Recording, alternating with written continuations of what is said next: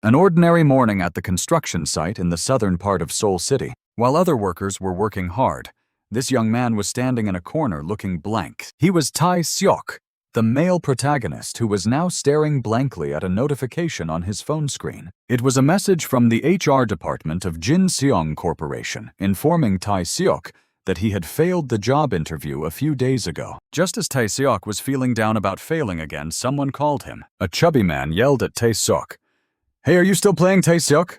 Quickly put away his phone, smiled, and said, "Yeah, I just finished. I've completed all my tasks, sir." The fat man named Cheol Sung was about to ask Tae Seok to lie, but upon closer inspection he saw that Tae Seok had actually completed all his assigned tasks perfectly. Cheol Sung felt embarrassed. He furrowed his brow and asked Tae Seok, "You've only had 1 year of experience. How can you do it so well?" Tae Seok replied happily, "Since I graduated from high school, I've been doing this for a long time, sir." Cheol Sung pretended to remember something and said, "Oh, you're one of those geniuses, huh?"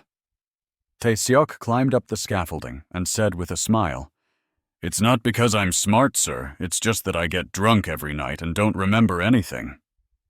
These words slightly annoyed Cheol Sung. Tae Seok chuckled and continued his work, saying cheerfully, "I'll take a break after I finish this and have a smoke." Just as Tae Seok raised his arm to roll paint, a sharp pain shot through his lower back. Cheol Sung below noticed Tae Seok's change in expression and asked worriedly what's wrong. Although Tae Seok was shaking with pain, he forced a smile and said, "I'm fine." After Cheol Sung left, Tae Seok gritted his teeth to suppress the pain in his lower back.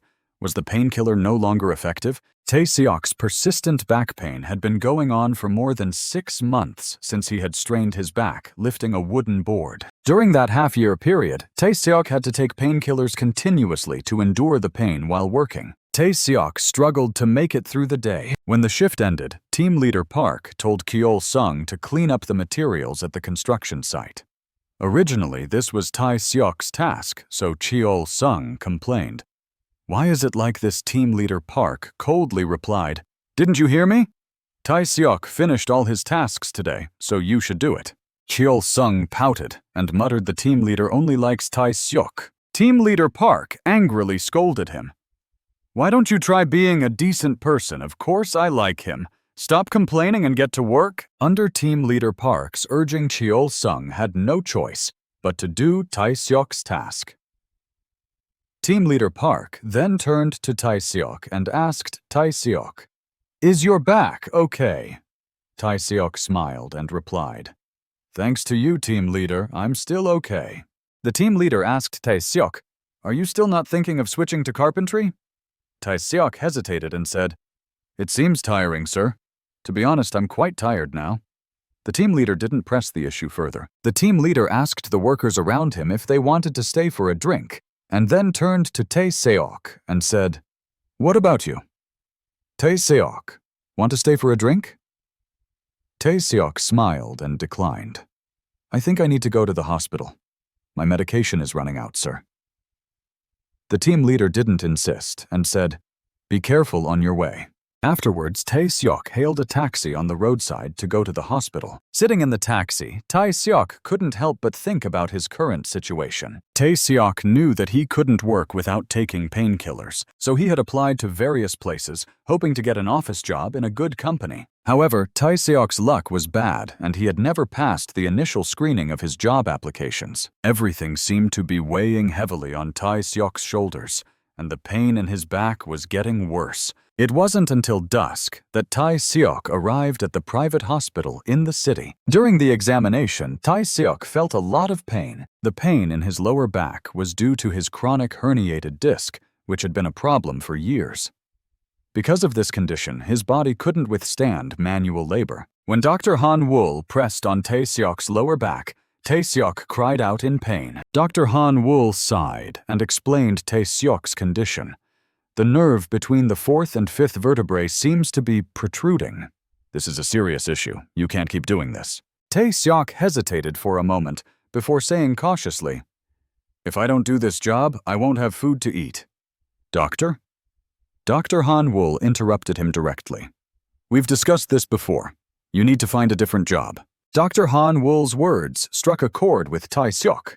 The doctor wasn't just a medical professional, but also a family acquaintance. In the blink of an eye, memories of the day his father Tae-seok died 13 years ago appear once again in his mind. Tae-seok's father died in an accident at the construction site, but the company shifted the blame to the subcontractor, and the subcontractor's director disappeared without a trace after the company went bankrupt. As a result, Tae-seok's father died without anyone taking responsibility.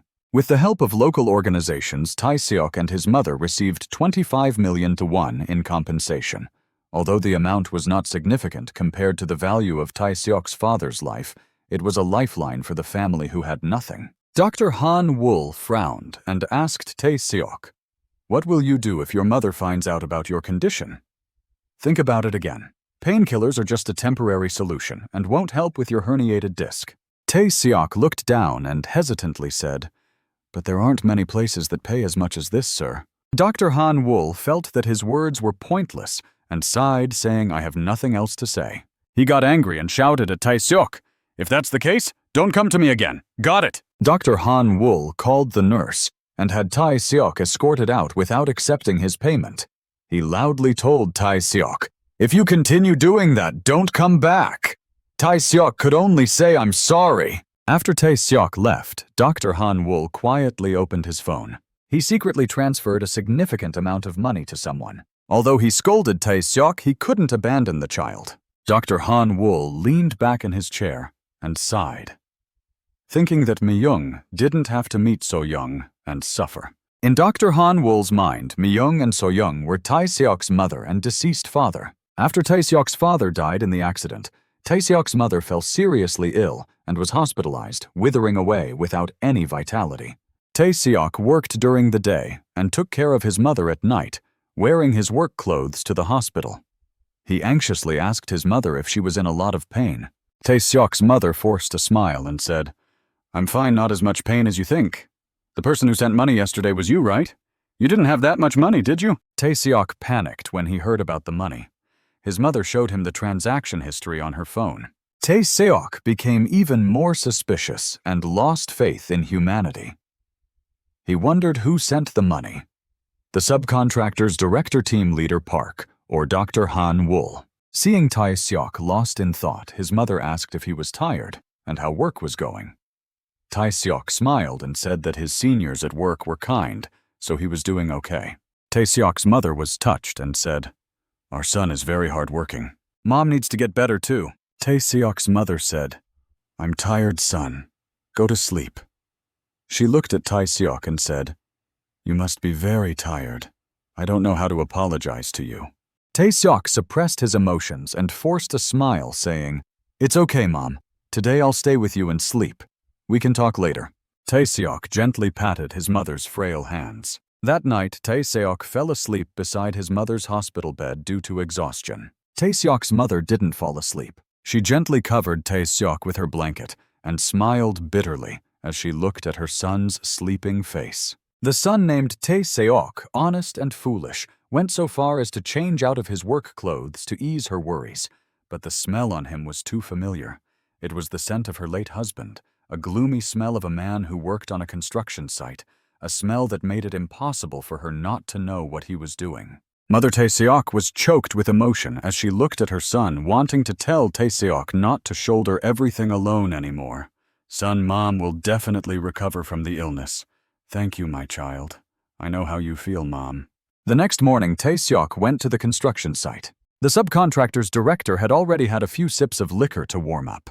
He asked those around him if Tae-seok had arrived. Tae-seok entered, bowed, and greeted the director, followed by Cheol-sung, who looked sluggish. The director scowled at Cheol-sung, saying, "What's wrong with you? Didn't you wash your face?" Cheol-sung stuttered, "I'm sorry. I had a drink last night."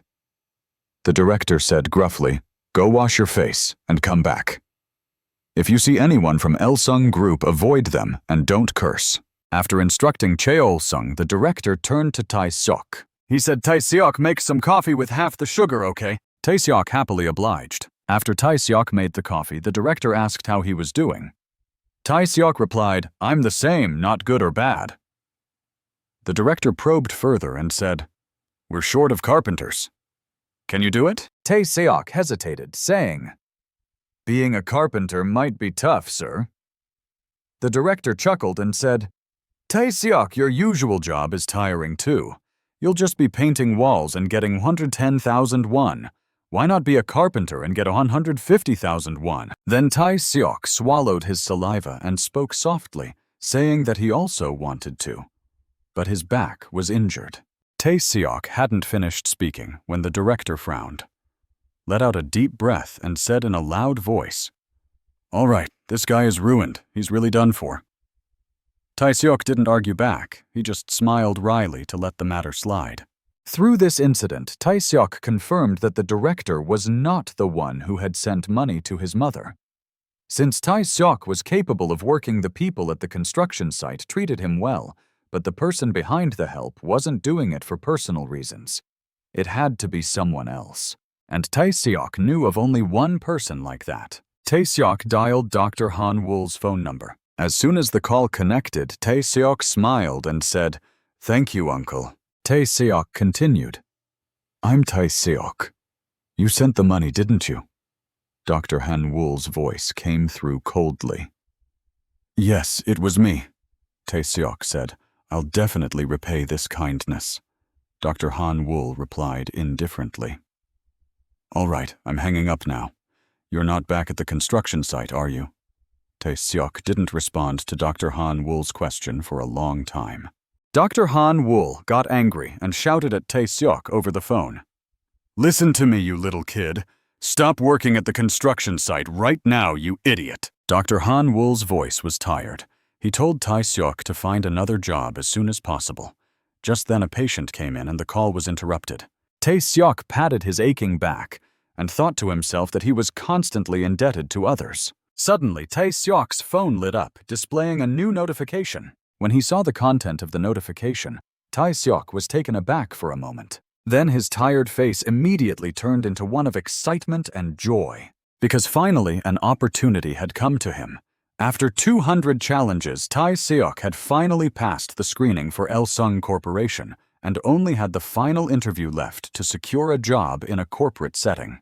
But it wasn't just that. Just as Tae-seok was rejoicing at his good fortune, a blindingly bright light suddenly appeared from above.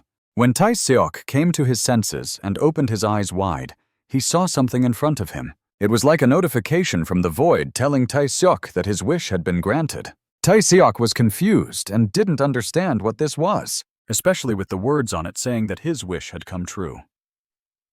What was this strange thing? Tae-seok reached out to delete the notification. But no matter what he did, it wouldn't disappear. Tae-seok became even more confused, thinking to himself, "What am I seeing? I'm not crazy, am I?" Just then, Tae-seok noticed that the notification had changed. It now displayed a reminder saying that he had accessed the guidance course for becoming a full-time employee of Elsung Corporation. It asked if he would proceed with the guidance. Tae-seok became even more perplexed as he read on, thinking, "What guidance? I'm not joking around." Tae-seok thought he must be seeing things and turned to ask his colleagues. His colleague, who was smoking, turned around and asked, "What's up?" "Want to smoke?" Tae-seok said softly. "No, I'm not crazy. But do you see any writing in front of me right now?" His colleague looked at Tae-seok with a puzzled expression. Then his colleague's expression changed from confusion to shock, looking at Tae-seok as if he were crazy. The colleague shouted, "Have you been drinking since morning? Don't talk nonsense! Go away!" Tae-seok panicked and apologized. "Sorry." Tae-seok then ran into the restroom at the construction site. Indeed, just as he thought others couldn't see that thing. If they could see it, they would have definitely told him beforehand. So what was that strange thing? Why couldn't others see it, and only he could see it? Tae-seok ran into the men's restroom. He decided to try one last thing, looking into the mirror. However, even when Tae-seok stood in front of the mirror, he couldn't see the reflection of the writing on the screen. Tae-seok was tense, swallowing hard as he stared into the mirror, muttering to himself, "Am I really not crazy? Am I dreaming? Tae-seok felt that this was surreal because Il-sung Corporation was his dream company. But such guidance was something only seen in movies, novels, or games. It couldn't be this easy. However, Tae-seok regained his determination. His dream was to work in a big company, and Il-sung was the perfect one. Tae-seok decided to trust this strange system. The system on the screen seemed to sense Tae-seok's thoughts and quickly displayed a notification saying that it would start guiding him through the process of becoming a full-time employee. If he quit halfway through the process within a year, he would lose his memory when starting the task. When Tae-seok heard about losing his memory, he became even more perplexed. Before he could think further, the system displayed another notification stating that his task was to follow the guidance and complete the evaluation questions for new employees. It presented Tae-seok with two choices: give up being a new employee and erase his memories, or complete the assigned task. Tae-seok was a bit bewildered. The first test was a personality test. Tae-seok still hadn't prepared anything, but looking at the two options displayed in front of him, he decided to go ahead anyway to see who would end up crazy. He would give it a try to see the outcome. Immediately after Tae-seok selected the agree box on the screen, and the system immediately changed the display to say that Tae-seok had received the title of Job Seeker as a reward for completing the skill guidance process. The skill Tae-seok received was precisely the Eyes of the Job Seeker from Il-sung Corporation. Upon hearing that the skill he received was the Eyes of the Job Seeker, Tae-seok became even more perplexed.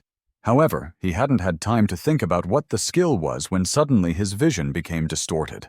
Tae-seok suddenly felt everything around him become dizzying. The system also provided a reminder to Tae-seok, saying that this skill allowed him to identify potential possibilities among the issues evaluated in the market. If used for a long time, it would lead to a decrease in physical strength, so it should only be used when necessary. Although Tae-seok was a bit skeptical, he still wanted to test it out to see if it was true or not. Immediately after Tae-seok headed to the city library, he didn't know which publisher had created the personality assessment book. However, just a moment ago, Tae-seok had clearly heard the system say that if he used the skill, he could differentiate it. Therefore, Tae-seok decided to go to the city library to use the newly acquired skill to find the book with the personality assessment. Tae-seok took a deep breath and closed his eyes tightly. After mustering his determination, Tae-seok opened his eyes wide to test the job seeker skill he had just received. However, he didn't feel anything different.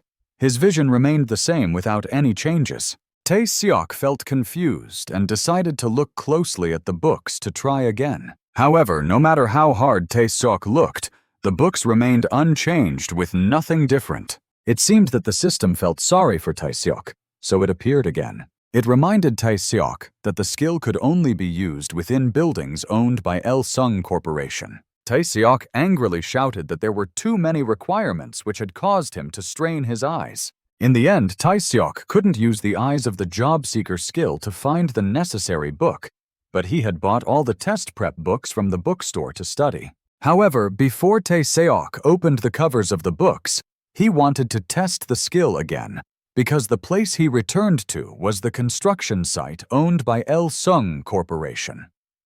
As expected at this location, Tae-seok was able to use the newly acquired skill to differentiate the necessary content to prepare for the upcoming interview. Out of the 12 books Tae-seok had bought, 2 were necessary, and one of the contents in those 2 books turned into a green light. After knowing what he needed, Tae-seok decided to return the unnecessary books to the bookstore, and throughout the night, he memorized the content that had turned into a green light. Tae-seok continued to study diligently until the day of the interview. When Tae-seok was rummaging through his wardrobe to find suitable clothes, the system displayed a message beside him, reminding him that wearing neat office attire would be better. Tae-seok naturally followed the advice. He chose a decent white shirt and tied a serious tie. Tae-seok calmed himself down in front of the mirror, telling himself not to be nervous during this crucial moment. This was Tae-seok's biggest life dream. He had to seize this opportunity. The city sky was blue and clear on the day of the interview, as if to give Tae-seok an energy boost. because he wasn't entirely at ease throughout the journey to Il-sung Corporation. Even on the bus, Tae-seok continued to review the important and necessary content. Although the system kept displaying messages which was annoying, it had also helped Tae-seok a lot. After more than half an hour of traveling, Tae-seok finally arrived at Il-sung Corporation. The staff there directed him to the examination room on the second floor. As soon as Tae-seok went up to the floor, he saw two employees of Il-sung Corporation whispering to each other. They mentioned that candidate number 9861 had passed, which was also Tae-seok's candidate number. The system displayed a message reminding him that he had passed the attire check. Tae-seok immediately breathed a sigh of relief. In the basic evaluation, it was said that attire was free, but Il-sung Corporation had a different attitude towards interviews, making it a thorough assessment. Il-sung was a prominent corporation with various fields, including fashion logistics, shopping transportation, and tourism. It had everything.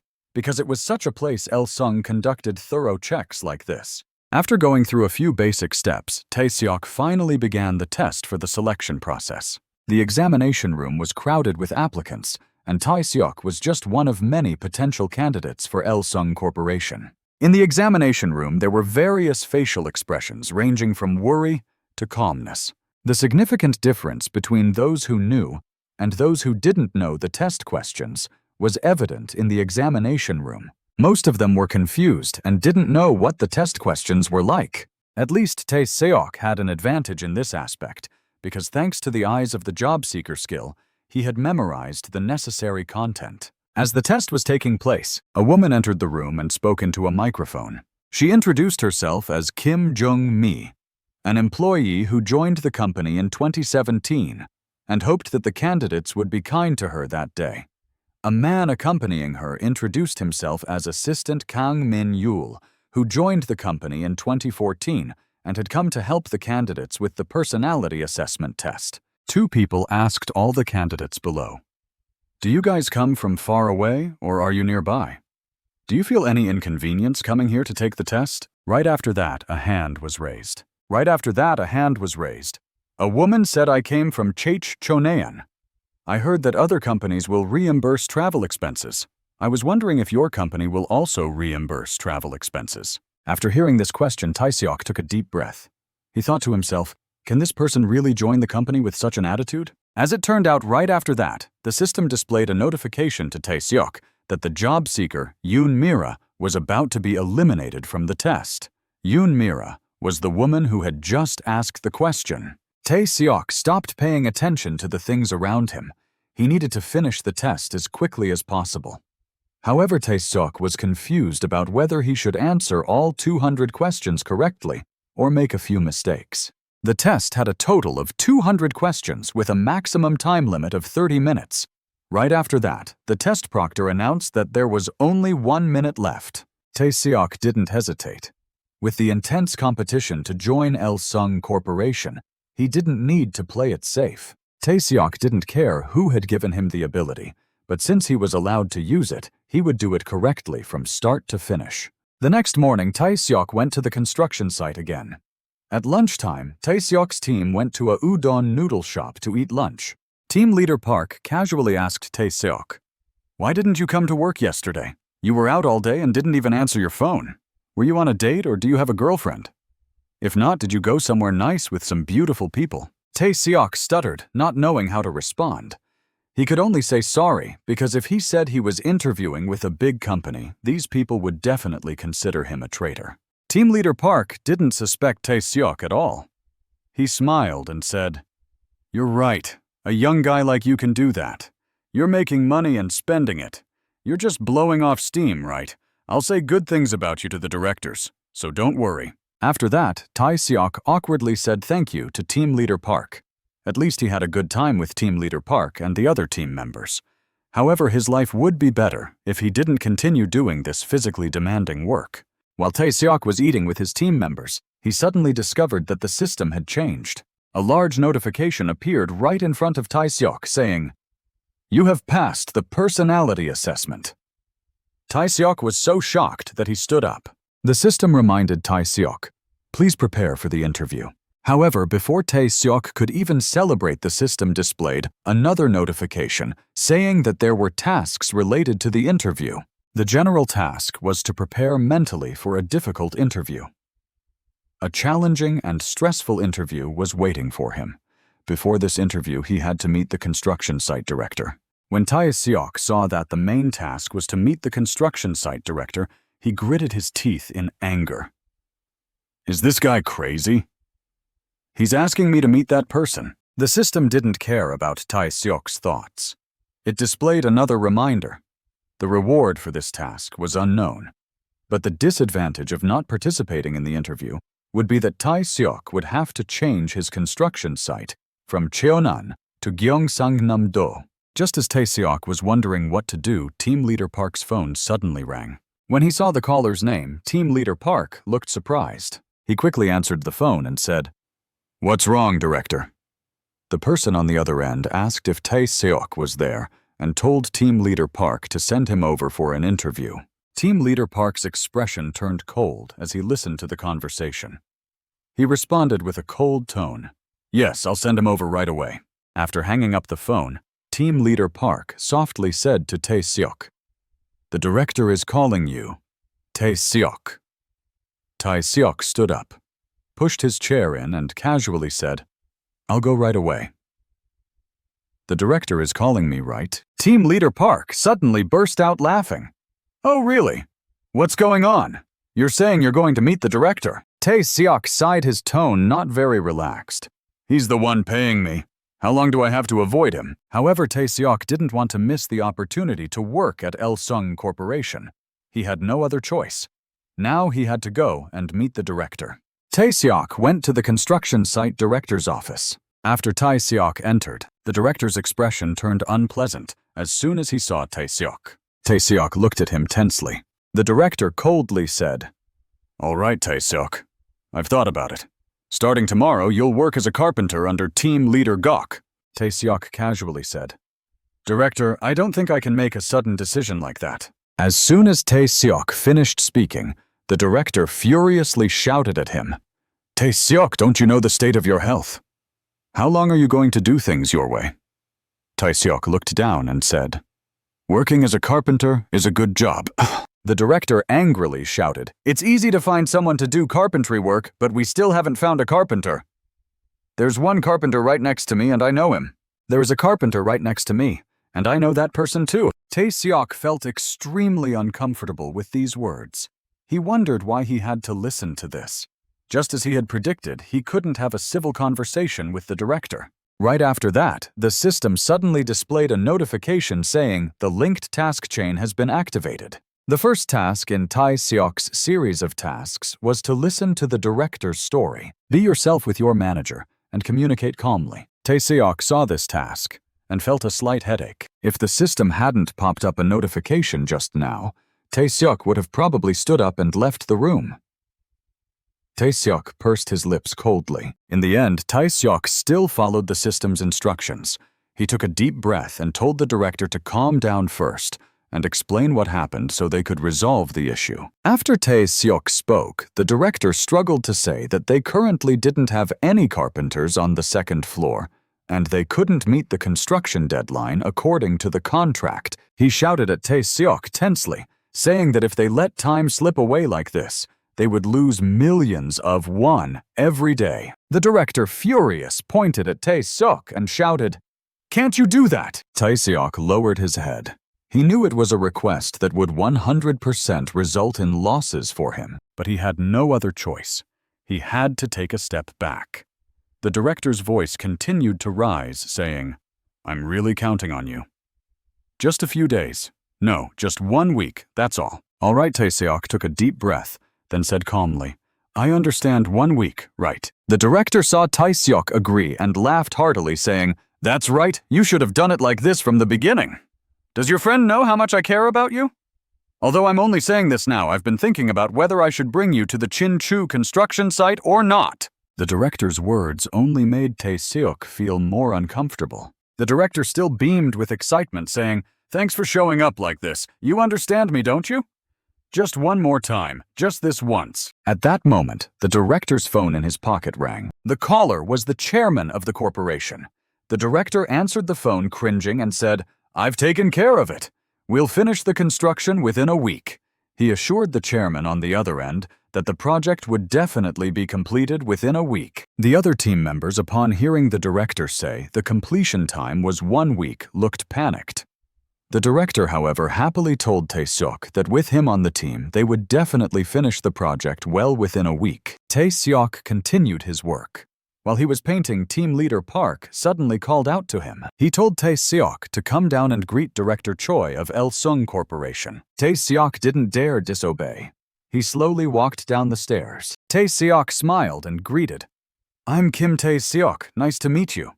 The man Director Choi also smiled and replied, "I've heard a lot about you. I'm Choi Gi-dong." Tae-seok politely extended his hand to shake with Director Choi. Director Choi smiled and said, "I was worried about the project here not being finished. But thanks to you, Tae-seok, I can finally breathe a sigh of relief." Tae-seok smiled wryly, saying, "I'm glad I could help." Although he appeared cheerful on the surface, he was struggling internally. He had overexerted himself for a week, and his back was now numb. Director Choi didn't notice Tae-seok's discomfort. He turned to team leader Park and said, "I'll be going to headquarters the day after tomorrow, so today's the last day. Let's have a drink." Then he turned to Tae-seok and asked, "Will you join us?" Under the expectation of the two leaders, Tae-seok awkwardly said, "I'm sorry, I have a prior engagement tonight." That night, after finishing work at the construction site, Tae-seok visited the private hospital where Dr. Han-woo worked. As soon as Tae-seok entered Dr. Han-woo's examination room, he was met with loud screams of pain. Dr. Han-woo was forcefully adjusting Tae-seok's spine. He scolded, "You idiot! Didn't I tell you not to strain your back?" Tae-seok cried out in pain, begging, "Please be gentle." Dr. Han-woo became even angrier, saying, "Do you not need your back anymore?" With that, he pressed harder on Tae-seok's back, making Tae-seok scream in agony. Dr. Han-woo sighed and said, "I don't know what to do with you. Go upstairs for physical therapy." Tae-seok was in so much pain he almost cried, but he couldn't give up. The interview was approaching, and he just needed to endure a little longer. Yes, just like that, Tae-seok finally made it through that hellish week. After that, he went to El-sung Corporation again for the interview. Tae-seok, along with other applicants, entered the interview room. He confidently said, "Hello, I'm Kim Tae-seok." But when Tae-seok looked up, he saw someone he knew. One of the interviewers that day was Director Choi. Seeing Tae-seok's surprised expression, Director Choi smiled kindly and said, "Is this our first meeting? Please have a seat." Another interviewer began questioning Tae-seok, but before he could ask any questions, Director Choi wanted to be the first to ask. After that, Director Choi called another candidate named Kang Min-yul and asked him if he could stand up a bit. The candidate immediately stood up straight. Then Director Choi looked down at his pants and said, "Black pants and white socks. What do you think about that?" Candidate Kang Min-yul was immediately flustered and stuttered, "I think they don't quite match." Director Choi nodded and sighed, saying, "That's right. This interview is a high-pressure test, just like the system warned me. Even knowing that you still dressed like that." "Now what do you think?" Director Choi said with a smile, looking very calm. However, his words made others feel terrible. Candidate Kang Min-yul couldn't answer. And Director Choi kept asking him questions such as, "Why can't you answer? And don't you understand your own emotions?" Candidate Kang Min-yul was trembling and biting his lip tightly, his mind in disarray, thinking, "What if my mood is bad? Do I have to say that now here? Why not somewhere else I have to endure this interview? This must be an assessment of patience, so be patient." However, Director Choi saw all of Kang Min-yul's expressions. Just those expressions were enough for Director Choi to conclude that the candidate was not strong-nerved and not good at speaking. Moreover, he lacked the ability to handle situations. Director Choi quietly marked an X next to Kang Min-yul's name and called the next candidate Kang Hee-jin. The barrage of questions started again. Director Choi asked candidate Kang Hee-jin, "How is it that you don't have even a little bit of social experience? What, didn't you do any part-time jobs or volunteer work? Candidate Kang Hee-jin stuttered, saying that instead she focused more on her studies. Director Choi interrupted her, saying that it seemed like she only cared about studying. Isn't that right? That's not the kind of talent our company needs. Candidate Kang Hee-jin was immediately at a loss for how to respond. Then Director Choi spoke again, telling her to speak properly, saying that she would also say the same to clients. However, with only extremely simple sentences like that, it was enough to make this candidate feel both frightened and stressed, to the point of bursting into tears. Stressed to the point of bursting into tears, she just broke down crying right in the middle of the interview room.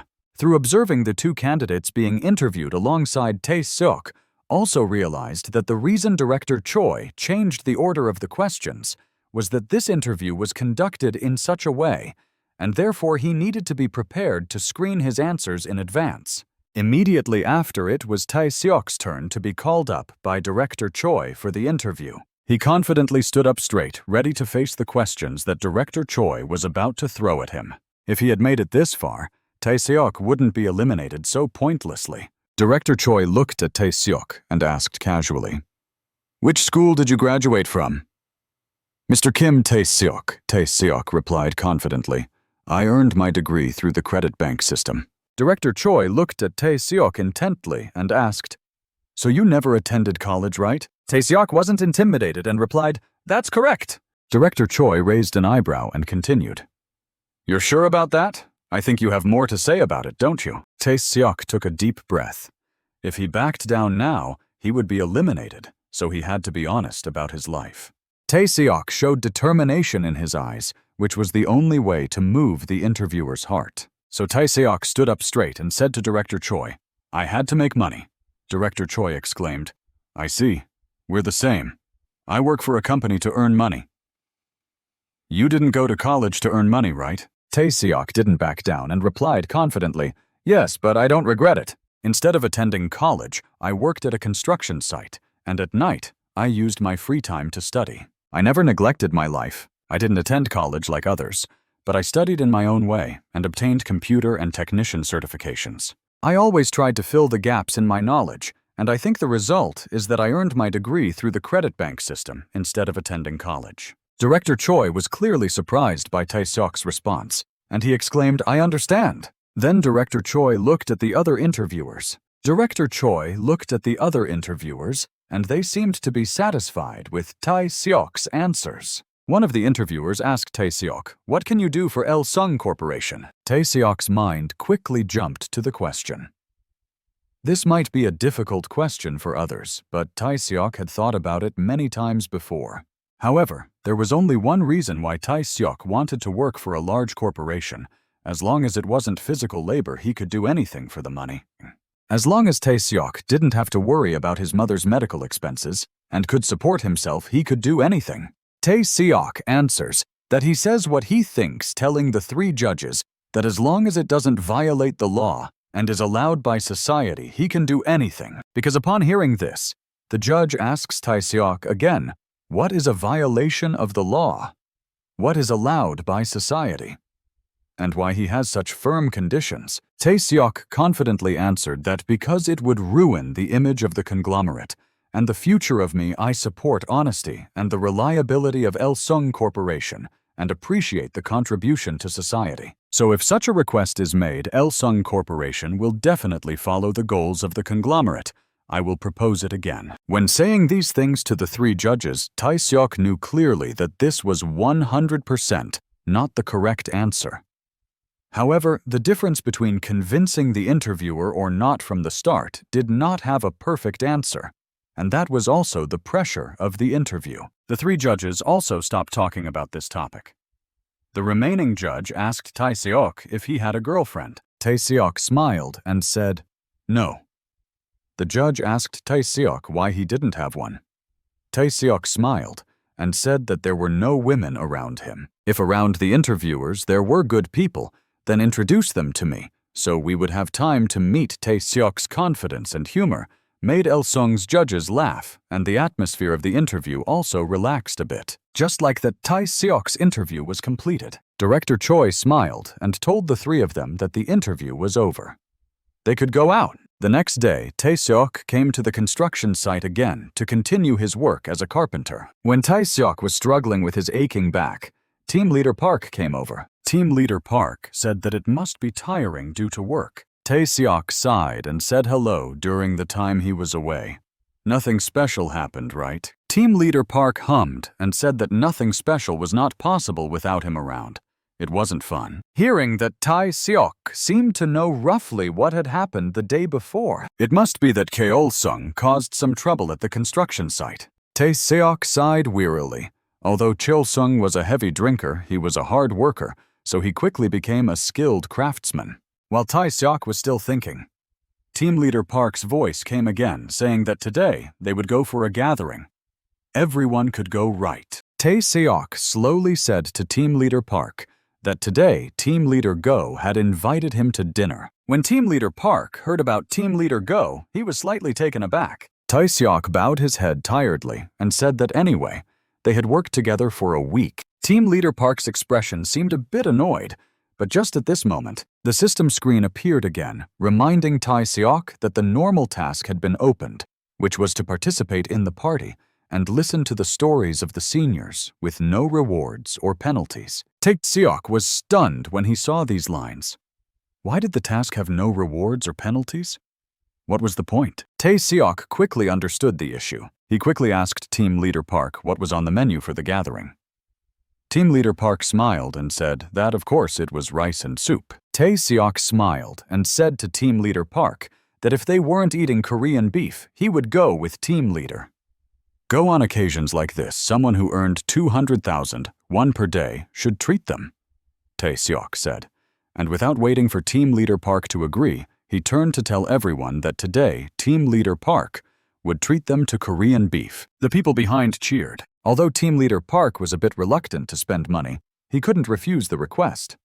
He sighed and said, "Oh dear, this guy is really something everyone knows today. Let's go eat Korean beef." Just like that, a group of 4 people went to a nearby barbecue restaurant for a gathering because the work environment had been quite stressful lately. This was like a drinking session for everyone to vent their recent frustrations. Team Leader Park sighed and said that they had to nurture domestic engineers. But they were always treated coldly. With the influence of alcohol, he said that his older brother was an engineer who had worked in that field for over 25 years, but couldn't get a daily wage of 500,000 pounds won, so he didn't get a certification and didn't study welding. Team Leader Park clenched his teeth whenever he thought about this. He sighed and said it was really useless. While eating and laughing, he joked that Team Leader Park must have gone to the adult entertainment district. That's why he was like that. Tae-seok looked around the table and saw that everyone was drunk. But even though they were drunk, what they said wasn't wrong. The treatment of technical manpower was very harsh. The driving force of industry in the future would belong to the fields of science and technology, IT, pharmaceuticals, and life sciences. Tae-seok didn't know where his future would end up. A week after the day Tae-seok went to El-Suni Corporation for a direct interview, he came to El-Suni Corporation again for another group interview. While Tae-seok was waiting for his turn to be interviewed, Team Leader Park called him asking why he hadn't come. Tae-seok's face darkened. He calmly said that he had told him before, clearly saying that he would take a day off. Team Leader Park, sitting in the room, responded with a bit of annoyance, saying that he had told him to come. "Come here, you little kid, today. I don't feel like working. I stayed up all night." However, Tae-seok suddenly said sorry and that he would come tomorrow, then hung up the phone. In this way, Tae-seok abruptly cut off the call. Immediately after, an employee from El-Sung Corporation also came to find Tae-seok. She smiled and said, "You're the one who passed the first interview, right? I'll guide you to the discussion location." After entering the room, they clearly explained to Tae-seok that the second interview would involve a group discussion with 10 people, and he just needed to follow the discussion leader's instructions. Tae-seok confidently entered the room. The person in charge said that the topic for this group discussion was Korea's high education costs among OECD countries. They would discuss solutions and reasons for the high education costs. When discussing, they should first raise their hands, state their ID number and name, and then express their opinions. After that, Tae-seok slightly smiled. Compared to his initial concerns, things had gone smoothly so far. The topic of this discussion was something Tae-seok had just heard about through conversations with team leader Park and other colleagues at a drinking gathering, so Tae-seok had an advantage. Thinking of this, Tae-seok silently thanked team leader Park. The person in charge of the interview marked something on the document. He looked around at the applicants. Then he said, "From now on, we will start the group discussion interview." Tae-seok tensely stared at his ID number. It was number 2, a quite good number. As soon as the group discussion interview began, applicant number 3, Park In-soo, raised his hand to speak. He confidently expressed his opinion, saying, "I believe education has had a significant impact on Korea's economic development, and it has led to an unintended consequence of excessive spending on education. However, I believe that with such excellent human resources, we can become one of the top 10 leading economies in the world. Although the cost of education may increase slightly, we must continue to nurture talented individuals in the future." Tae-seok silently sighed after hearing this. Just by listening, Tae-seok felt that applicant number 3 was really foolish. The topic was about the reasons for high education costs and solutions, but applicant Park In-soo clearly didn't understand the issue and was answering off-topic. Tae-seok was happy that someone had spoken up first, but an opinion like that was perhaps better left unspoken. The people around him seemed to share Tae-seok's thoughts. Immediately after applicant number 7, Choi Yoon, he also expressed her opinion. She said, "My parents spent around 300 million won to get me into university. I think this large amount of money is due to the low birth rate, so I believe we can encourage people to have children and increase welfare benefits for them." Tae-seok was somewhat contemplative about applicant number 7's opinion. Another person in the group agreed with Choi Yoon. His opinion, saying that the number of young people had decreased since the nuclear family planning policy was implemented, leading to increased education costs per child. Therefore, encouraging people to have children was the best measure. Tae-seok quickly analyzed this opinion and thought it was reasonable.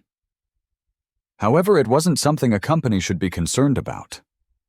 A company wasn't a community organization, so why should it worry about the birth rate? After listening to the various opinions, Tae-seok decided to express his thoughts. He slowly stood up and said, "I have a different perspective." The others became tense upon hearing this. Then Tae-seok shared his opinion, saying, "Our country has one of the highest education expenditures in the world, and the university enrollment rate is also ranked second." After saying this, Tae-seok stood up. He walked past the person in charge of the interview to stand next to the chart above. Tae-seok pointed to the statistics on the chart and said, "Despite this, if we look at the OECD's education index, the quality of our education ranks 75th. From a young age, instead of focusing on their interests, students are forced to concentrate on studying.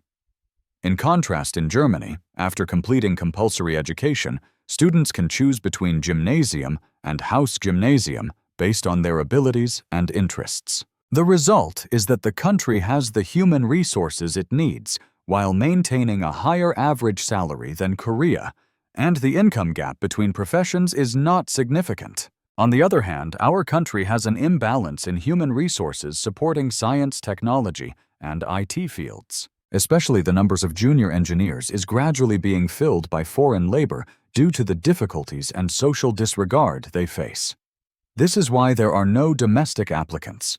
Tae-seok confidently said, "I believe that if our education system changes like Germany's and reduces excessive education spending, it can contribute to the country's development." The other applicants were shocked after hearing Tae-seok's opinion, while Tae-seok was slightly worried that his points might not be coherent. At this moment, applicant number 10 suddenly narrowed his eyes and asked Tae-seok, "Are you saying our education is uneven?" He looked displeased and asked Tae-seok, "Are you slandering our country's education?" Tae-seok's eyes widened upon hearing the word slandering, and then he quickly reflected on his words. Tae-seok didn't realize that his words could be perceived as offensive, and he couldn't afford to show confusion at this moment. Tae-seok quickly regained his confidence and said to applicant number 10 in a calm tone, "If you feel uncomfortable, I apologize. This is just my personal opinion. I absolutely didn't mean to slander anything." However, candidate number 10 still wouldn't let it go with Tae-seok.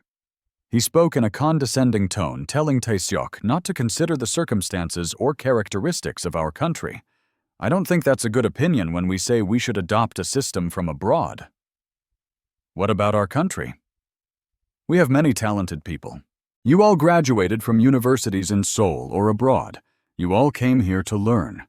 What can't we do that Germany can do?" As soon as he finished speaking, the interviewer asked him, "Candidate number 10, what's your name?" Thinking he had caught the interviewer's attention, he confidently said Im Jun-seok In, but immediately after the interviewer checked a box on the document and said, "Thank you for coming. You can leave now." Candidate number 10, Jun-seok In, looked taken aback. He was stunned, his eyes wide open as he stared at the interviewer. The interviewer coldly said to him, "Mr. Jun-seok In, it seems you're not a good fit for our company's criteria. Thank you for participating." Only Tae-seok knew why Jun-seok In was eliminated. Currently, Elsung Corporation is looking for talent that can integrate into the organization. Jun-seok In, however, is someone who looks down on others and thinks he's superior. By the standards of the talent Elsung is looking for, he can be considered the worst. They have no reason to hire someone who always excludes others and thinks they're the center. That's why candidate number 10, Jun-seok In, was kicked out of the interview room immediately. After that, the interviewer told the group that the next topic would be discussing the reform of the national pension system. Time slowly passed. Each candidate presented different opinions. Before long, half an hour had passed. Tae-seok felt a bit helpless. Despite the passage of time, the opinions were still divided into two camps and couldn't reach a conclusion. Tae-seok couldn't understand why they couldn't just wrap things up. Tae-seok glanced at the interviewer. Judging by his expression, it was clear that he was also frustrated.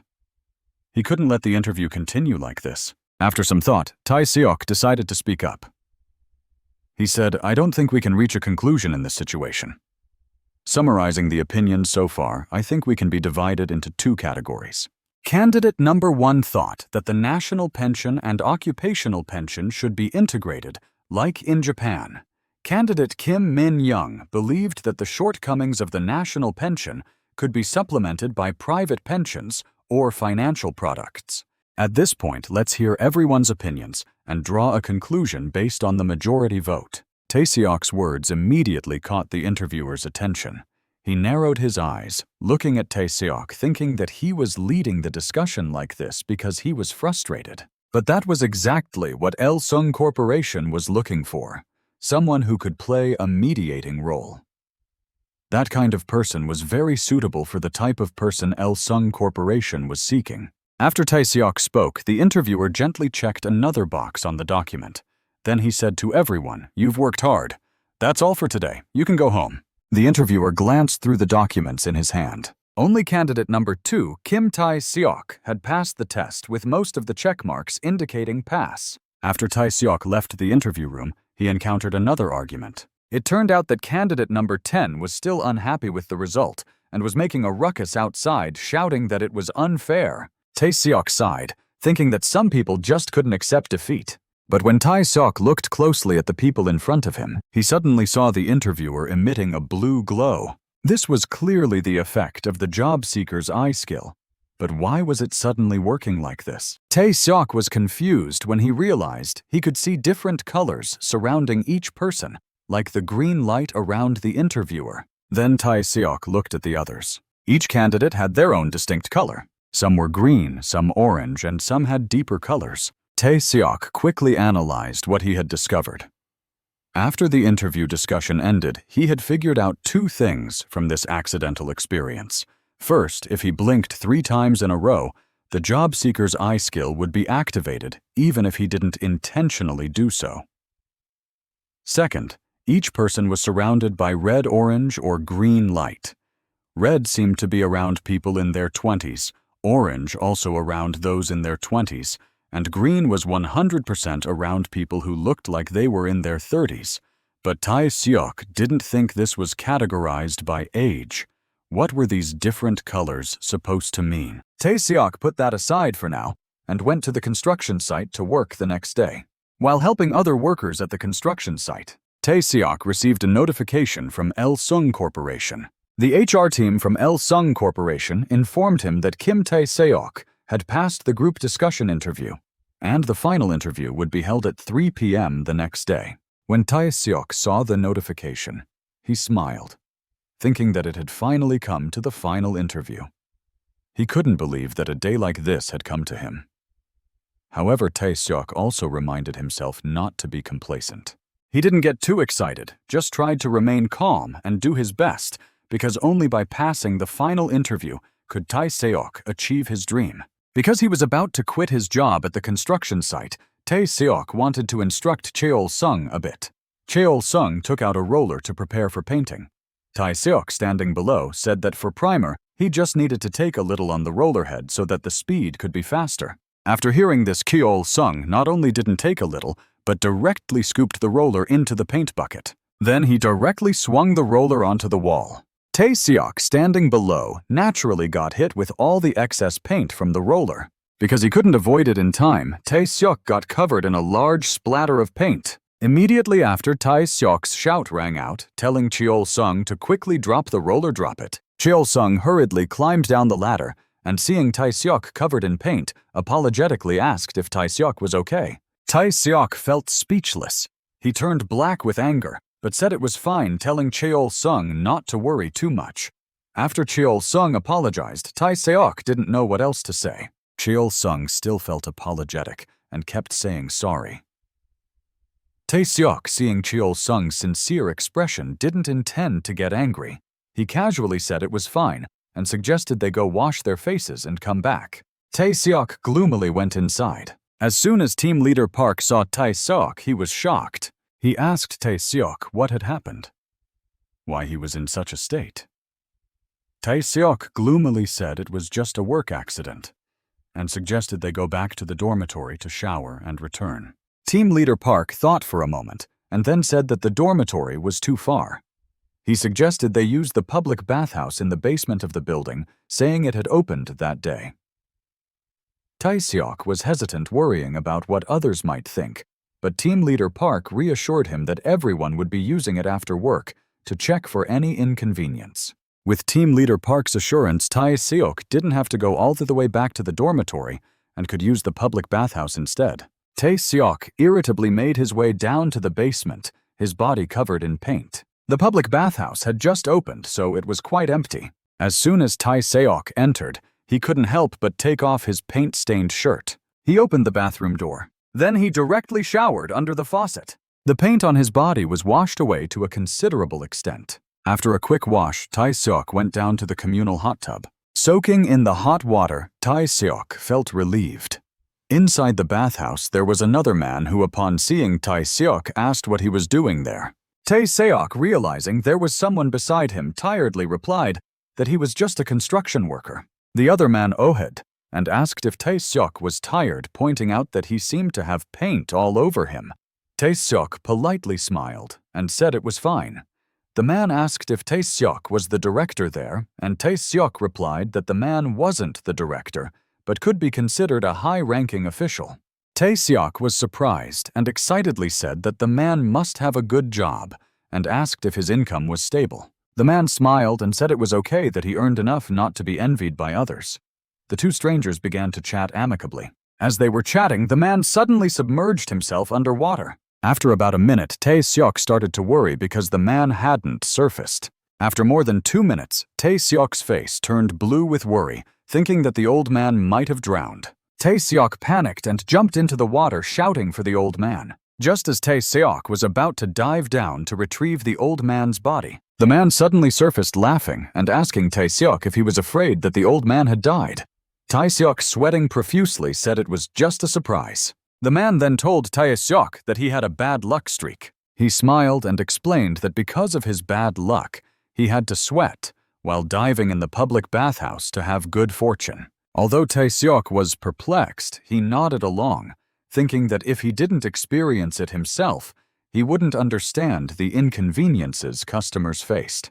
Tae-seok smiled and said that the man's professionalism seemed strong and he looked full of energy.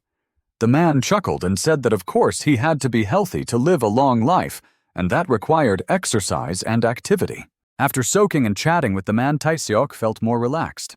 He got out of the water and said he should be going. He wished the man success in his endeavors and good health, hoping that good things would happen to him. The man also smiled and bid Tae-seok farewell, saying he hoped everything Tae-seok did would be successful. After Tae-seok had changed and left, another man entered the bathhouse. After pushing open the door and entering, the man addressed the older man as chairman. He told the chairman that there were 40 minutes left until the opening ceremony and suggested they head out. The chairman turned out to be Yoon Sung-mok, the chairman of Il-sung Group, whom Tae-seok had coincidentally met. The bad luck that Chairman Yoon Sung-mok told Tae-seok just now was that after rebuilding the building, he had to bathe in it for a year, or else there would be an accident. Chairman Yoon Sung-mok seemed hesitant, muttering to himself that it wouldn't be a problem this year. Meanwhile, there was a change on Tae-seok's side. The system appeared and told Tae-seok that all he had to do was go there, and that was it. Tae-seok looked at it in confusion, wondering if he could really believe it. How could it be so easy? All he had to do was go to Il-sung Corporation and pass the interview. The system seemed to know what Tae-seok was thinking, and it displayed a message saying, "I believe you can do it." Although Tae-seok wasn't entirely convinced, he had no other choice. He thought to himself that if the system wasn't going to help, he would prepare on his own. That night, Tae-seok prepared, thoroughly memorizing everything from current events to the past and present of Il-sung Corporation. After several days, the final interview arrived. Tae-seok dressed neatly and went to Il-sung Corporation facing the strict interviewers. He clearly stated, "I am Kim Tae-seok, and I hope you will consider me." The three interviewers this time were completely different from the first time Tae-seok interviewed at Il-sung Corporation. One of them told Tae-seok to take a seat and begin the interview. Tae-seok recalled what the system had told him, that he didn't need to worry because luck wouldn't play a role in this interview. So Tae-seok decided to use his job applicant's eyes skill to see if there was any difference. However, when he used this skill, Tae-seok noticed that the colors around the interviewers were different from before, with purple, blue, and navy colors appearing. He thought to himself that they were all around 50 years old and wondered if they were all executives. A person with a blue aura spoke up, asking Tae-seok if he had applied for the job normally and mentioned that his major was in banking and credit systems. Suddenly, he turned to the interviewer next to him and asked if the young man hadn't attended university yet. Because Tae-seok didn't have a university degree, they discussed it for a long time. The person with the title of executive thought for a moment and said that although Tae-seok didn't have a university degree, he must have had the ability to rise to this level. He then asked his assistant to bring Tae-seok's evaluation report for review. When they saw the evaluation report, all three interviewers were shocked and amazed. Tae-seok's scores were the highest in all aspects, even higher than those of candidates from prestigious universities like Seul-kyu Oneo and Yoseo. Tae-seok's results left the three interviewers stunned. The executive secretary whispered to him that it seemed to be an SSS case, making the executive tense up. The codename SSS referred to relatives and descendants of the chairman's family or those who had entered through connections. The executive changed his attitude upon hearing the codename, asking Tae-seok what role he wanted to take on. Tae-seok replied seriously that he was fine with being an office worker and could do any job well. The executive said, "I understand, Kim Tae-seok. You can go out now." Tae-seok was so surprised that he couldn't speak. He hesitated and asked if the interview was really over. The executive smiled and said, "Yes, it's over. You've worked hard." Tae-seok passed the interview quickly and in a state of confusion. After Tae-seok left the room, the three interviewers discussed among themselves, unsure of Kim Tae-seok's relationship to the chairman or executives, but acknowledging that whoever he was related to, they must be influential. One interviewer asked if Tae-seok had deliberately disguised himself as a banking and credit systems major so that they wouldn't know his true identity. The executive exhaled and said that it was likely, as the chairman's principle was to rise from the bottom up. Because Tae-seok's test results were too outstanding, they believed that the HR team must have recognized his identity, so they didn't need to investigate further. Thus, Tae-seok was mistakenly believed to be someone with the code name SSS and passed the final interview easily. While one person was happy, another candidate was being scolded by his father for failing the interview. The father was frustrated, saying that his son had known all the questions, but still failed, and that it was a shame for the family. The son bowed his head and apologized, asking for another chance. However, the father cut him off, saying that he knew his son had been sick on the day of the interview and couldn't attend. He scolded his son, saying that he had to explain this to the chairman. It turned out that there was another candidate named Kim Tae-seok among the interviewees that day, and this person was indeed a relative of Elsung Corporation's chairman. Tae-seok had unknowingly benefited from this coincidence. However, Tae-seok was unaware of these circumstances and returned to the construction site to continue working after the interview. While working, Tae-seok received a message. That was the notice from Elsung Corporation's HR department. They said that Tae-seok had passed the interview with the company's management team. Upon receiving this information, Tae-seok felt a bit empty. He didn't expect to pass the interview so easily. After Tae-seok was lost in thought while reading the notice, Elsung Corporation sent another message stating that Tae-seok could submit his medical examination report from a different hospital other than the designated one. Upon reading this, Tae-seok became even more confused. He had forgotten that there was a medical examination before starting work. Because of his back, Tae-seok had tried hard to get into a big company. But what if he couldn't get in because of his back? No matter what, Tae-seok had to resolve this issue by all means. So on the afternoon of that day, Tae-seok quickly took a taxi to the private hospital in the city where Dr. Han-wol worked. As soon as Tae-seok opened the door, he called out, "Uncle." Dr. Han-wol looked up at Tae-seok's side and asked, "You're in pain again, aren't you? Where did you overexert yourself?" Tae-seok looked embarrassed and said, "No, I'm not here for that today." Dr. Han-wol found it strange and asked, "Then what brings you here?" Tae-seok didn't hide anything from Dr. Han-wol and said, "I've passed the final interview at a big company." Dr. Han-wol was delighted and smiled, saying, "Really, congratulations, Kim Tae-seok. You're a grown man now. You don't have to do anything that puts too much strain on your back." However, when he saw the worried look on Tae-seok's face, Dr. Han-wol furrowed his brow and asked, "What's wrong, kid?" Tae-seok looked dejected and said, "It's nothing, uncle." He didn't have anyone else to turn to except Dr. Han-wol, but he couldn't bring himself to say what was on his mind. Tae-seok couldn't bring himself to say what he needed to say, so he changed the subject and asked Dr. Han-wol to prescribe more painkillers. Dr. Han-wol didn't suspect anything. However, when Dr. Han-wol glanced at Tae-seok, he caught a glimpse of Tae-seok's uneasy expression and even saw him let out a clear sigh. This caught Dr. Han-wol's attention as he felt that something was off.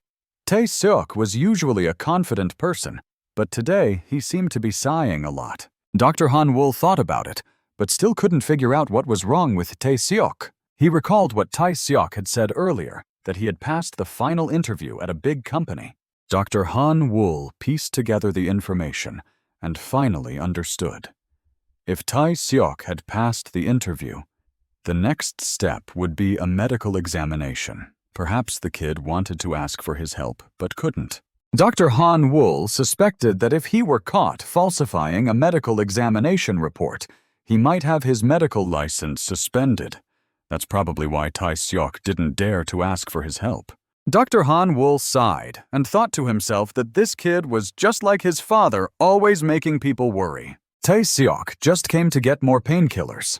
After Dr. Han-wol prescribed them, Tae-seok went to the pharmacy to pick up the medication. After receiving the medication, the nurse suddenly told Tae-seok that Dr. Han-wol had asked her to give him something. Tae-seok was taken aback and received the item, which looked like a normal CD. When he saw the CD, Tae-seok seemed to think of something. Just as he was about to think more, Dr. Han-wol's voice rang out. "Hey kid, congratulations on passing the interview. When you get your salary, you have to treat me. Got it?" Tae-seok looked at Dr. Han-wol with gratitude and could only say, "Thank you, uncle. Really thank you."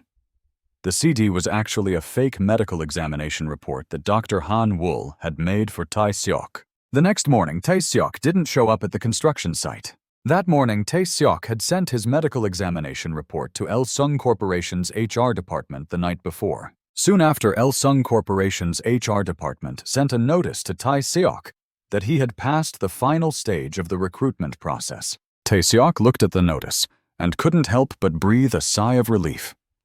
Thanks to Dr. Han Wool's help, he had made it through. As Tae-seok was reading the notice again, the system suddenly displayed a message. It said that a special store for new employees had been opened, and Tae-seok's current points were 5. The special store for new employees was a store that helped solve problems that might arise in social life. By completing tasks, Tae-seok could collect points and use them to buy special items. The system asked Tae-seok if he wanted to open the special store for new employees. Tae-seok read through the information on the system screen. He hesitated for only 2 seconds before deciding to select yes. Immediately, the system screen changed and zoomed in. On the screen was a list of items available in the special store for new employees. The first item was a sobering pill that could instantly sober someone up. It cost 5 points. The second item was a disposable lens that could see through walls. It could see through walls within a 2-meter range for 1 minute, but couldn't see through certain objects. It also cost 5 points. The third item was a sleep-delaying candy. If consumed, it could reduce drowsiness for 6 hours, but after that, the person wouldn't be able to withstand sleepiness anymore. It also cost 5 points. The last item on the list is a seductive perfume that can make oneself look attractive, with double effectiveness on the opposite sex. To purchase it, 10 points are required. After reading the information about the last item, Tae-seok was shocked, and his mouth dropped. Seeing Tae-seok's stunned expression, the system suddenly changed. It displayed a question. "Do you want to lose your memory?" Tae-seok hastily replied that it wasn't like that. The system, due to Tae-seok's overreaction, thought that he wanted to give up, so it asked such a question. Tae-seok hastily explained, "All right, I was wrong. Don't be so serious, okay?" The system seemed to be angry and warned Tae-seok to control his expressions properly. Tae-seok silently thought to himself that this system was more formidable than he had imagined. After reminding Tae-seok, the system displayed a notification about the main task. Tae-seok's task this time was to visit his mother and reassure her that he had been accepted into Il-sung Corporation. If successful, Tae-seok would receive 6 points and the side task would be opened. If he failed, the side task would be closed. Tae-seok sighed and thought that the system was now concerned about his mother. Even if the system hadn't mentioned it, he had planned to visit his mother anyway. That evening, Tae-seok visited his mother's hospital. Before entering the hospital room, Tae-seok politely knocked on the door to let his mother know that he had arrived. His mother inside asked in a soft voice, "Is that you, son? Have you arrived?" Tae-seok replied cheerfully, "Yes, mother. How are you feeling?" His mother smiled and said, "I'm getting better gradually." "My Tae-seok doesn't need to worry too much." Tae-seok was silent for a moment before saying, "I have something to tell you. I've gotten a job at Il-sung Corporation." His mother, hearing this, forced a smile and looked at her son, saying, "My son is working at Il-sung Corporation. My son is so capable." Tae-seok saw his mother's joy and smiled.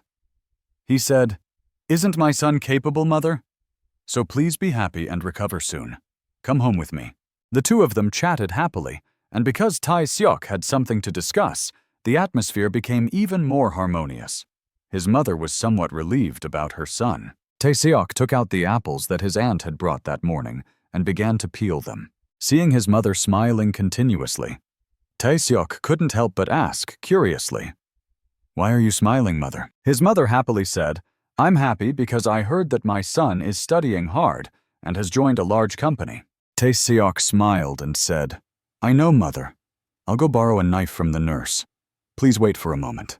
Tae-seok then stood up and left the hospital room. As soon as the door closed, the system quickly displayed a notification stating that Tae-seok had successfully completed the main task and received 6 points.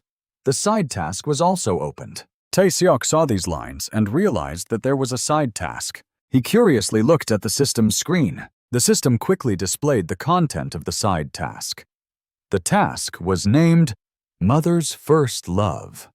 It stated that Kim Han-wool was worrying about the user's mother, Kim Tae-seok's mother. Tae-seok was required to call Kim Han-wool and ask him to come to the hospital room. If successful, Tae-seok would receive 5 points. If he failed, the points would remain unchanged. As soon as Tae-seok saw the task content, he was shocked and widened his eyes. What did it mean by mother's first love? Uncle Han-wool was his father's best friend, so why was he now related to his mother's first love? The system didn't care about Tae-seok's thoughts and continued to remind him that there were only 35 minutes and 14 seconds left to complete the side task. Tae-seok quickly recalled his relationship with Uncle Han-wool. Dr. Han-wool and Tae-seok's father were close friends since childhood. Tae-seok still remembered clearly that Uncle Han-wool used to visit his house every day and nag about his father's health. Uncle Han-wool's frequent visits to his house were a familiar memory for Tae-seok. Now seeing the system's side task, Tae-seok felt even more confused. But then he thought that Uncle Han-wool seemed to be still unmarried. Tae-seok stared at the side task content displayed by the system. He couldn't help but feel a headache. Tae-seok knew that Uncle Han-wool was his father's best friend. But what did it mean by mother's first love? Tae-seok asked the system again.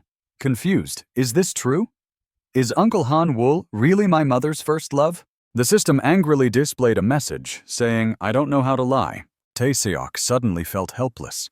He stood there looking at the system and thought to himself, what's the reason you gave me this task? As if it heard Tae-seok's thoughts, the system displayed a new message saying, it's because of the user's success. Kim Tae-seok. Reading these words, Tae-seok fell into silence. Tae-seok became increasingly puzzled by the system that suddenly appeared. He wondered who it really was. Although Tae-seok didn't say it out loud, the system still heard his thoughts and quickly displayed a new message saying, I can't reveal that. Because he didn't know where this system came from. Tae-seok became even more curious. He stood in the hospital corridor staring at the system. Eventually, Tae-seok stopped wondering about the system's origin. Although he didn't understand what the system wanted to do, Tae-seok was still unsure about this task. After regaining his composure, Tae-seok opened the door to his mother's hospital room. Tae-seok's mother saw her son and asked why he had been outside for so long where the fruit knife was. Tae-seok muttered that he had just taken a phone call. Tae-seok's mother didn't suspect anything and just gently asked if he was too busy he could go if he needed to. Tae-seok hastily reassured her it was fine. Suddenly, Tae-seok asked his mother if she remembered Kim Han-wool. Upon hearing the name Kim Han-wool, Tae-seok's mother was slightly surprised and hesitated before saying, Han-wool. When he saw his mother's facial expression and reaction, just from her expression, Tae-seok had a hunch that something was different from before when his mother mentioned Han-wool, because now Han-wool's father had passed away. Tae-seok seemed to understand that the system didn't lie. Feeling flustered, he stood up and said he needed to make a call and would be right back. After leaving the hospital room, Tae-seok took out his phone. It seemed he had decided to follow the system's secondary task, which was to contact Han-wool. Then Tae-seok went to his contacts and found Han-wool's phone number. He quickly dialed the number, and it was answered immediately. Dr. Han-wool said, if you hadn't called, I was about to call you. How's work at the company? Is everything okay? Tae-seok hesitated, and Dr. Han-wool pressed on. What's wrong? Is something not right? Tae-seok then got straight to the point and asked, do you still have feelings for my mother? Dr. Han-wool was taken aback by Tae-seok's sudden question. He furrowed his brow concerned and asked, what's going on? Is Hye-jung okay? Did she say something? As he waited endlessly for Tae-seok to respond, Dr. Han-wool grew increasingly anxious, raising his voice to ask, where are you now? Are you at the hospital? Is that right? What's going on? Then Tae-seok didn't explain specifically, but just told Dr. Han-woo that the child was in room 403 of the Korean General Hospital and asked him to hurry there. These words from Tae-seok made Dr. Han-woo extremely anxious. Before he could even ask any further questions, Tae-seok hung up directly. After Tae-seok ended the call, the system displayed a message stating that he had made the right decision. Upon seeing the notification, Tae-seok's doubts deepened. He was desperate to ask the system who it was. This time, the system didn't respond to Tae-seok. Tae-seok's expression turned cold at this. Less than 15 minutes had passed since Tae-seok called Han-woo. Tae-seok saw Han-woo wearing a white coat hurrying towards his mother's hospital room. This sight caused a pang in Tae-seok's heart. Finally, Han-woo met Tae-seok's mother, their first meeting since Tae-seok's father passed away. The system immediately displayed a notification stating that the secondary mission, Mother's First Love, was completed. Tae-seok received 5 reward points, bringing his total to 16. He could now purchase items from the special store. Tae-seok stared at the system. After composing himself and thinking calmly, he reached a conclusion. However, Tae-seok wasn't entirely certain about his conclusion. Tae-seok looked intently at the system in front of him. Finally, he couldn't help but ask the system if it was his father. The reason Tae-seok drew such a bold conclusion was because this system had unilaterally helped him. The notifications sometimes revealed emotions in the threats, but all of them were to help him, so Tae-seok thought it was his father. The system reacted to Tae-seok's question. It displayed a message stating that this was a question that couldn't be answered. Tae-seok smiled, saying, "You're right, it's Dad, isn't it?" The system didn't respond further.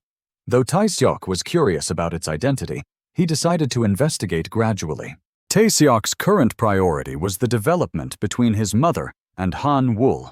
Tae-seok secretly peeked into his mother's hospital room. Inside, his mother and Han-woo were chatting happily. Though Tae-seok couldn't hear their conversation, he saw the relief and happiness on his mother's face. Han-woo, too, wore an expression Tae-seok had never seen before.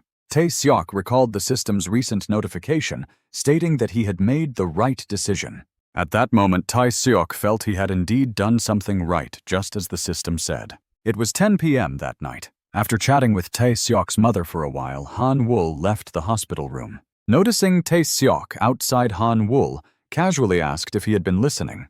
Tae-seok quickly denied it, saying he had just arrived.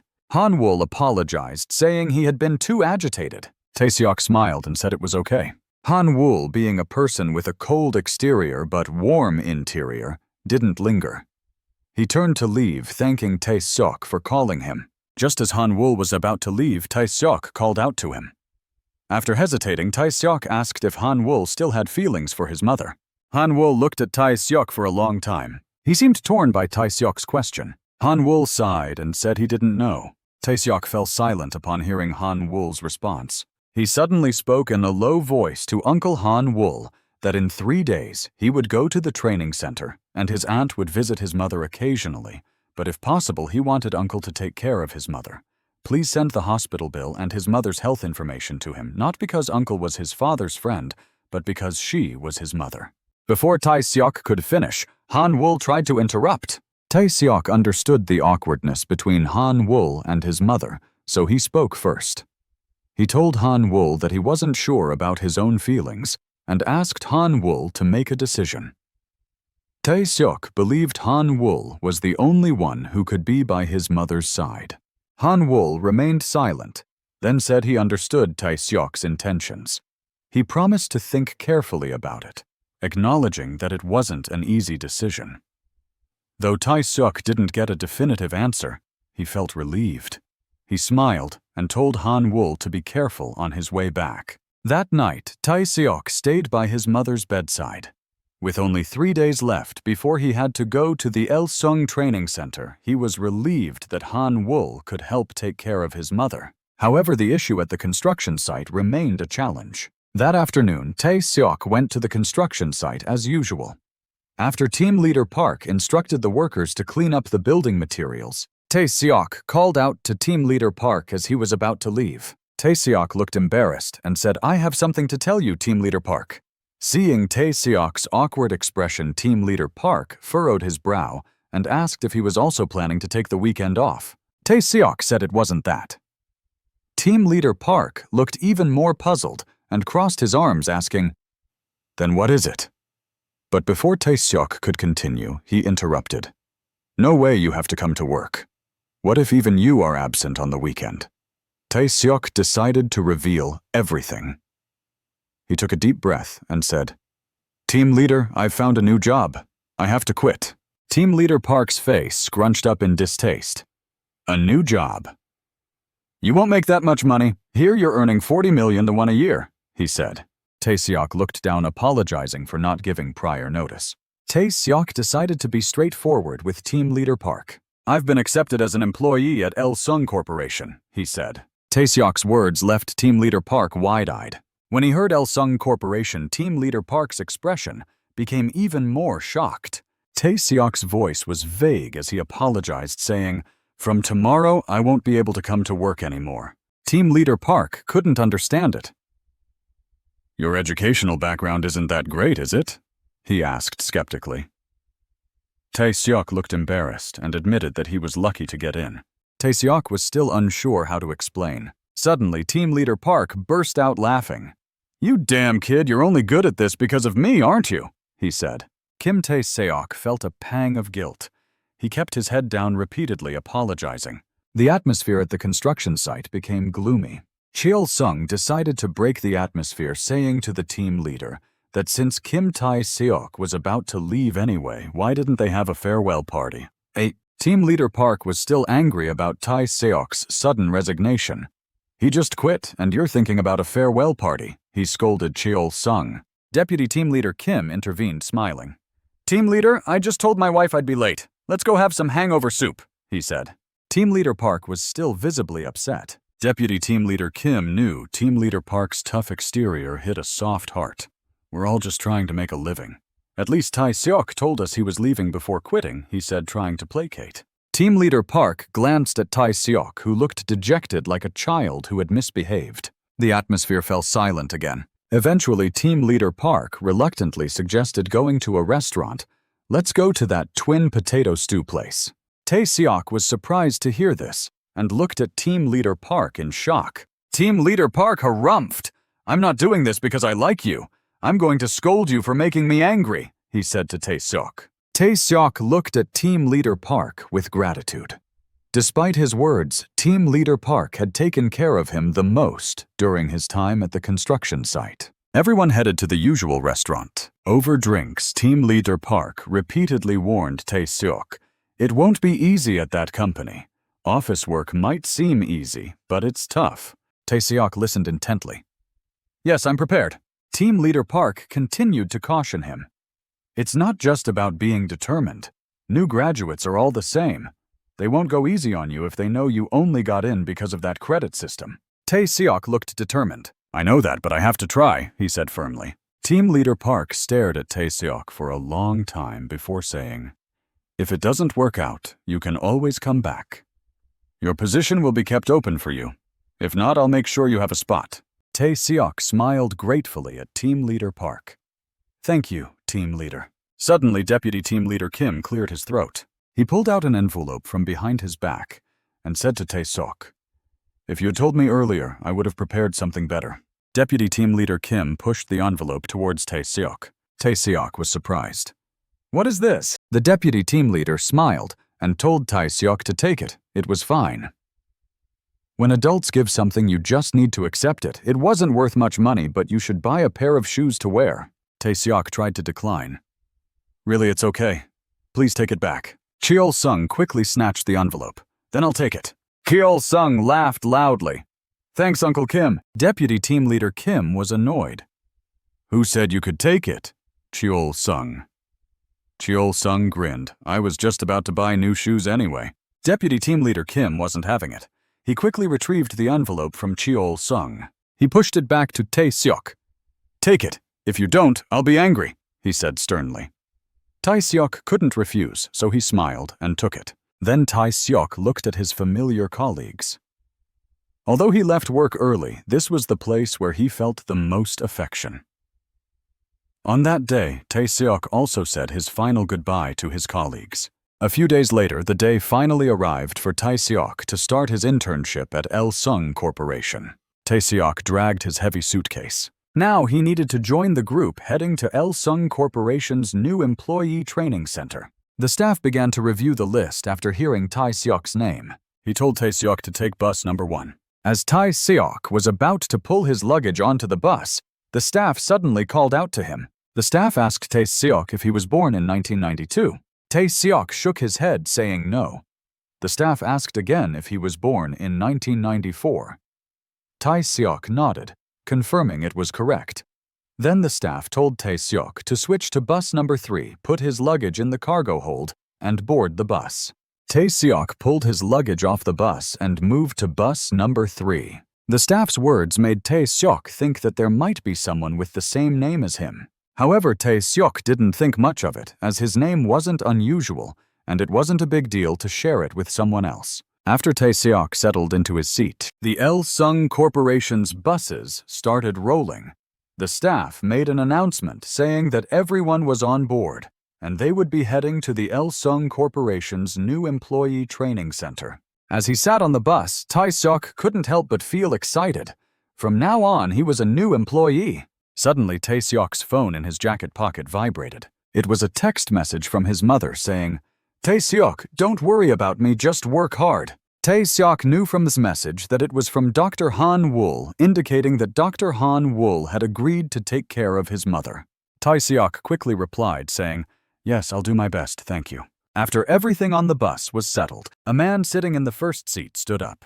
He stood in front of all the new employees of the Il-sung Group and introduced himself as Kim Min-young, Assistant Director of Sales Team 3 within the business division of Il-sung Insurance's Dande Umpo branch. All the new employees below him responded in unison, saying they looked forward to his guidance. Kim Min-young said seriously, "I will be your senior, guiding you all at the training center for 4 weeks. Your job assignments haven't been decided yet, have they?" The new employees looked at each other in confusion. They hadn't received any official notification about their job assignments. Kim Min-young smiled and said, "I guess I asked the wrong question. If anyone has already been assigned a job, please raise your hand." However, after Kim Min-young finished speaking, no one raised their hand. Kim Min-young said that the new employee training was the most important process in selecting new employees at Il-sung. The company would observe, evaluate, and assign tasks based on the results. He continued saying that he had gone through the same process when he joined the company and was eventually assigned to the sales department, which he felt confident in. One of the employees raised their hand and asked Kim Min-young what to do if they were assigned to a job they didn't want. Kim Min-young smiled and said that it was best to maintain a high ranking in the training center. The top 10% could choose their job assignments. However, the bottom 90% would be assigned a job regardless of their preferences, even if they applied for a job they wanted. It might not be suitable for them. The company has prepared a device to prepare for that case. If you work for a year and feel that this job is not suitable, you can ask to change jobs, however. If your request is not accepted, you may be dismissed from the team that has worked for a year. Upon hearing this warning, Tae-seok felt tense. It seemed that how he performed after joining the company was crucial. Like Kim Min-seong, Tae-seok was worried that he might be kicked out of the team. He was concerned about what would happen if his work was deemed problematic and if they found out that his back was in such bad shape that he needed surgery. He wondered if he would be asked to take leave for surgery. Tae-seok's mood suddenly sank. If that happened, he would have to start all over again from scratch. After having negative thoughts, Tae-seok quickly snapped back to reality. He needed to stay focused at this moment. After more than an hour, the bus carrying the new employees of Il-sung Corporation arrived at the Sokcho coast, where the company's training center was located. Tae-seok looked out the window, and everything seemed new and unfamiliar. However, this made him feel more excited and hopeful about his future. Finally, Tae-seok saw the Il-sung Corporation's new employee training center. As the buses stopped, Kim Min-young asked the employees if everyone had gotten off the bus. Kim Min-young told them that they would now receive personal items, including a uniform that fit their size and a name tag. The Il-sung Corporation staff quickly distributed everything to the new employees. When it was Tai Seok's turn, the staff handed him a uniform and a name tag saying, Kim Tai Seok, you'll be in room B on the 3rd floor.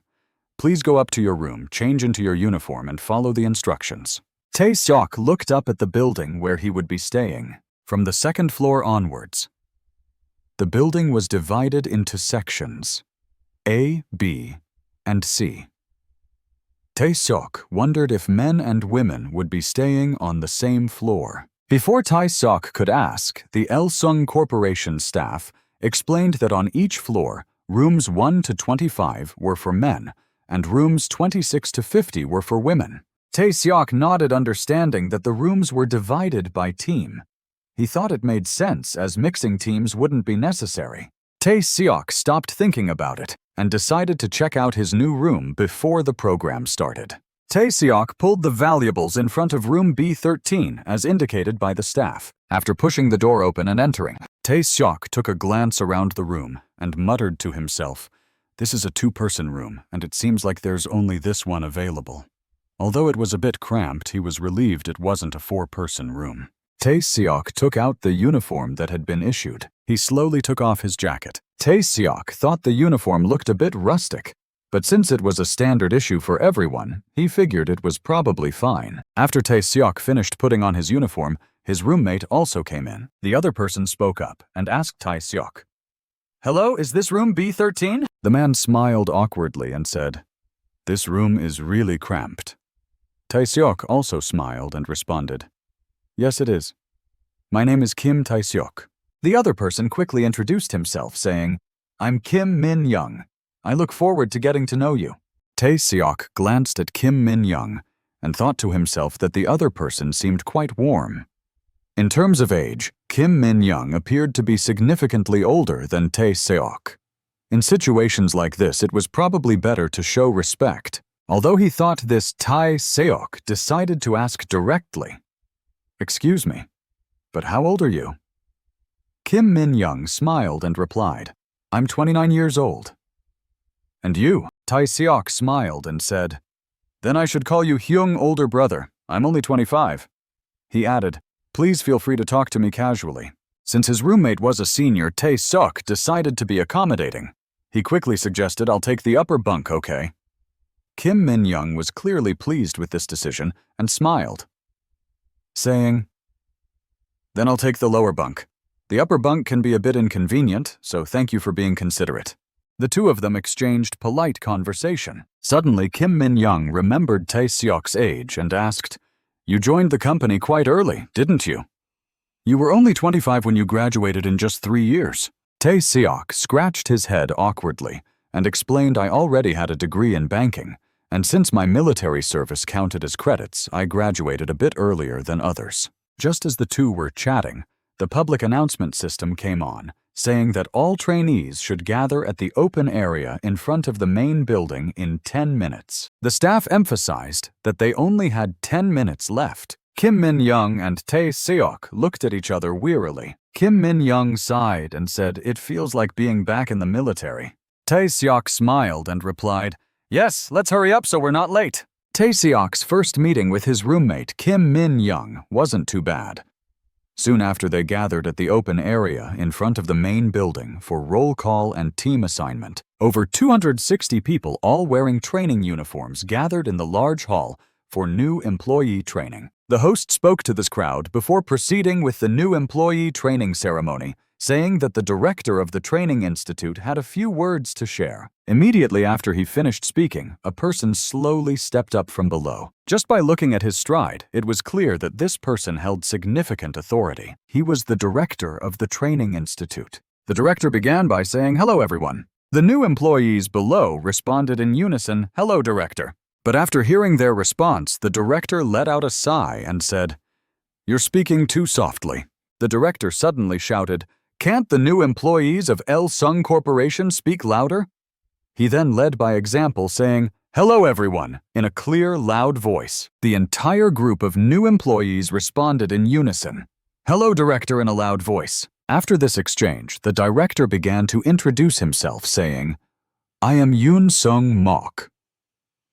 Last year, I was still the executive director of the core business department at Elsung Corporation, and at the beginning of this year, I was appointed to the Training Institute.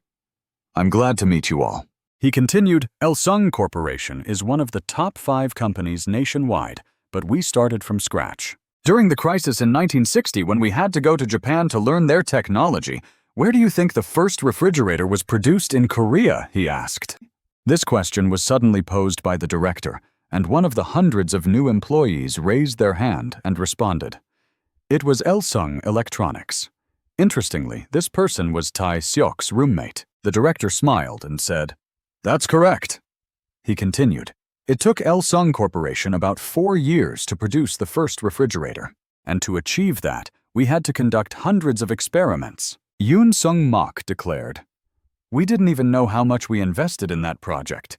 But now, is there any home that doesn't use a refrigerator?" Tae-seok listened silently as the director of the Training Institute talked about the history, present, and future of Elsung Corporation. Personally, he knew that this wasn't the main point the director wanted to make. Soon after, Yoon Sung-mak said, "From today on, you are no longer just company employees, but members of Elsung. From the moment you enter the Training Institute until you leave, you are representatives of Elsung. Do you understand?" The employees below responded in unison. "Yes." With that, the greeting ceremony came to a close. After that, the instructor Kim Min-seong informed them that the rest period would start at 10 p.m., and anyone returning after 10 p.m. would be penalized with a 1-hour standing penalty. Kim Min-seong looked at the employees and said, "Now we will start selecting team leaders to manage Team B. Let's start with volunteers. If anyone wants to apply, please raise your hand." A hand was raised, and that person was none other than Tae-seok. Tae-seok looked around at the others. Because he had taken the initiative, others gradually followed, raising their hands. So gradually more hands were raised, with people hesitantly volunteering every few minutes. Tae-seok silently observed that there were about 6 candidates, excluding him. However, when Tae-seok looked to his left, he was surprised to discover that his roommate Kim Min-young was also volunteering to be the team leader. The two stared at each other in surprise for a while. After the team leaders were chosen, everyone returned to their originally assigned rooms. Tae-seok sat blankly at his desk. Tae-seok thought to himself that it was probably because it was his first day, so he felt a bit awkward and bored wanting to talk to his roommate, but since his roommate was the team leader, he was alone in the room. It turned out that Kim Min-seong had directly chosen Kim Min-young as the leader of Team B. He said that the term for the team leader was 1 week, and after 1 week they would take a vote from the members of Team B to see if they could continue to be the team leader or not, or if they would be removed from the position, or if they would voluntarily step down. Everyone understood, right? The entire staff responded in unison that they understood. Kim Min-seong also reminded everyone that from now on, the response should be Elsung instead of yes. The staff quickly adapted to the new rule. Tae-seok returned to his assigned room. He finally felt a sense of existence, but wondered what he should do next. Tae-seok looked around at the people nearby. He thought to himself, "Should I go take a shower?" Tae-seok had observed carefully that there was no bathroom, no kitchen, and no toilet in the living quarters, only a public laundry room. There was a public bath, as well as a public toilet. There were even surveillance cameras in the hallway, so there was very little privacy. Tae-seok stood in front of the public men's bathroom. Although there was very little privacy in this place, it was nothing to Tae-seok, because he had experienced worse things when working on a construction site. Tae-seok recalled those times when he couldn't even take a shower and had to sleep on a pallet with his eyes closed. Those days were extremely difficult for Tae-seok. He had even eaten black bean noodles in a dusty environment. So these things were nothing to Tae-seok. Tae-seok calmly took the shower in the public bathroom, thinking to himself that he wasn't sure if he was feeling embarrassed or just not used to the environment. But one thing Tae-seok realized was that many people were not used to living together. The senior colleagues were observing this and evaluating them based on it. For someone like Tae-seok, who had endured so much hardship, he could easily overcome this without having to try hard. After finishing his shower, Tae-seok buried himself in his studies again. Tae-seok studied until 9:30 p.m. It wasn't until then that Tae-seok heard the sound of his roommate opening the door. Seeing Kim Min-young, Tae-seok smiled and asked, "Are you done?" Kim Min-young stuttered slightly. Then he handed Tae-seok a stack of survey documents and asked if he could help him with it. Tae-seok glanced at the content on the documents and asked Kim Min-young if it was a survey form. Kim Min-young sighed and nodded, saying that he had to distribute it now.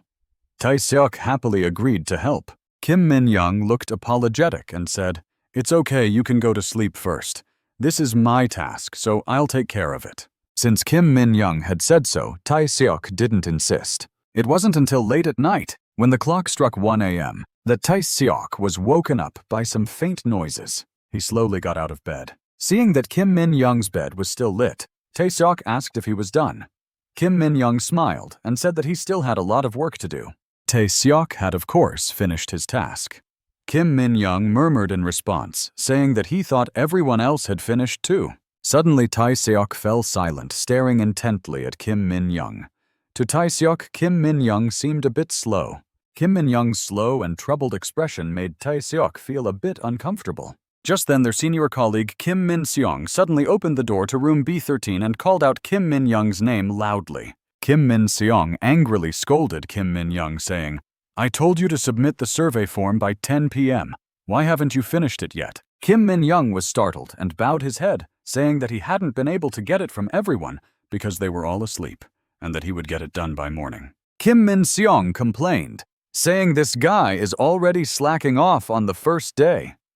Kim Min-young immediately bowed deeply and promised to finish it by 7 a.m., apologizing profusely. Kim Min-seong sighed and said, "All right, go to sleep. We'll meet again at 7 a.m. Kim Min-seong closed the door and left. Tae-seok felt a bit disheartened by what he had just seen. He looked at Kim Min-young and wondered if he was really okay doing everything by himself. Tae-seok remembered that at 10 p.m. he had offered to help Kim Min-young again.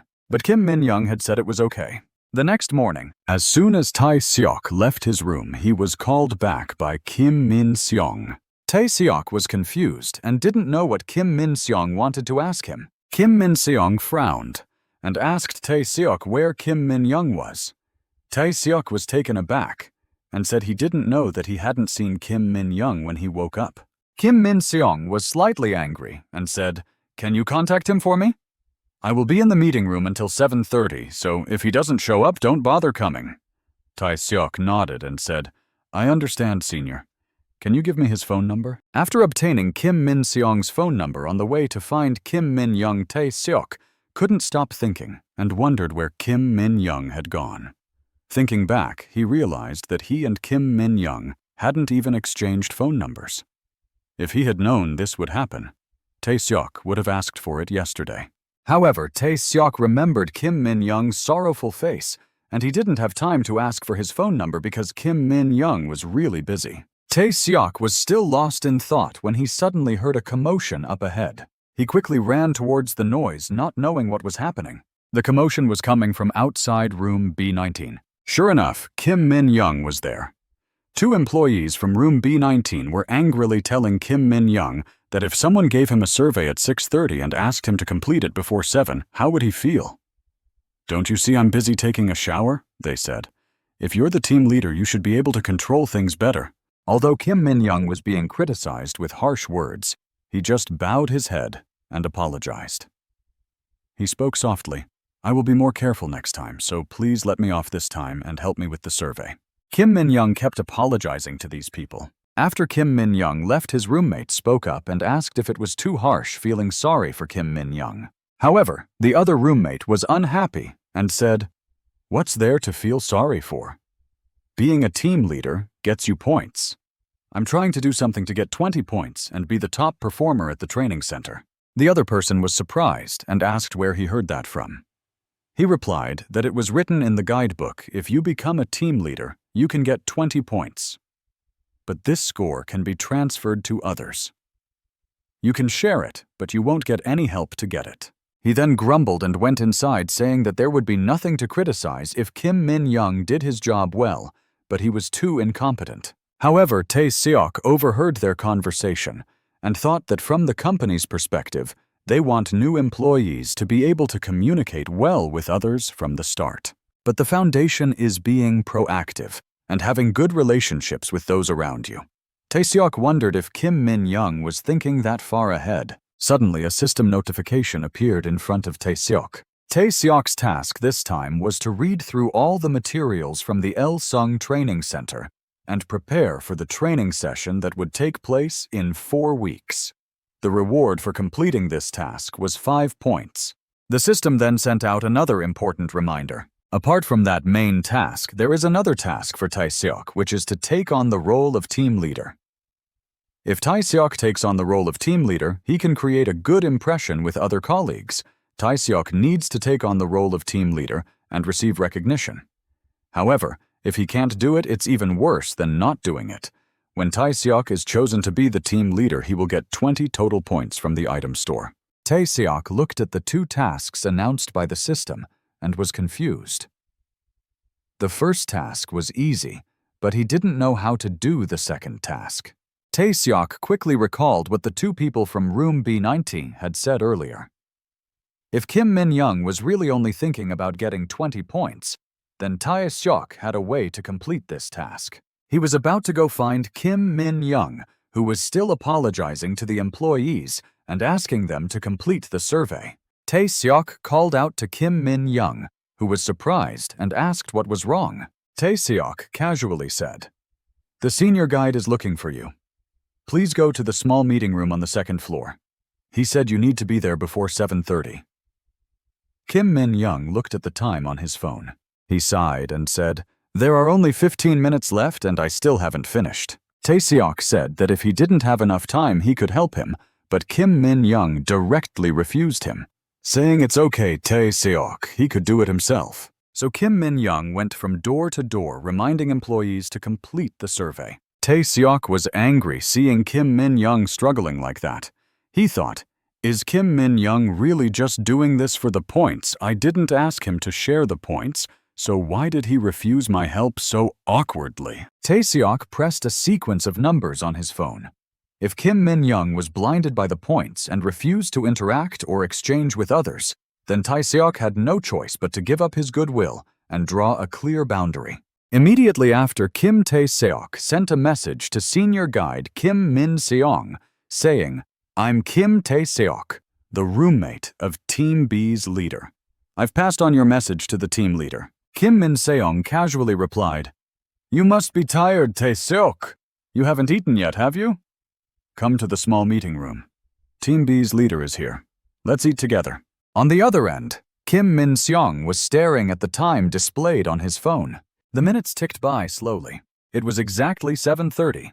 Kim Min-seong still hadn't seen Kim Min-young arrive at his office. Meanwhile, Tae-seok had already arrived and was calmly reading a book for 10 minutes. Although Tae-seok had decided to follow the task, given he was still worried that he wouldn't be able to do it. Tae-seok was concerned that there would be problems, and at the very least, he needed to report halfway through. After about 2 to 3 minutes, Kim Min-young hurriedly ran to Kim Min-seong's office and said in a flustered tone, "I'm sorry I'm late."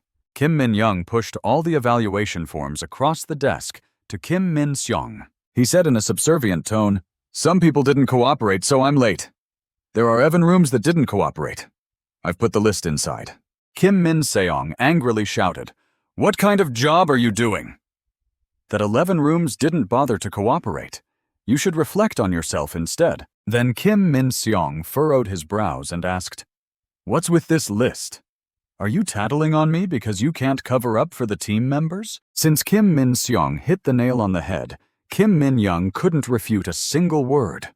Kim Min-seong sighed with frustration and said, "All right, it's already late for lunch. Let's go eat first." Tae-seok, who was standing aside and witnessing the argument, felt even more tense.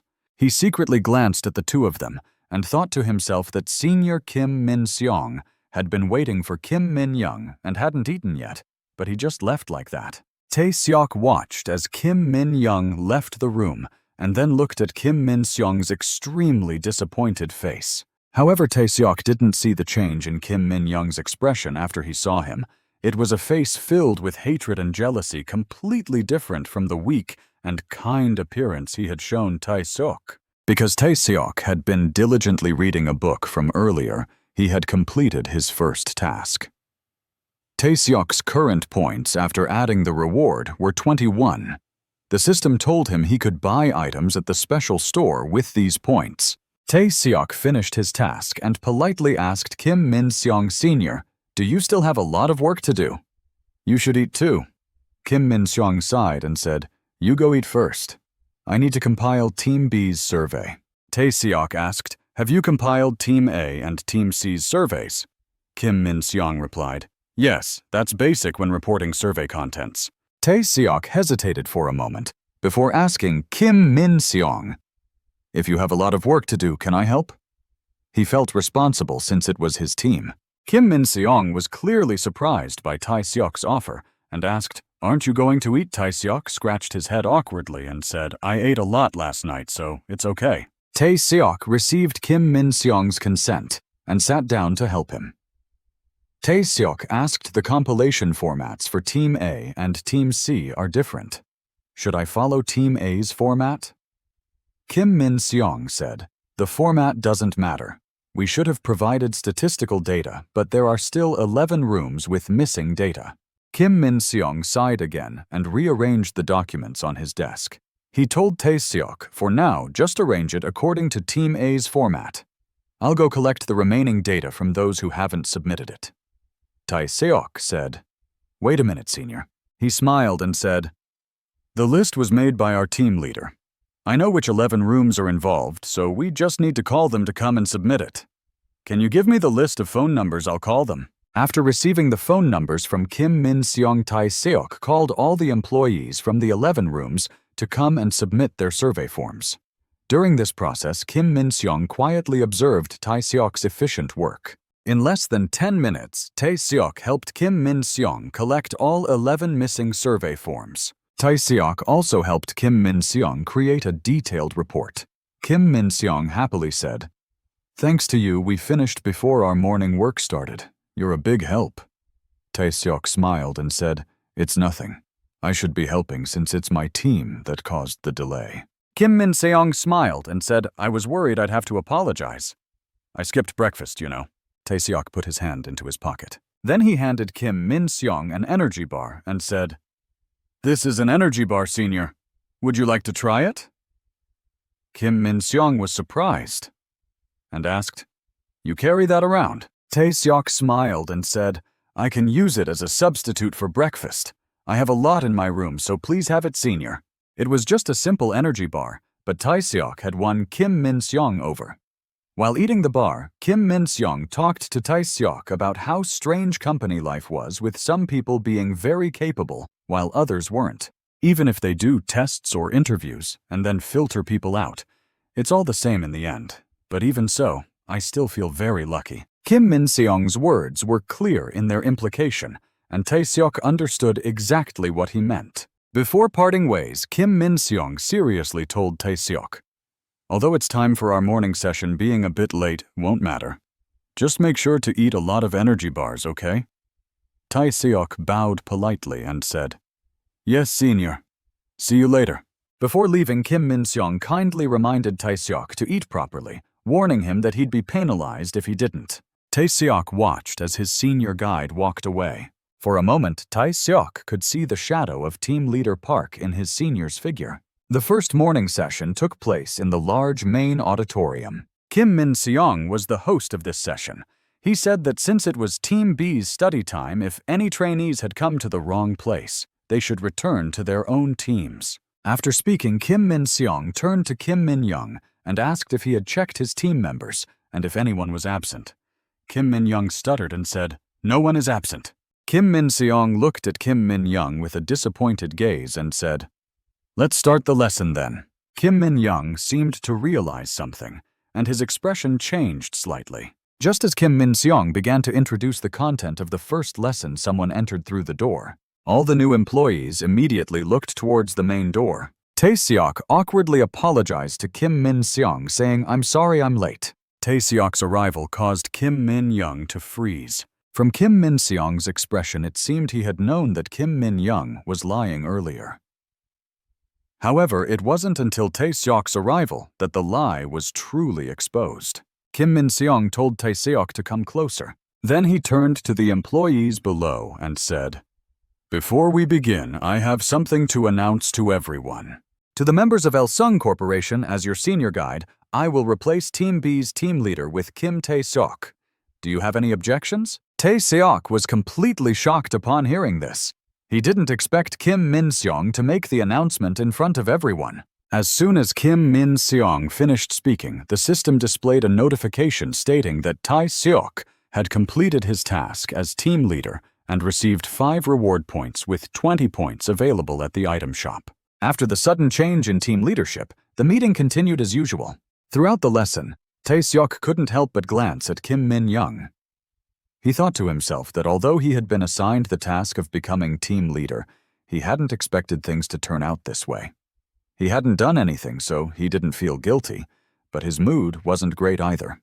Kim Min-young's expression was also quite unpleasant. Tae-seok felt a headache coming on thinking about how they had to share a room and how one of them might become uncomfortable. After Kim Min-seong finished teaching the final content, he told the employees that they would conclude their work for the morning. He asked them to write their thoughts on the video they had watched on an A4 sheet and submit it to Team B's leader, Kim Tae-seok, before bedtime. After Kim Min-seong left, Tae-seok stepped onto the podium and asked everyone to wait for a moment before leaving. He told them to gather around and listen to what he had to say. The length of the reflection should be more than 1 A4 sheet, but less than 2. He asked them to submit it to room B13 from 9 p.m. to 9:30 p.m. Additionally, he would create a group chat and they should join it before lunch. He would announce any further issues through the group chat and they should follow the instructions. They would have a break after lunch. When Kim Min-young saw Tae-seok working efficiently from below, he immediately frowned in discomfort. After leaving the classroom, Tae-seok went to another corner of the room to finalize the details so that he could contact everyone conveniently later. Just as Tae-seok was contacting his team members, Kim Min-seong entered the room. He was surprised and asked Tae-seok, "What are you doing here?" Tae-seok hurriedly explained that the entrance to the cafeteria was complicated, so he wanted to meet with the team leaders to allocate their entry times. He thought it would be better if teams A, B, and C entered in succession, with some intervals in between. Kim Min-seong nodded in approval, saying it was a good idea, and told Tae-seok to communicate it clearly. Before leaving, Kim Min-seong reminded Tae-seok that during the afternoon training session, the instructor would be angry if they heard any phone ringing. Unless they wanted to lose points, they should inform their team members to switch to silent mode. Tae-seok immediately took note and promised to pass on the message. Kim Min-seong smiled at Tae-seok and said, "You're doing a great job. As a team leader, it's natural to take care of your members, but don't forget your duties as a trainee." After finishing his reminder, Kim Min-seong left wishing Tae-seok a pleasant workday. Tae-seok watched his senior guide leave, smiled to himself, and thought, "Right, I can do this. I've been doing well so far." Tae-seok glanced at the clock and saw it was 11:20 p.m. He sighed, thinking that being a team leader didn't leave him much free time.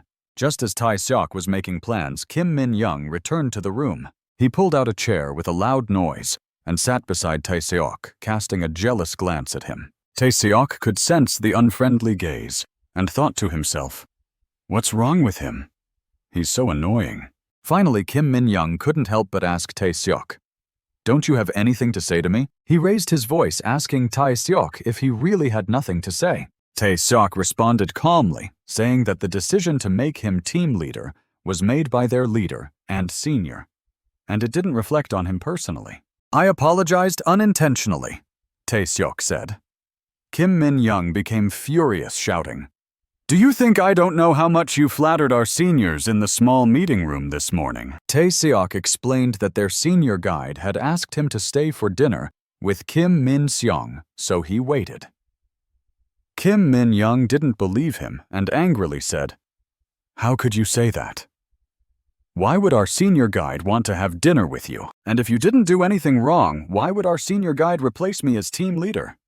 Tae-seok sighed again. He held the task assignment board and stood up, saying, I think there's been a misunderstanding here. I apologize, but you don't seem ready to talk.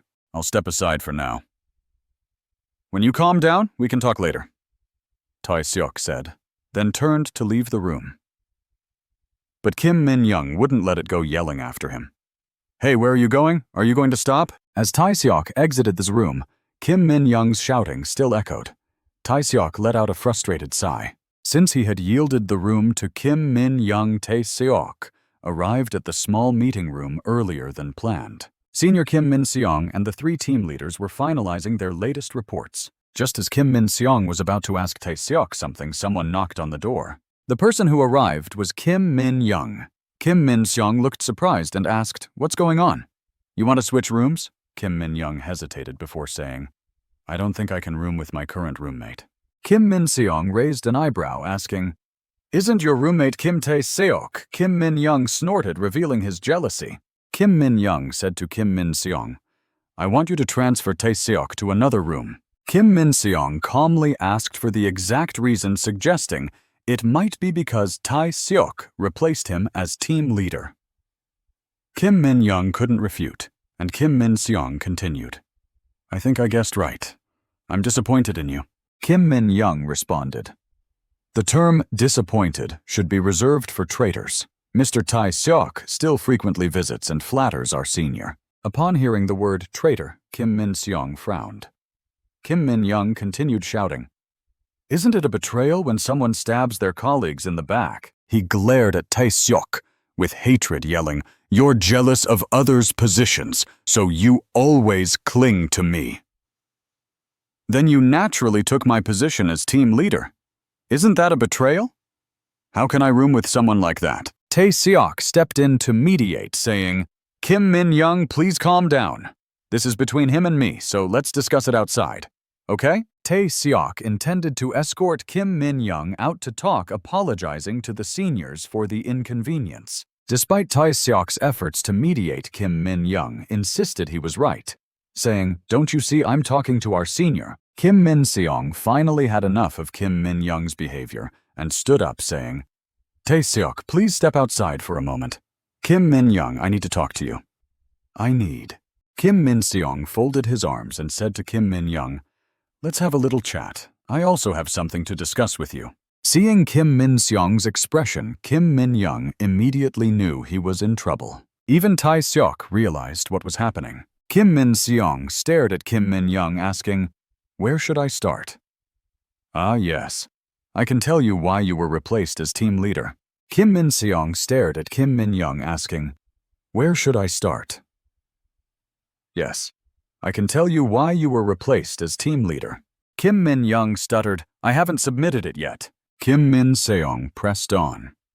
"I gave you another chance, asking you to submit it before 7 a.m. You still didn't manage to do it, did you?" Kim Min-young hesitated for a long time before responding. Kim Min-seong continued, "I gave you an additional 30 minutes. How do you plan to explain that?" Kim Min-young stuttered, "I was a bit late." Kim Min-seong stared at Kim Min-young, saying, "Didn't you lose the survey sheets for all 11 rooms?"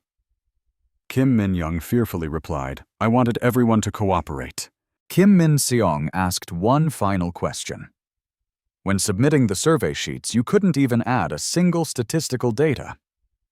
Instead, you listed all the people who didn't submit the survey on one sheet. Is that what a team leader should do?" Kim Min-seong angrily told Kim Min-young that things had been like this since he was first assigned as team leader. "If you were me, would you have given someone like you the position of team leader?" The people in the room hurriedly intervened, asking Kim Min-seong why he suddenly became so aggressive, telling him to calm down, that he was just an intern anyway. Kim Min-seong was furious, rolling up his sleeves and shouting, "How could I be so patient? He doesn't even reflect on his own actions, yet he dares to call others a traitor. Do you know what Kim Tae-seok, the one you said betrayed me, said to me?" Kim Min-seong recalled the events of that morning. As he was about to enter the classroom, Tae-seok suddenly called out to him. Tae-seok asked Kim Min-seong if he could give Kim Min-young another chance. Remembering Tae-seok's words, Kim Min-seong's anger boiled over. He shouted at Kim Min-young, Not only did Tae-seok clean up the mess you left, but he also stood up for you, and you call him a traitor. Do you know you threw away the opportunity Tae-seok created for you? The opportunity Kim Min-seong mentioned was this morning when he asked Kim Min-young if he had checked the number of team members. Kim Min-young didn't hesitate to lie that no one was missing. At that moment, Kim Min-seong completely lost hope in Kim Min-young. Every expression on his face was caught by Kim Min-seong. Kim Min-seong angrily shouted that if he had been honest back then, he wouldn't have been replaced as team leader, and that this young guy should be grateful. Yet he said he couldn't stay with a traitor and asked me to change rooms. Because he was so angry, Kim Min-seong couldn't control himself and pushed away those who were trying to stop him. Kim Min-seong gritted his teeth and said it was outrageous that he didn't know he was rooming with his benefactor. Kim Min-young was scolded so badly that he couldn't lift his head. Kim Min-seong went up to him and sneered, saying, "You asked me to change rooms for you, right? Since you've come to see me, I'll have to do it. Tonight, pack your things and leave the training center. Be gone by noon tomorrow. Got it? Kim Min-young." After that, Kim Min-young left the small meeting room with Tae-seok. On the way, Tae-seok sighed and said, "I told you so. You can't trust others, can you? The senior instructor is just temporarily angry. After dinner, go apologize to him. You can't just go home like that. The senior instructor is also human. He'll feel better after eating." Kim Min-young remained silent until now. He called out to Tae-seok in a calm tone. Then Kim Min-young apologized and thanked Tae-seok with a guilty expression. Tae-seok didn't look at Kim Min-young and said calmly, "That was just my advice as the team leader. Although you Kim Min-young and I are close in age, we're both new employees. From now on, please don't be so familiar and treat me as a colleague." Late that afternoon, Tae-seok gathered all the new employees from Team B in front of the dormitory building. He apologized for calling them together after dinner. Tae-seok asked everyone if they knew about Il-sung Sports. The group below was silent, with no response. Tae-seok asked again, "Doesn't anyone know?" One of the employees asked, "Is it important?" Tae-seok raised the documents in his hand and said, "Look at this, it seems quite important." Tae-seok quickly explained that out of the 1,000 points earned during training, 50 points would be allocated based on performance. It was just a relative evaluation, and teams A, B, and C would compete against each other. The team that performed well would receive 50 points per person. Do you know that the order of job selection is based on academic background and training performance? It would be great if you all practiced beforehand and earned 50 points before the competition. Tae-seok continued, "Luckily, I know a bit about Il-sung Sports equipment, so I'll record a video and share it with you. Can you spare a few minutes for me after tonight's training? I'll share some tips as a team leader with those who are willing to help." After Tae-seok's words, a few hands were raised. Tae-seok smiled and said, "I see 5 people have raised their hands. Please come here at 9:30 after training tonight. Don't forget the evaluation I mentioned this morning. All right, you can rest now. See you after training." After the employees left, they discussed among themselves. Most of them didn't know that the manual mentioned earning 50 points through Il-sung Sports, and they praised Tae-seok, saying the new team leader was great. Although they felt sorry for the previous team leader, having a capable team leader like Tae-seok would be beneficial for them.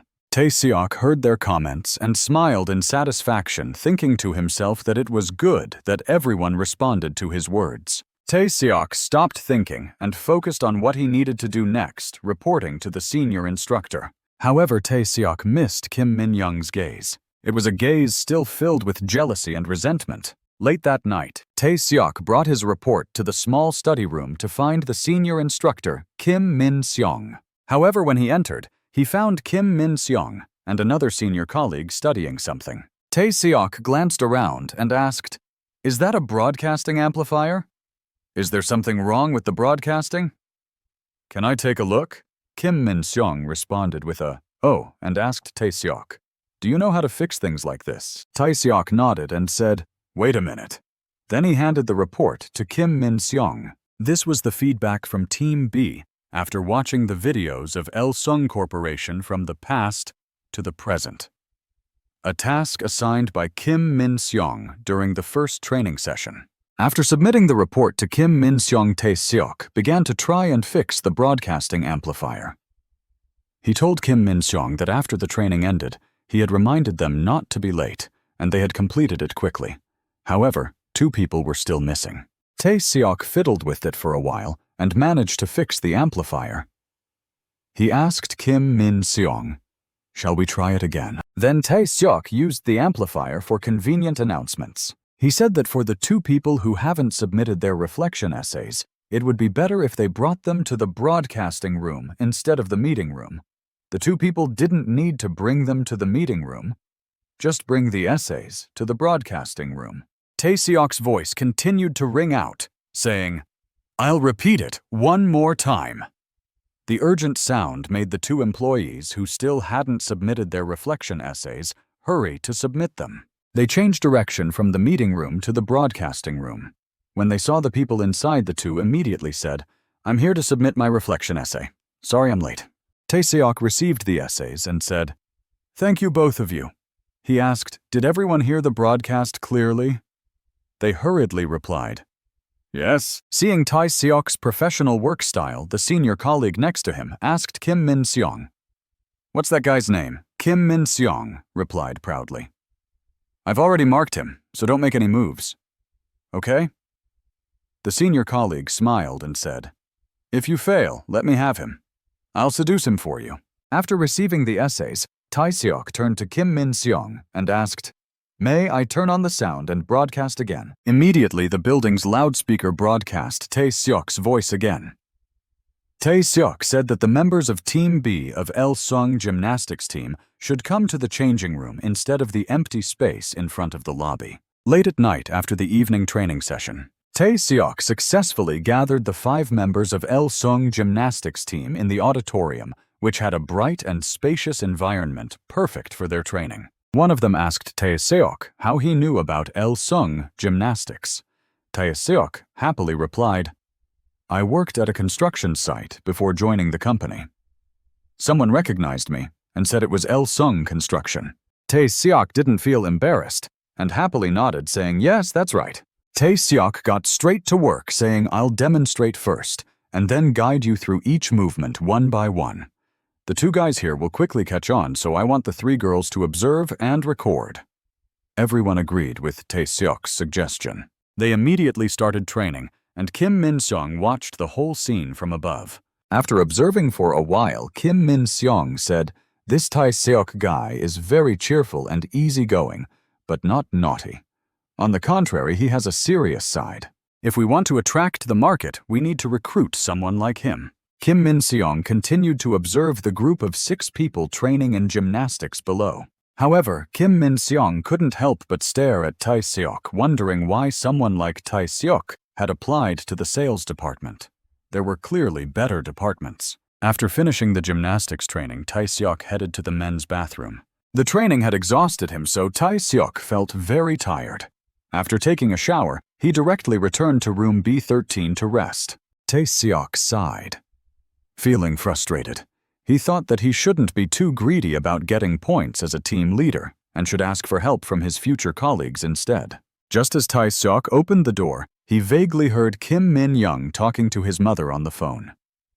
Kim Min-young said that he was being held captive, and his mother asked worriedly, "What's wrong, son? Should I call the company? Should I come visit you?" Tae-seok wanted to enter the room to rest. However, he couldn't disturb Kim Min-young and his mother's conversation. So Tae-seok decided to close the door and go out, giving Kim Min-young and his mother some space. Tae-seok sat outside the room and took out his phone. He found his mother's phone number and dialed it. When the call connected, Tae-seok spoke softly to his mother, asking, "How are you? Mom, was today's treatment tiring?" Tae-seok chatted with his mother for a while, discussing trivial matters. After finishing the call with his mother, Tae-seok entered the room. Kim Min-young had already ended his late-night call. However, Tae-seok still had to check the messages related to Team B. Thanks to Tae-seok's guidance and enthusiasm, Team B had earned 50 points, and all members were enthusiastic about it. Although Tae-seok was tired, he felt happy when he was recognized. Tae-seok stared at the messages on his phone, until he felt sleepy and fell asleep.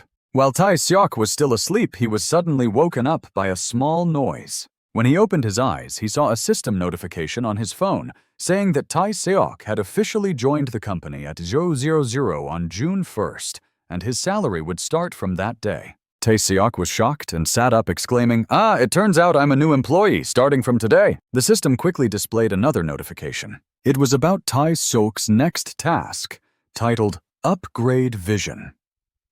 The task stated that new employees and job seekers had different visions, and Tai Seok needed to upgrade his vision to ensure an advantage in the training process. On the right corner of the screen, there was an unread message from the system that Tai Seok hadn't checked. Tai Seok slowly reached out and clicked on it, feeling a bit uneasy. After Tai Seok clicked on it, the system displayed a new item, a vision update pill. After taking this pill, the eyes of someone about to start work would be upgraded one level compared to those of new employees. Tai Seok was confused about how to use it. The system seemed to read Tai Seok's mind and immediately displayed a reminder telling him to silently recite the name of the item in his mind and then say it out loud to purchase it. Tai Seok followed the system's instructions, and soon after he was able to purchase the so-called vision upgrade. It turned out to be a purple glass vial. Tai Seok was astonished as he watched it gradually materialize out of the system screen. Tai Seok never expected to be able to hold it in his hand. Due to some slight noises, Kim Min-young on the lower floor was also awakened. He irritably told Tai Seok to go to sleep. Tai Seok glanced at the clock and saw that it was already 12:05 a.m. past midnight, so he felt it was reasonable to be scolded. Tai Seok hastily apologized. At 5:55 a.m., Tai Seok had to wake up quickly to get ready. Tai Seok had previously discussed with the two people in his team and saw them outside. Tai Seok smiled and said, "This is our first time working under these circumstances, so it's a bit tiring, right? The morning weather was usually chilly, so everyone had a tough time. Just open the window on the right, and I'll take care of the rest." The other two were very cooperative, especially since they trusted Tai Seok. After that, Tai Seok took a glance around the room and then took a deep breath. He smirked and said, "Since there's no one around, I guess I have to go and confirm again, right?" He smirked and said, "Since there's no one around, I guess I have to go and confirm again, right?" On that morning, all the new employees of Elsung Corporation gathered in the main hall for training. The person in charge, Kim Bin-young, said, "This week will be the first midterm evaluation. You all know that, right? After this training, it's time to choose your positions, and your performance will also have an impact. So everyone, please prepare well." Tai Seok happily looked at the documents in his hand, thinking to himself that the new employees were indeed perceptive. Tai Seok had already reviewed all the important points, so he just needed to review well, and the results wouldn't be a problem. That evening, Tai Seok's Team B continued to practice Elsung's physical training exercises in the hall. The instructor from Elsung Sports was astonished to see this scene and wondered why Team B was so good at sports. She smiled and said if it continues like this, Team B's score will be higher than Elsung Sports, especially the 6 people in Tai Seok's group who were even given individual scores by the instructor. After that, Tai Seok gave them a thumbs up and said, "You've all worked hard." Before long, a few days passed. Although it was late at night, Tai Seok was still in the small meeting room reviewing. One of the people in his group, Min Seong, saw this and asked Tai Seok, "What are you studying? Why is the summary written like this?" Tai Seok said, "You need to have good grades to get the position you want." Min Seong curiously asked, "Are you studying subjects that don't even have classes?" In the following days, although the others were always tired, Tai Seok continued to study without rest. Not only did Tai Seok study alone, but he also discussed with his teammates in the physical training group. Finally, it was Friday, the day of the midterm evaluation. Kim Min-seong stood up and said, "Don't think about cheating. Just do it according to your abilities." Most of the people in Tai Seok's group were able to complete the midterm evaluation well. They had worked hard to study, which was part of the reason. But the other part was because they had learned from the knowledge Tai Seok shared during their discussions, so the midterm evaluation wasn't too difficult for them, especially Tai Seok, who had reviewed everything very thoroughly, so he naturally wouldn't make any mistakes. Soon it was the day when the midterm evaluation results were announced. All the employees rushed to the main hall to check their results. Tae-seok also joined the crowd to check the results on the board. The name Kim Tae-seok was at the top of the ranking. As Tae-seok looked at the results, he suddenly heard someone sighing behind him. He turned around and saw that it was his roommate, Kim Min-young.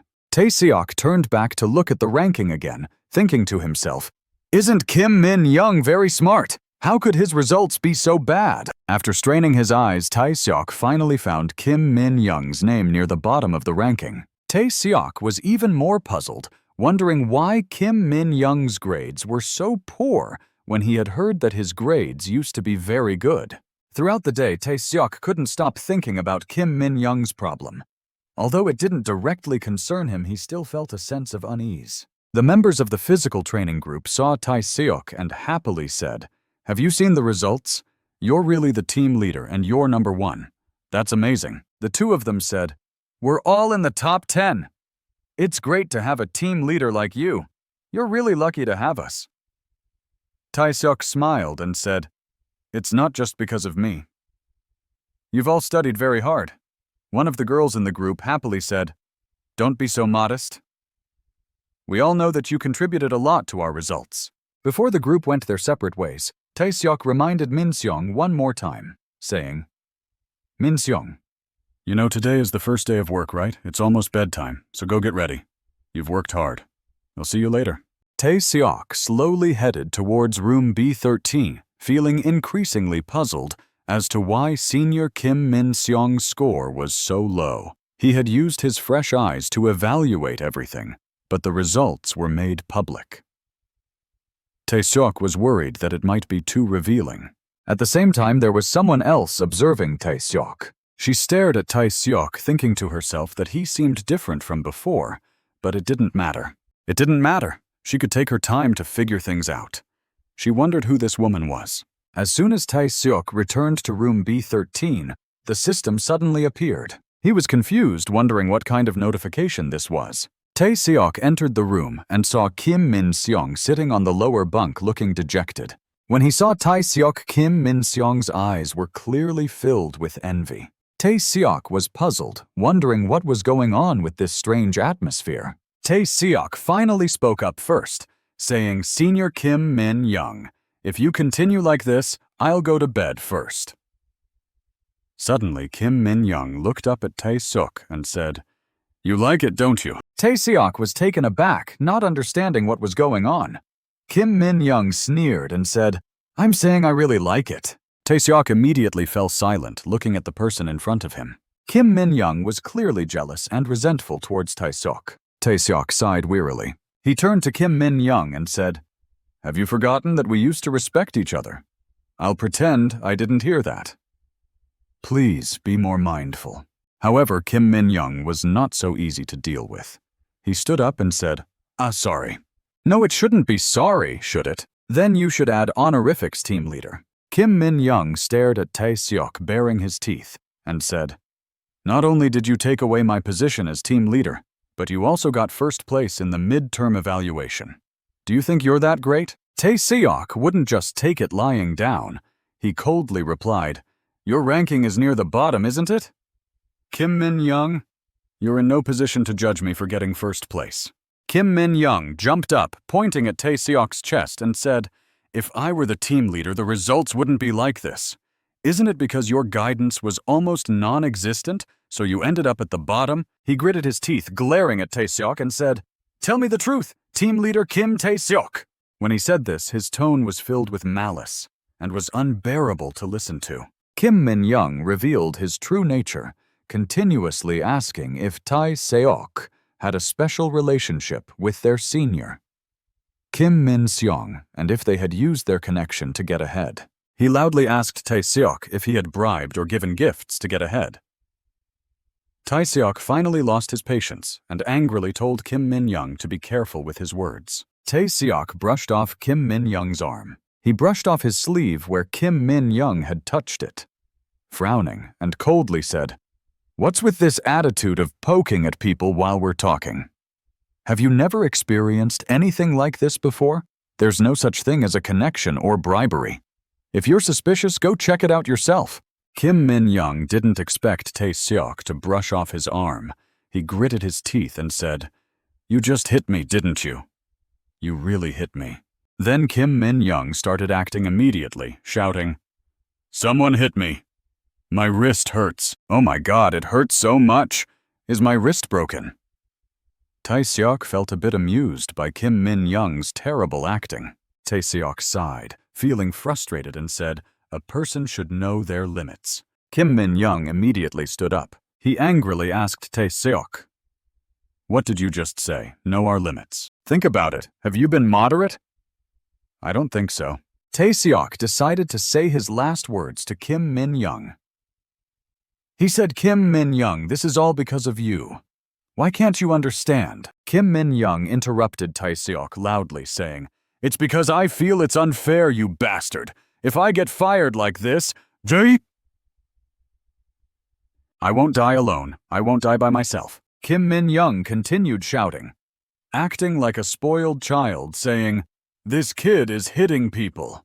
Kim Tae-seok is hitting people. Is there anyone outside?" His shouts echoed through the night, but of course no one came to witness this farce. That night, because of the recent conflict with Kim Min-young, Tae-seok didn't stay in room B13. Tae-seok went outside and sat on a stone bench. To calm himself down, he put on his earphones. However, after listening for a while, Tae-seok felt bored. He took out his earphones and put them in his pocket. Then he sat in a daze for a long time thinking about what had just happened. Just as Tae-seok was still troubled, someone suddenly approached him. She asked, "Are you Kim Tae-seok?" The sudden arrival surprised Tae-seok. He asked, "Yes, that's me. But who are you?" The other woman was Choi Jon-don, one of the people responsible for this training session at Il-sung Corporation. She muttered to Tae-seok, "I heard you were quite arrogant." Tae-seok was taken aback and asked what she meant. The woman raised her voice. "Enough, I'll get straight to the point. You're the one who gave money to assistant Kim Min-seong, aren't you? You really want the points from being the team leader, don't you?" The woman raised her voice. "Enough, I'll get straight to the point. You're the one who gave money to assistant Kim Min-seong, aren't you? You really want the points from being the team leader, don't you?" Tae-seok smiled coldly upon hearing this. He responded calmly to Choi Jon-don.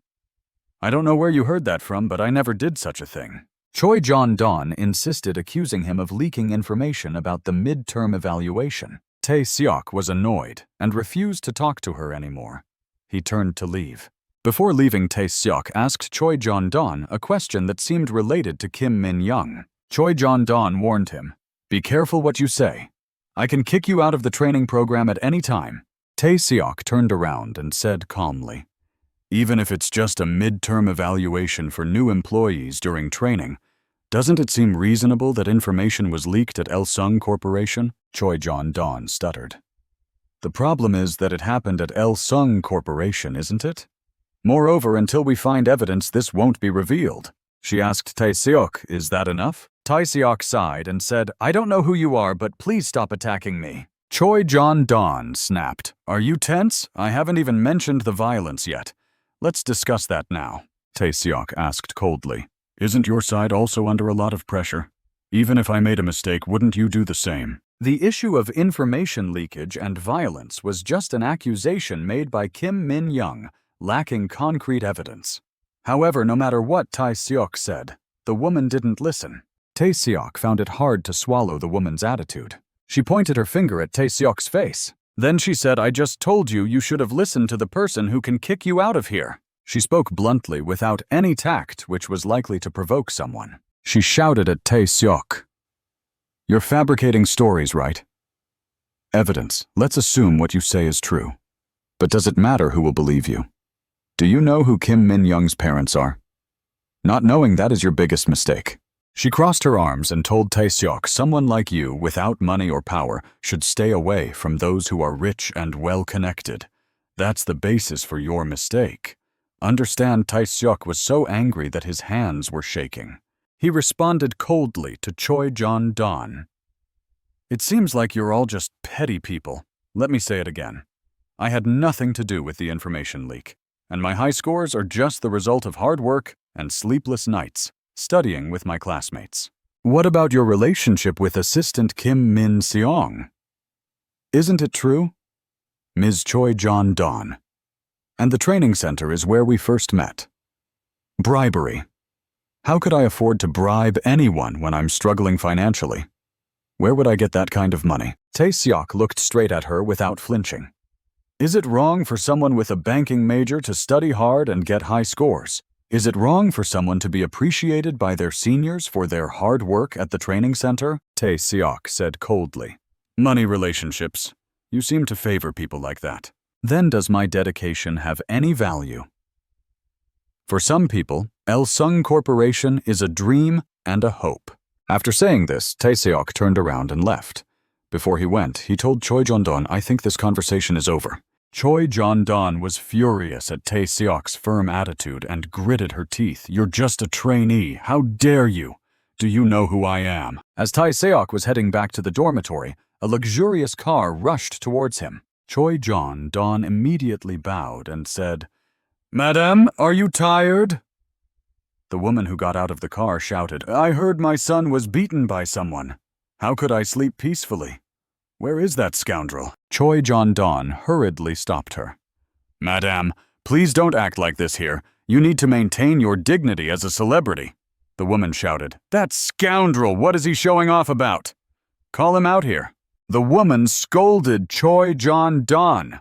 I told you to take care of my only son. Choi Jong-don was flustered. This is the training center, madame. Please keep your voice down. Tae-seok saw this farce and felt disgusted. When Choi Jong-don saw Tae-seok's expression, she gave him a sharp glance. Tae-seok sighed wearily, thinking about who was actually being bribed. At the same time, Kim Min Seong, Tae-seok's senior guide, was also feeling extremely exhausted. Tae-seok happened to pass by the small meeting room and saw Kim Min Seong looking troubled, which piqued his curiosity. Tae-seok saw the suitcase and asked, Why are you packing? Are you going somewhere? Senior Kim Min Seong looked at Tae-seok, sighed, and said, The disciplinary committee is about to be convened again, and since Kim Min Young's father is a member of the National Assembly, I'll definitely not be able to go home. Tae-seok hesitated for a long time before asking, Kim Min Seong Sr., do you regret giving me a perfect score? Kim Min Seong sat up straight and said, There's no such thing. He told Tae-seok that it was the score that was worthy of all the members of Team B. When Tae-seok ranked first, he gave him the maximum score. Tae-seok sat on top of the suitcase, and he said calmly that there was no problem. Since the disciplinary committee is about to be convened, you can understand my attire, but isn't it a bit excessive to bring luggage? We still don't know what the conclusion will be. Kim Min Young asked Tae-seok with a bored tone, Do we really need to try to know which one is chili sauce and which one is bean paste? Can't we just tell by looking? I hope it won't be like that. But things don't always go as I want, said Kim Min Young's father, who had been a congressman for 3 terms. The result was already clear. As for me, even if I do something at most, I'll just have my salary reduced or be transferred. Suddenly, Kim Min Seong said with embarrassment to Tae-seok, I'm sorry, Tae-seok. It's not easy to work in this company. That Kim Min Young, despite his many shortcomings, I have to take good care of him. Tae-seok fell into silence upon hearing that. He said blandly, I also have many shortcomings. But Tae-seok didn't stay gloomy for long. He said cheerfully, Senior, is it okay for the salesperson to be this week? Kim Min Seong glanced at him and said, Are you still smiling? Tae-seok smiled and said, If we're innocent, what do we have to worry about? Kim Min Seong sighed and said, What can innocence do? Our opponent is the son of a 3-term congressman. After saying that, Kim Min Seong suddenly stared at Tae-seok as if he understood something. Kim Min Seong exclaimed and asked Tae-seok, Do you have a plan? Tae-seok said calmly, I had a plan from the beginning. The only thing left is determination. And now I've made up my mind. Tae-seok recalled everything that happened about an hour ago after he said goodbye to Min Seong. Tae-seok returned to his room B13. However, before Tae-seok entered the room, the system displayed a notification. Tae-seok turned to see what the content was. The system displayed a reminder to Tae-seok, asking him if he was willing to cause trouble for others for his own benefit. There were 3 options possible, impossible, and consider later. Tae-seok was extremely confused at that time. He wondered if he had to make a choice. The system reminded him that the time to make a choice was running out, and his decision would determine his future. At the same time, due to the presence of the congressman's wife, who was also Kim Min-young's mother, a disciplinary meeting was quickly convened in the small conference room at the Il-sung Training Center. On one side were Kim Min-seong and Tae-seok, and on the other side were Kim Min-young, his mother, and Choi Jon-don, the director of the training center. Yoon Sung-mok, the director, said that this was the worst incident since the establishment of their training center. Choi Jon-don spoke up, saying that it was as the director had said. Not only was it the worst incident for the training center, but it also damaged the reputation of the entire Il-sung group. As the person in charge of overseeing the entire new employee training program, I think the person involved in this incident, Kim Min-seong, the supervisor of Team B, should be disciplined. And Kim Tae-seok, who participated in the new employee training program, should be stripped of his qualification to become a new employee. I propose that he be expelled from the training center. However, that was still not enough for Kim Min-young's mother. She shouted loudly, "Choi Jon-don, why did you overlook the violence my son suffered? Isn't that the most serious issue?" She turned to Kim Min-young and cooed, "Oh, my poor Min-young, you didn't do anything wrong. They beat you like a dog." Then she turned back to Yoon Sung-mok, the director, and said angrily, "Listen carefully. Violence is a terrible act. If you don't make a proper judgment, I'll make sure everyone knows about it. Do you understand?" Yoon Sung-mok smiled and said to her, "As the director of the training center responsible for the safety of everyone here, we should listen to both sides before making a decision. I'll discuss it with the instructors from other teams to come to a proper conclusion." He said sternly, "If you intend to disagree with the decisions made here, please speak up now." Kim Min-young's mother said there was no objection, and the others also said they had no opinion. The 3 of them looked very confident, as if they were sure to win. On the other side, Kim Min-seong and Tae-seok exchanged glances. Then they both said in unison, "We have no objection." Yoon Sung-mok, the director, glanced at the documents in his hand and asked Kim Min-young, "Kim Min-young, you said that Assistant Kim Min-seong informed Kim Tae-seok about the test questions. Do you have concrete evidence?" Kim Min-young said confidently, "Everyone in the training center has a high level of education, but among the members of Team B, including me, no one got the maximum score except for one person." Kim Min-young pointed at Tae-seok and said, "Only Kim Tae-seok received the highest score through the bank progress system. Don't you think that's possible?" Yoon Sung-mok, the director, put on his glasses, thought for a moment, and said, "So Kim Min-young's claim is just a reasonable suspicion." Kim Min-young stuttered, "Why, yes, that's right." Director Yoon Sung-mok continued to speak, saying, "Let's discuss the second issue. Employee Kim Min-young mentioned that the maximum evaluation score was quite unusual and suggested there might be a connection between Assistant Kim Min-seong and employee Tae-seok, resulting in Kim Min-young being stripped of her team leader position. However, regarding this second issue, it turned out that this was merely circumstantial evidence, didn't it?" Kim Min-young hesitantly agreed. Director Yoon Sung-mok pressed on, saying, "It seems there's no evidence. I understand." He stated that while it was just a situation, he believed it was a reasonable suspicion. If there was no evidence to refute employee Kim Tae-seok, in his opinion, there was no other choice but to accept Kim Min-young's request. Director Yoon Sung-mok turned to the assistant beside him and asked for their opinion. The assistant, of course, did not dare to contradict. Then Director Yoon Sung-mok turned to Kim Min-seong and asked if he had any evidence to refute Kim Min-young's argument. Kim Min-seong sighed in distress, saying, "I am only confident in myself. I have no other evidence to present." Director Yoon Sung-mok appeared indifferent to Kim Min-seong's response. He continued to question Kim Tae-seok, asking if he had any evidence to refute the allegations. Tae-seok calmly replied, "No, I don't." This response left Kim Min-seong beside him stunned, as Tae-seok had previously said he would find a way. Director Yoon Sung-mok furrowed his brow and asked Tae-seok, "You said you have no evidence, so should I accept Kim Min-young's request?" Tae-seok suddenly stood up. He stared at Director Yoon Sung-mok and said, "Instead, the person who can declare my innocence is outside. I would be grateful if they could be allowed in." Upon hearing Tae-seok's words, Kim Min-young immediately became tense. Choi Jeon-dawn also narrowed her eyes at Tae-seok. Even Kim Min-seong was unsure of Tae-seok's intentions. Tae-seok immediately recalled the events from a few minutes ago. After he mocked the relationship between Choi Jeon-dawn and Kim Min-young's mother, the system suddenly appeared. The system reminded him, "You are not alone. Do you have a close colleague or sibling who is willing to help you in times of need?" Tae-seok was taken aback by the question and asked, "If it's a close colleague, what then?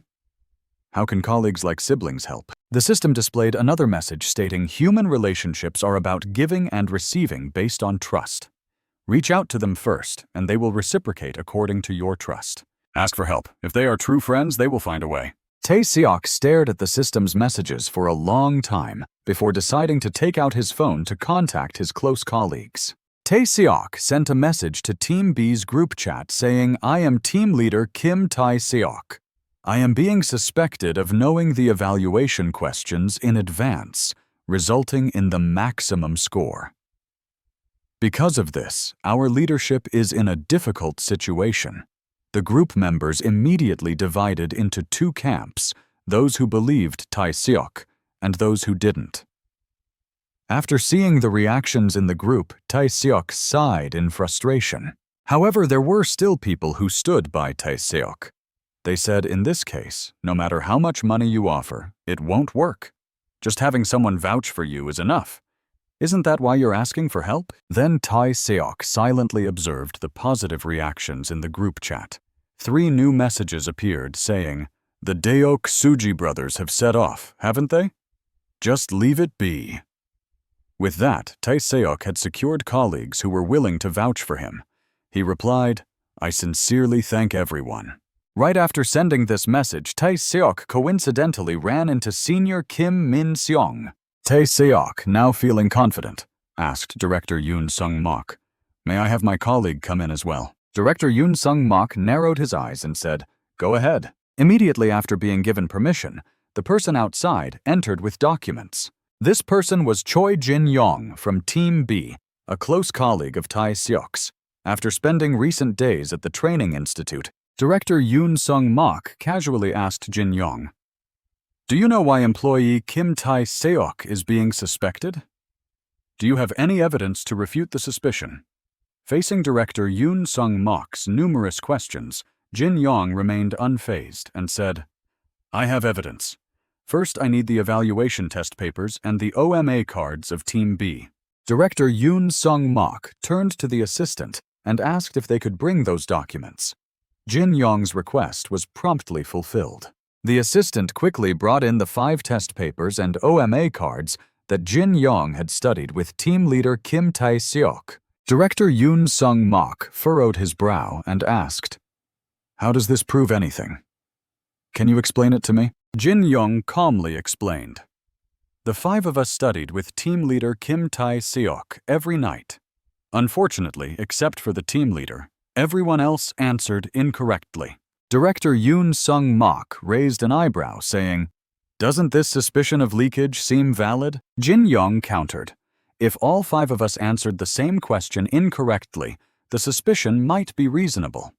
However, we all had different incorrect answers." The assistant raised an eyebrow, saying, "It can be said that this mistake was due to a lack of knowledge, not leakage." "Right?"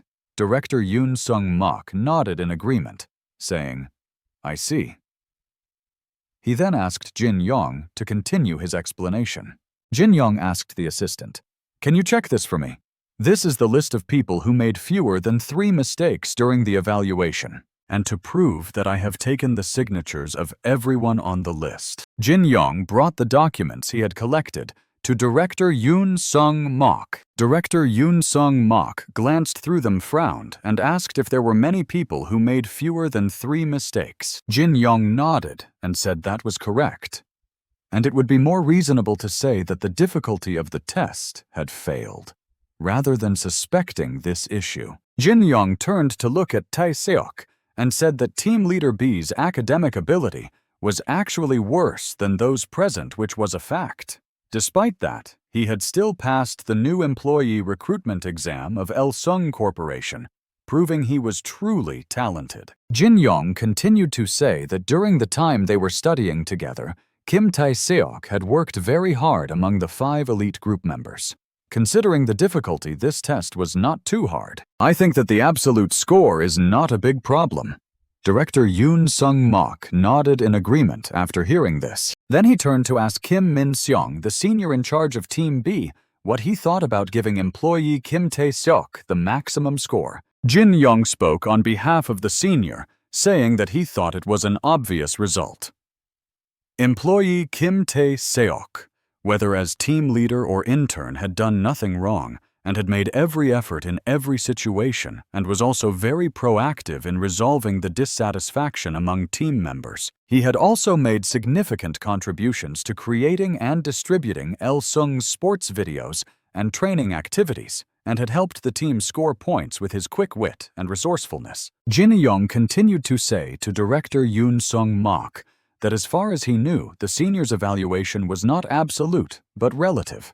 If it wasn't the team leader who would get the highest score. After saying that, Jin Young glanced at Kim Min-young, who said indifferently that if there was someone like that, shouldn't they suspect the relationship between that person and the senior in charge? Just as the tension was rising, the system displayed a congratulatory message to Tae-seok, saying that Tae-seok had gotten great colleagues.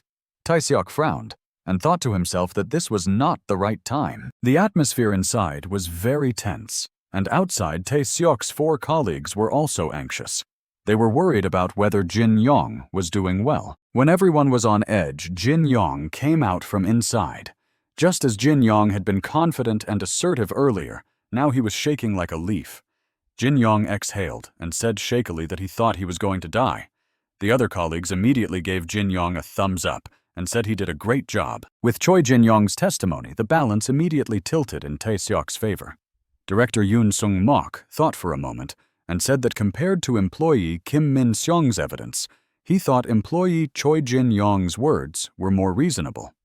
The assistant beside him also agreed. Director Yoon Sung-mok cleared his throat and said that regarding the bribery and leakage of the test questions, he would accept the request of representatives Kim Min-seong and Kim Tae-seok. Accordingly, Team B's senior in charge, assistant Kim Min-seong, and intern Kim Tae-seok were completely innocent. And as I said at the beginning, I will not accept any further objections. As soon as the director finished speaking, Kim Min-young's mother slammed the table, stood up and shouted, "What is this guy talking about?" She pointed at Tae-seok, furious, saying that because her child was like that, what did they mean by saying he was lying? How could our Min-young lie? She shouted that they could concede and assume that the scoundrel had passed Min-young and gotten the maximum score. But what about him hitting my child? Would they just let that slide too? Kim Min-seong was so angry that he was gritting his teeth. He finally couldn't take it anymore. Kim Min-seong stood up and shouted back at her. "What do you mean by that? Aunt, aren't you going too far?" Tae-seok whispered to him to calm down, but Kim Min-seong couldn't contain himself. Kim Min-seong gritted his teeth and asked Tae-seok if he had hit Kim Min-young. Tae-seok quickly denied it, but Kim Min-seong became even angrier, saying that they were trying to trap him. Tae-seok was worried that Kim Min-seong would get into trouble because of him, so he quickly pulled him back down and told him to sit down first. Because of Tae-seok's intervention, Kim Min-seong finally sat down. Of course, Tae-seok was not a pushover. He stared at Kim Min-young and his mother, while Kim Min-young on the other side was still smirking, looking like he had already won. Then Tae-seok turned to Director Yoon Sung-mok and said that he had evidence related to the violence and asked permission to submit it. The reason Tae-seok had this evidence was that just before the door to room B13, the system had given him 3 options. Tae-seok had been very confused at the time and didn't know which solution to choose, but the system suddenly changed its content, saying that it was not time to choose anymore and that he needed to prepare for something else. Please activate the phone's recording function and maintain it for an hour. Although Tae-seok didn't know why, he still followed the system's instructions. The notification on the screen continued to appear, saying that the moment of choice was approaching and that his choice would affect the future, so he should be mentally prepared. Tae-seok was tense because of these words from the system. He took a deep breath and asked, "When will it be done? I've already started recording." After Tae-seok finished recording and entered the room, he got into an argument with Kim Min-young. Fortunately, everything Kim Min-young said was recorded on Tae-seok's phone. At this moment, the recording became very useful.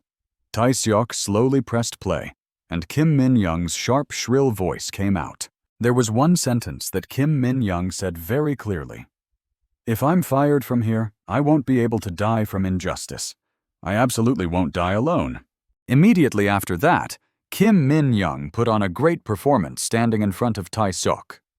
The award-winning actor was nothing but a title. Kim Min-young wrote and directed the whole scene himself, shouting that Kim Tae-seok had assaulted him.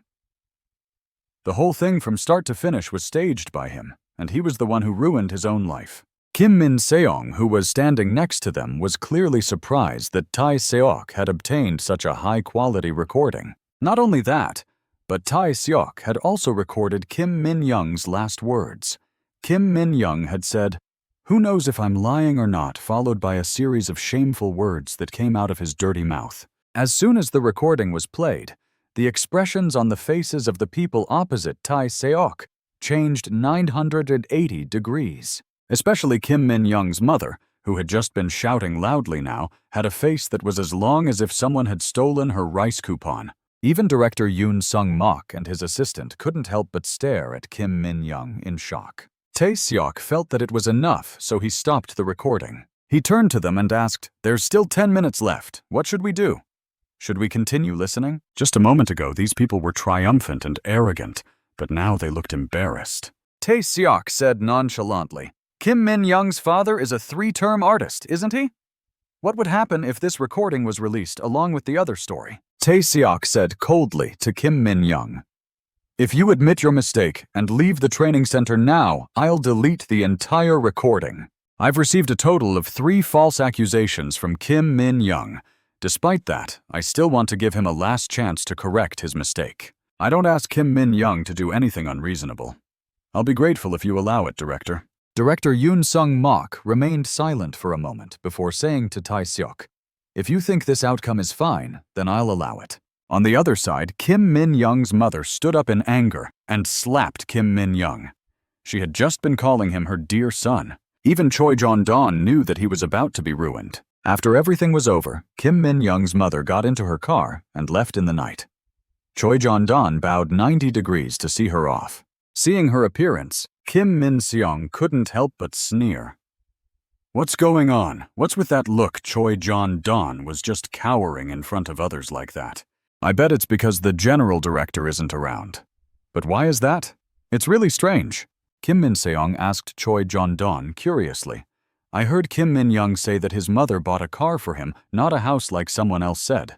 Choi Jong-don immediately got angry. "Kim Min-seong, don't stick your nose into this.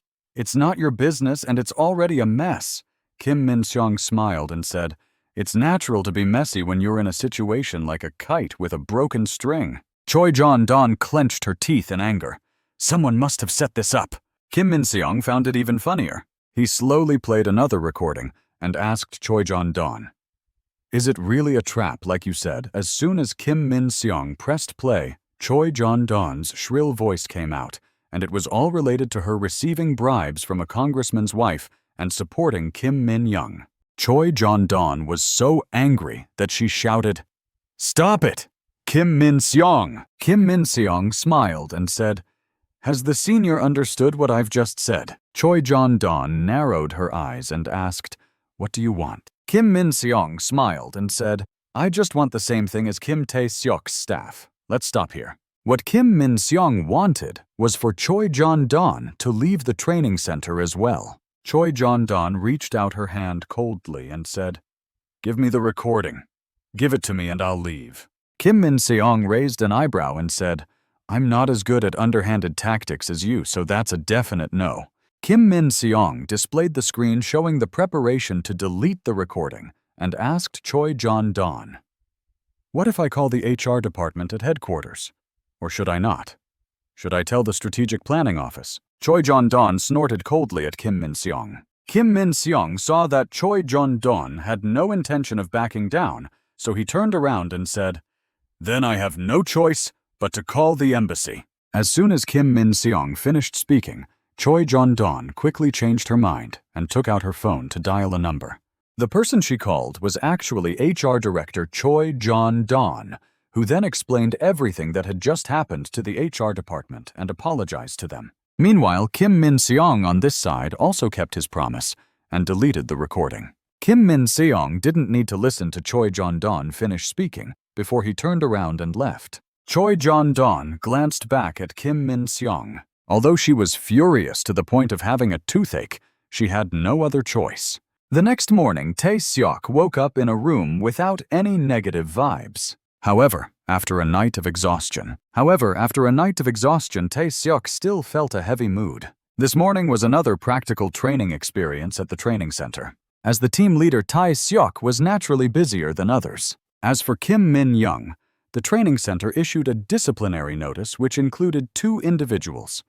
The first was Director Choi Jon-don, who was demoted, and the second was Kim Min-young, who voluntarily resigned. Tae-seok was the first to arrive at the bus stop. He shouted to his team members that this was a 15-minute field trip to Kyuen-chu Asung-moto, and it would take about an hour and 40 minutes to get there, so they should use the restroom before boarding the bus. As Tae-seok was instructing Team B to move towards bus number 3, a woman suddenly approached him. She reached out her hand, smiled, and asked if he was Kim Tae-seok, the leader of Team B. Tae-seok's face turned red as soon as he saw the woman. He stuttered and confirmed that he was indeed Kim Tae-seok. The woman asked Tae-seok to shake hands, and he hastily wiped his hand on his clothes before extending it. Then he awkwardly shook hands with the woman. Tae-seok asked if this was their first meeting, and the woman introduced herself as Seo Joon-ji. Seo Joon-ji said that starting from this week, she would be the new team leader of Team C. Tae-seok smiled and asked what happened to the previous person in charge. Seo Joon-ji replied that there had been a rotation of personnel every week, but Team B seemed to be an exception. Tae-seok was taken aback and said that he still occasionally acted as a team leader. Seo Joon-ji smiled upon hearing this. Then she asked Tae-seok if he was going to keep shaking hands like this. Tae-seok quickly realized his awkwardness. Suddenly, Tae-seok remembered something.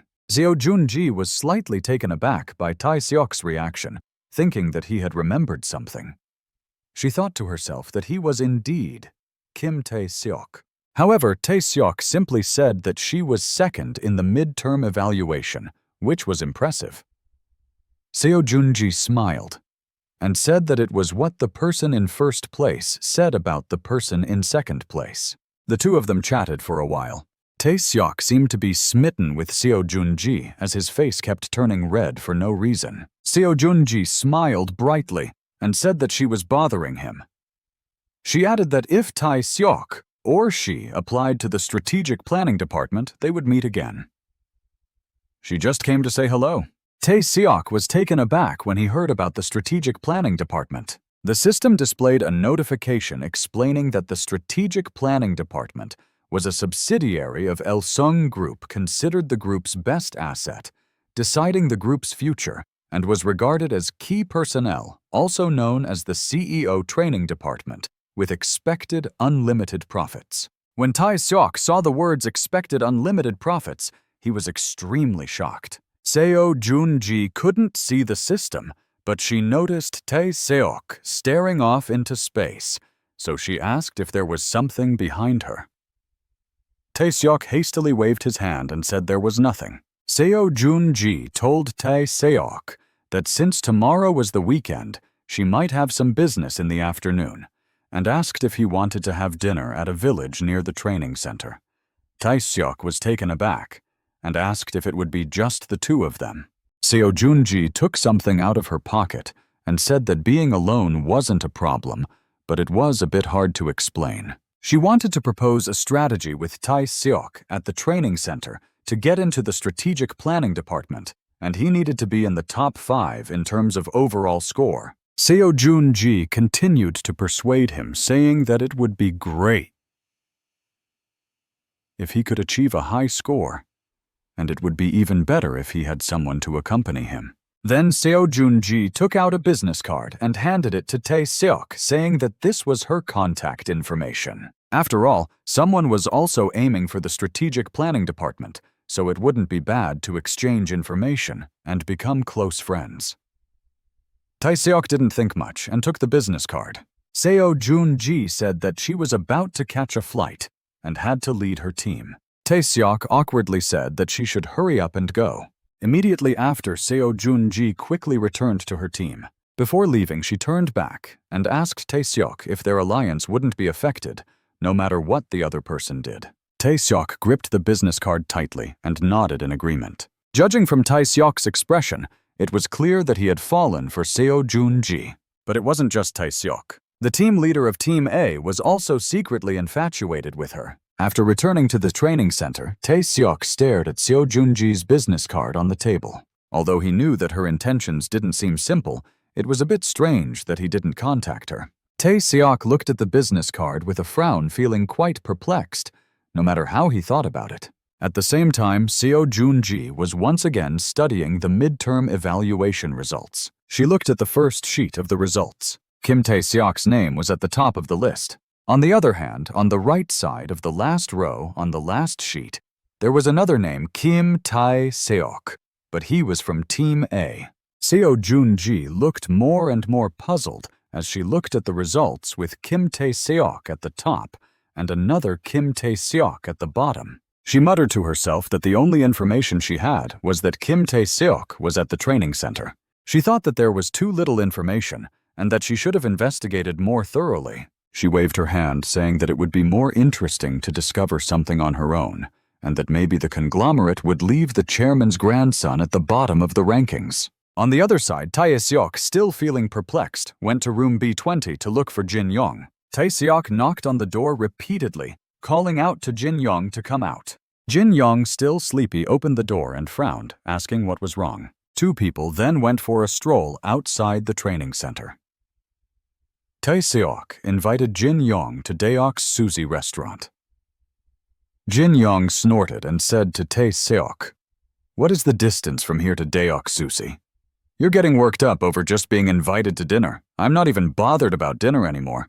Jin Yong responded with a huh, and asked Tae Seok about the distance to Daeok's sushi, saying that he was being too frantic about being invited to dinner. Seo Junji's smiling face always appears in Tae Seok's mind.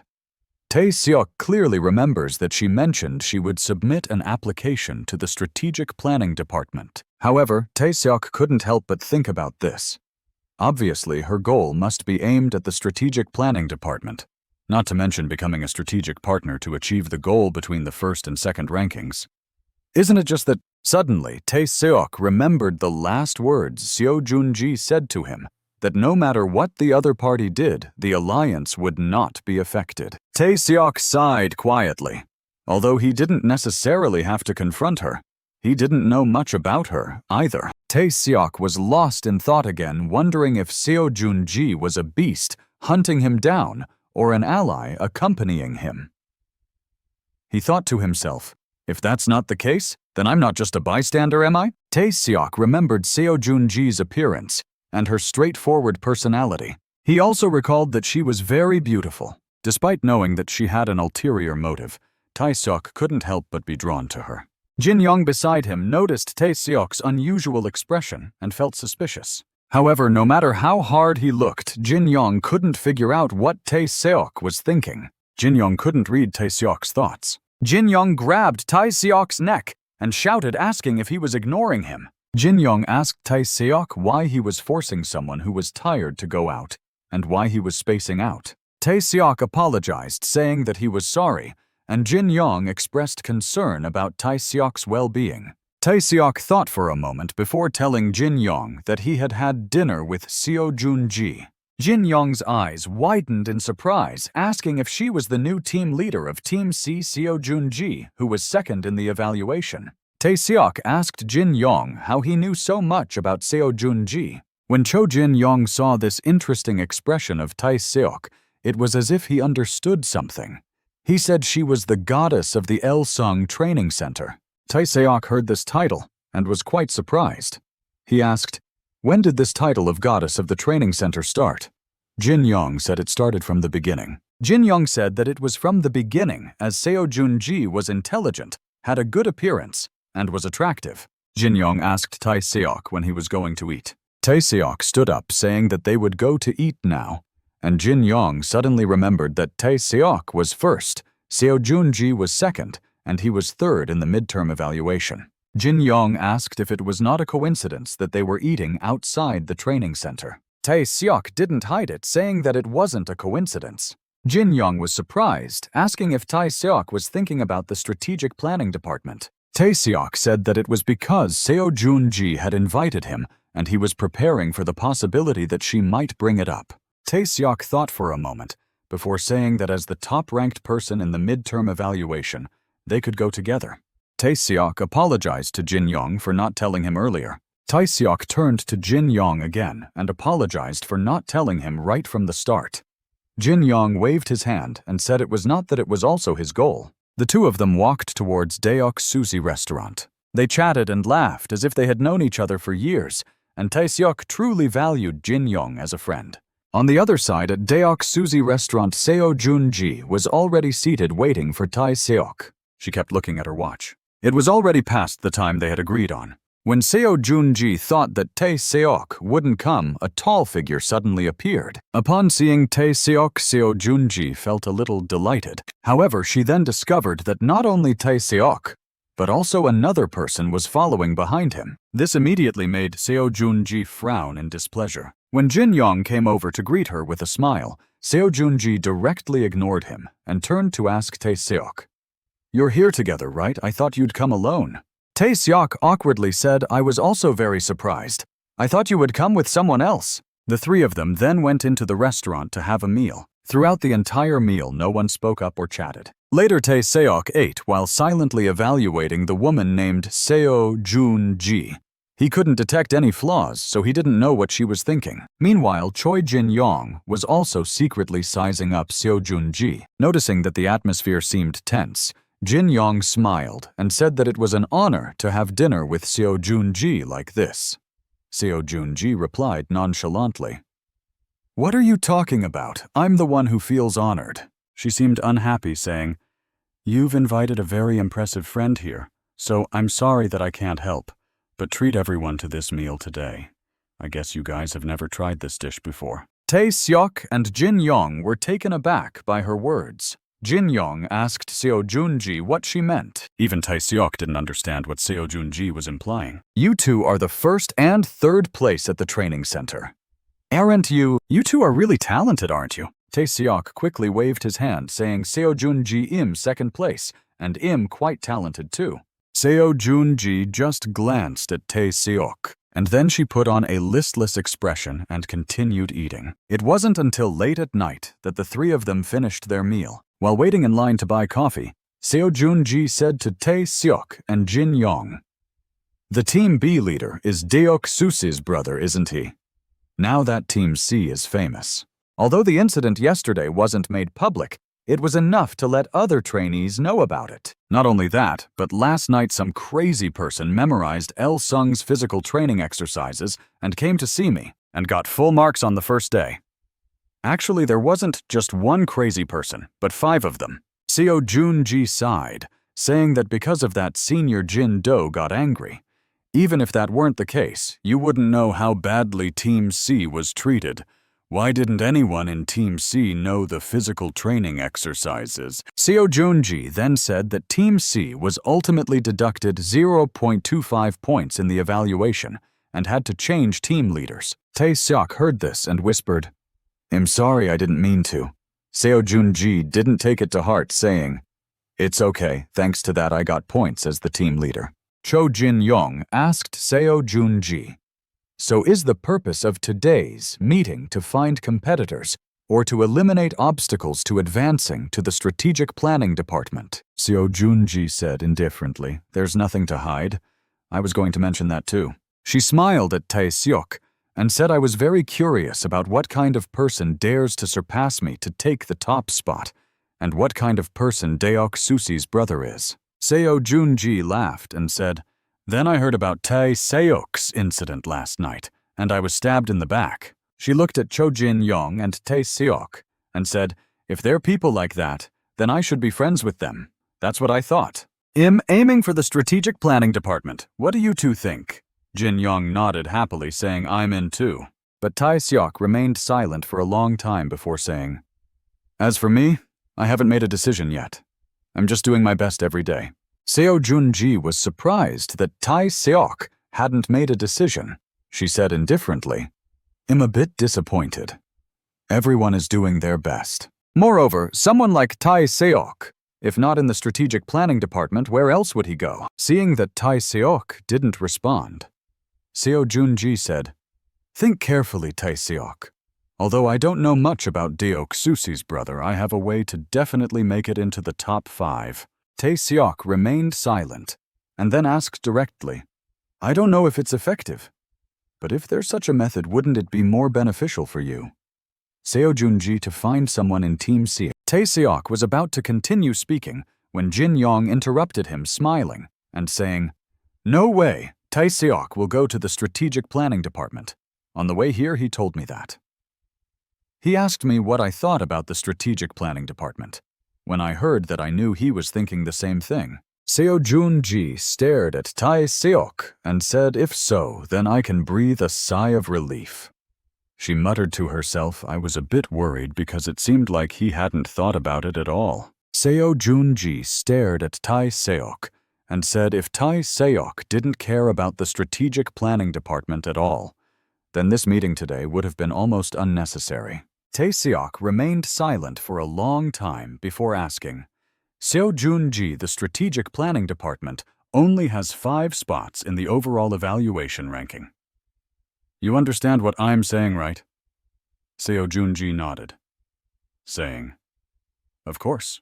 Choi Jin-young chimed in, "If we count Tae-seok, our research team, and you, Seo Junji, there are 6 people, right? But there are only 5 spots. So it's not enough, is it?" Seo Junji said with a poker face, "That's right. Not everyone can go to the strategic planning department, so we have to compete with each other." Jin-young turned to Tae-seok and asked, "What should we do now?" Tae-seok frowned and replied, "What are you talking about?" "It means we have to break up." Junji sighed and said, "The negotiation is broken, isn't it?" "When it came to the mass games," she said, "I have an advantage, because I used to be in a cheerleading team. Senior Jin Do already said he'll assign me as the female leader." As soon as Seo Junji mentioned mass games, the system displayed a notification explaining to Tae-seok that mass games is a dance performance where many people participate wearing different colored clothes, dancing in groups, or forming a unified image through card stunts. It is one of the main programs in the 3rd and 4th weeks of Elsung Corporation's new employee training. Seo Junji told Tae-seok that the total score for mass games is 150 points, and if they act as male and female leaders, each will receive an additional 50 points. If she gets the bonus points, she will definitely rank first. She muttered to Tae-seok, "You should also be the male leader for mass games. If so, you Tae-seok can also get the first place." Tae-seok narrowed his eyes at Seo Junji and asked, "What do you mean? If I don't take the leader role, you'll be ranked first." Seo Junji slowly took a sip of her coffee. She smiled and said to Tae-seok, "I want to join the research group. Let me be a member." Tae-seok was shocked by Seo Junji's request. He didn't expect her to want to join his group. Tae-seok quickly recalled the midterm rankings. Except for ranks 2 and 4, everyone up to rank 6 was a member of Tae-seok's group.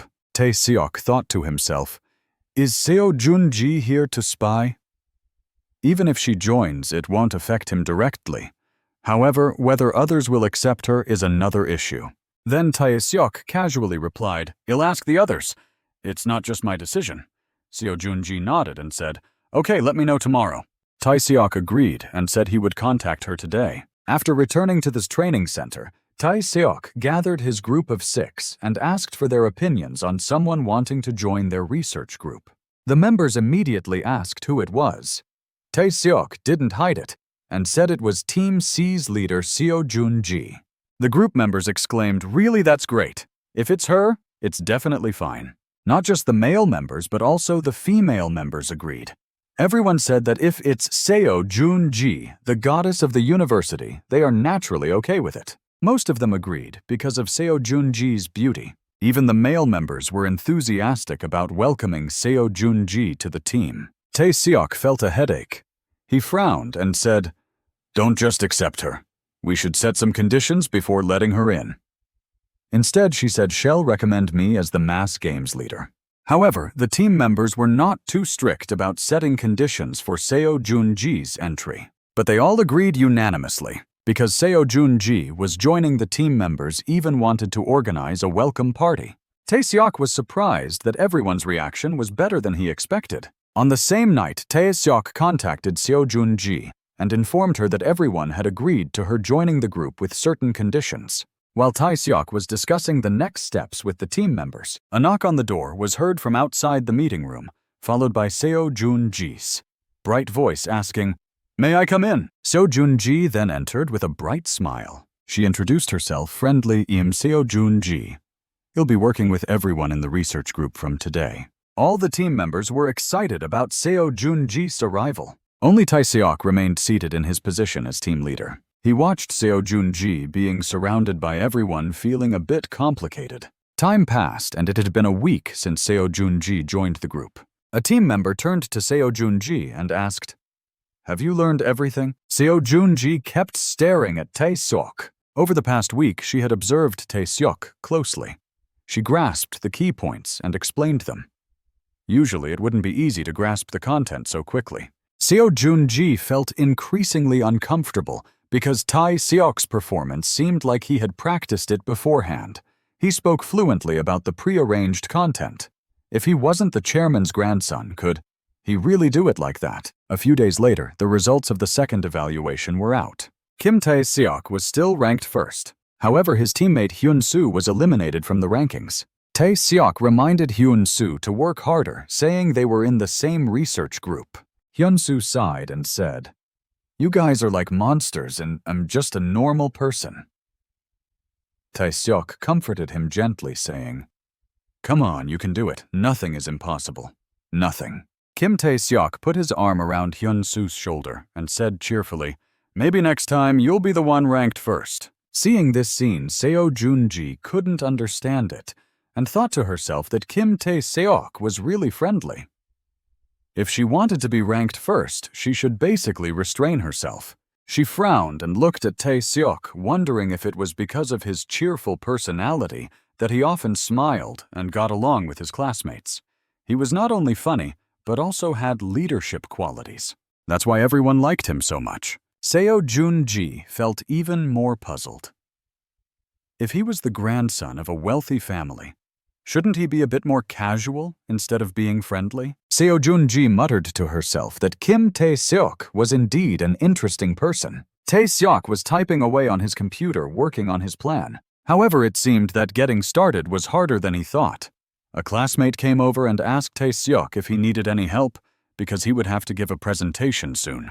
Tae-seok was still typing and shook his head, saying that he had to do it himself, but still thanked the classmate, although he said that things were actually quite urgent. Tae-seok thought to himself that it wasn't easy at all because he didn't have enough time now. Suddenly, the system screen popped up in front of him with a notification. New products were available in the store. 2 honor points for 2 consecutive weeks of being ranked first, and the honor rank increased, allowing you to purchase more rare items in the store.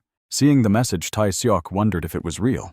The new items in the store included a PowerPoint expert with all PowerPoint functions stored in memory. The second skill was a presentation master, which helped to acquire excellent presentation skills. Seeing the system's explanation, Tae-seok couldn't help but feel excited. Very quickly, Tae-seok's presentation began, and he finished it to the applause of those around him. Everyone praised him, saying he did a great job and didn't seem to have regressed. They even thought that Tae-seok would likely win first place again. Although it was his first time, Tae-seok did very well.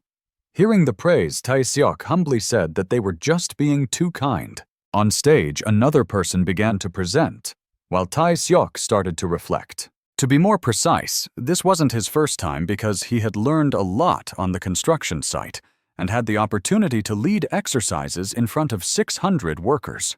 There had been a big argument about the construction scope, and if they didn't generate revenue, they would be kicked out within 2 days. Tae-seok had always been confident that he could do anything if he was determined and responsible, and that these qualities needed to be balanced. Not only that, he also had to think about how to benefit himself without being harmed. Compared to that, Tae-seok still lacked a lot in terms of social experience, but he thought that he would grow up eventually.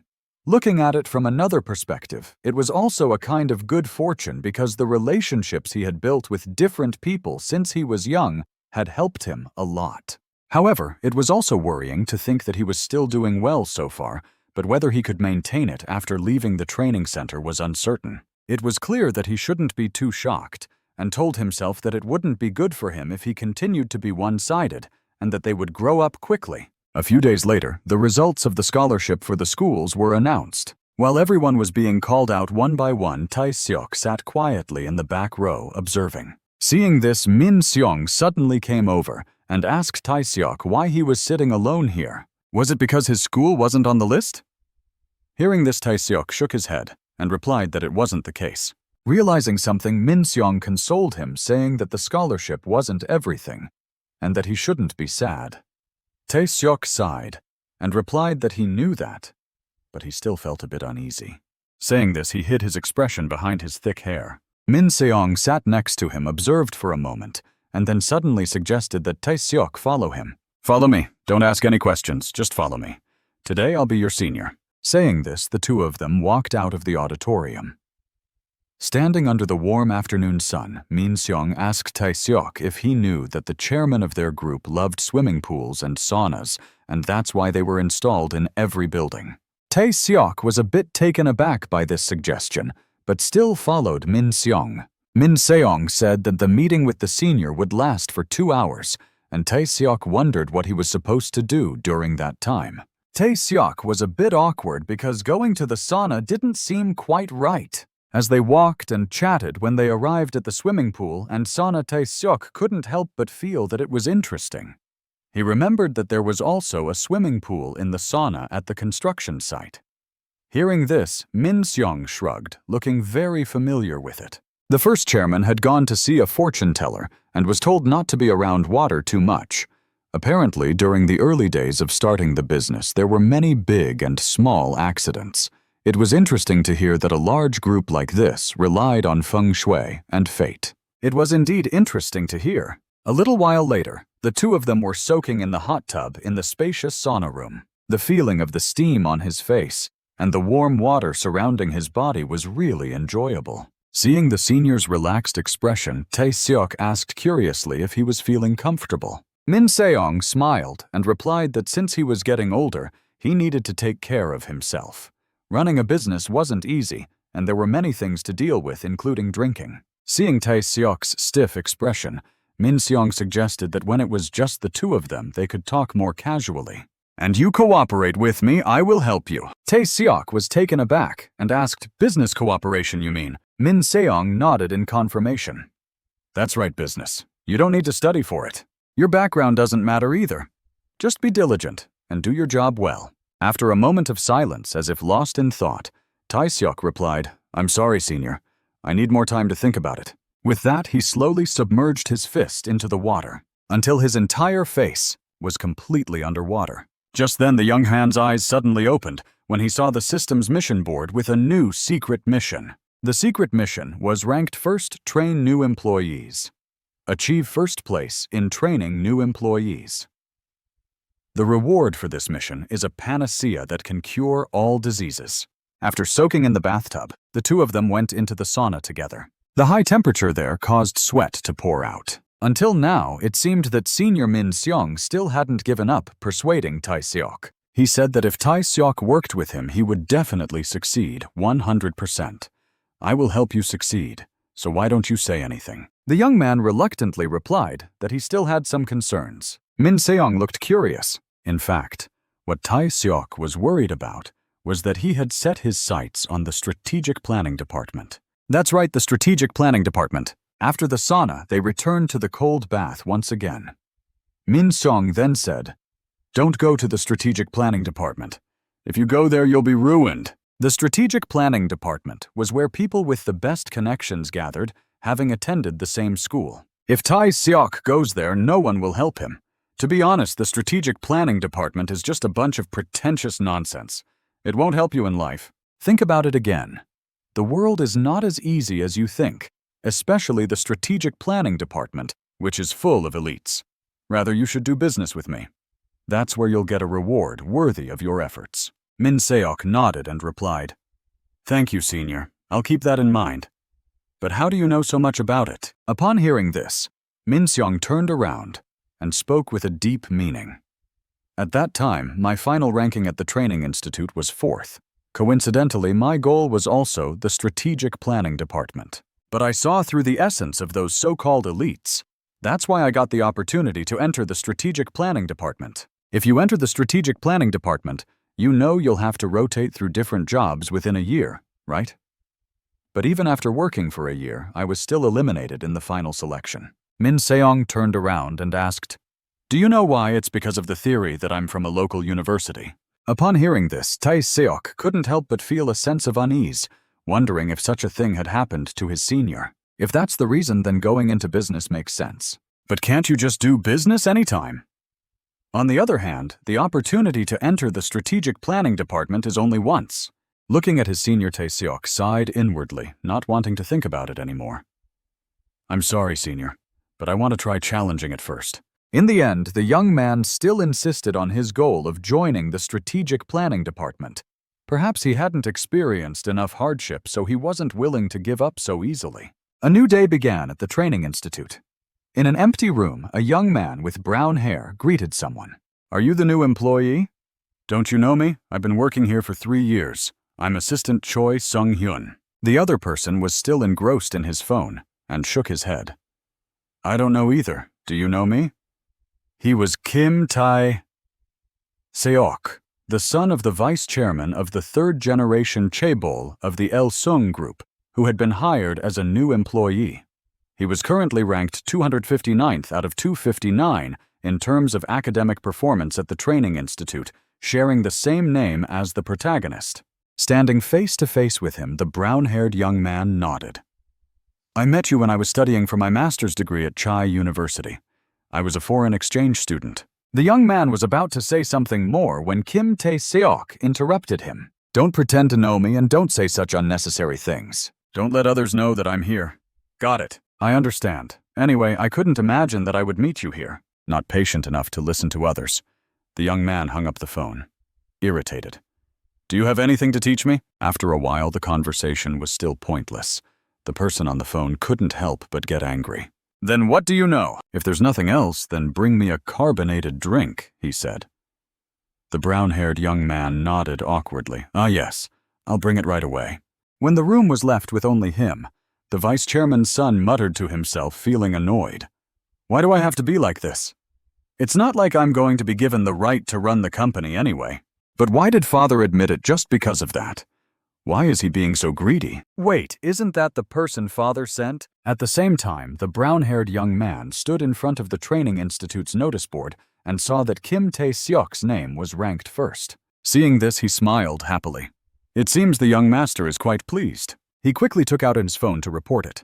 The news quickly reached the vice chairman when his aide reported, "Vice chairman, the young master is ranked first in the first week and even in the second week." It seems like it would be more effective if we overlook the important issues for now, said the vice chairman with a cheerful smile. Oh my, just having one child is already troublesome, and now it's even more so. Anyway, Secretary Kang, what's the current state of the chairman's health? Upon hearing this, the secretary replied, I'm afraid to say that the chairman is still in good health. It seems like even after 15 years he still hasn't changed, said the vice chairman, immediately frowning and muttering, that old man is so resilient. Understanding the vice chairman's mood, Secretary Kang smiled mysteriously and said, Isn't it that the attending doctor always speaks kindly? Maybe the chairman is hiding his true health condition. The vice chairman immediately agreed with this idea, nodding and saying, That's right. No matter what, I must quickly gather the shares and take control of the business. Secretary Kang reported that he was using people close to him to buy back the shares little by little, and it would likely take a long time, not something that could be done in a day or two. At the same time, at the training academy, a multitude of colorful flags were prepared in front of Tae-seok's group. The instructor said that one person could hold 2 pieces of fabric. Yoon-ji had already written down the order, and everyone just needed to check it again. Upon hearing this, Tae-seok asked again, So I'll have to control it according to the picture you give me, right? Yoon-ji smiled and nodded, saying, First we have a video recording from last year, so we can practice according to that. And let's try adding different colors from the previous ones. All right, everyone, let's practice one last time. Do you need any help? Upon hearing Tae-seok's question, everyone nodded and smiled, saying, Of course we need to help each other. We're in this together. This was how they began their mass games practice. They observed the recorded video and practiced the movements little by little. Before Tae-seok started practicing, the tasks were distributed evenly among the 5 members of the class. From the next day on, the group would start practicing together, and they also needed to quickly sort out the things they needed to divide. Meanwhile, Tae-seok was practicing alone, feeling exhausted due to his back pain.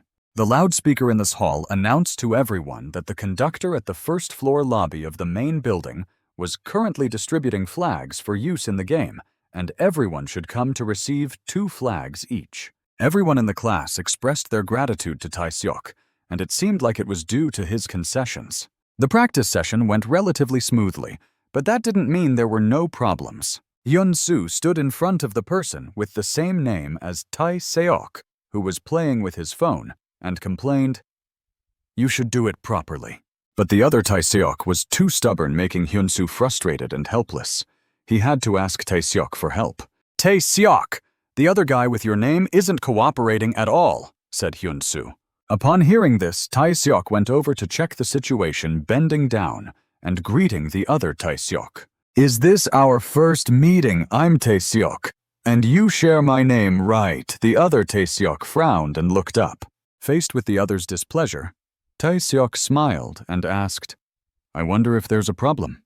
What can I do for you? Kim Tae-seok showed a displeased expression, saying, Just leave me alone.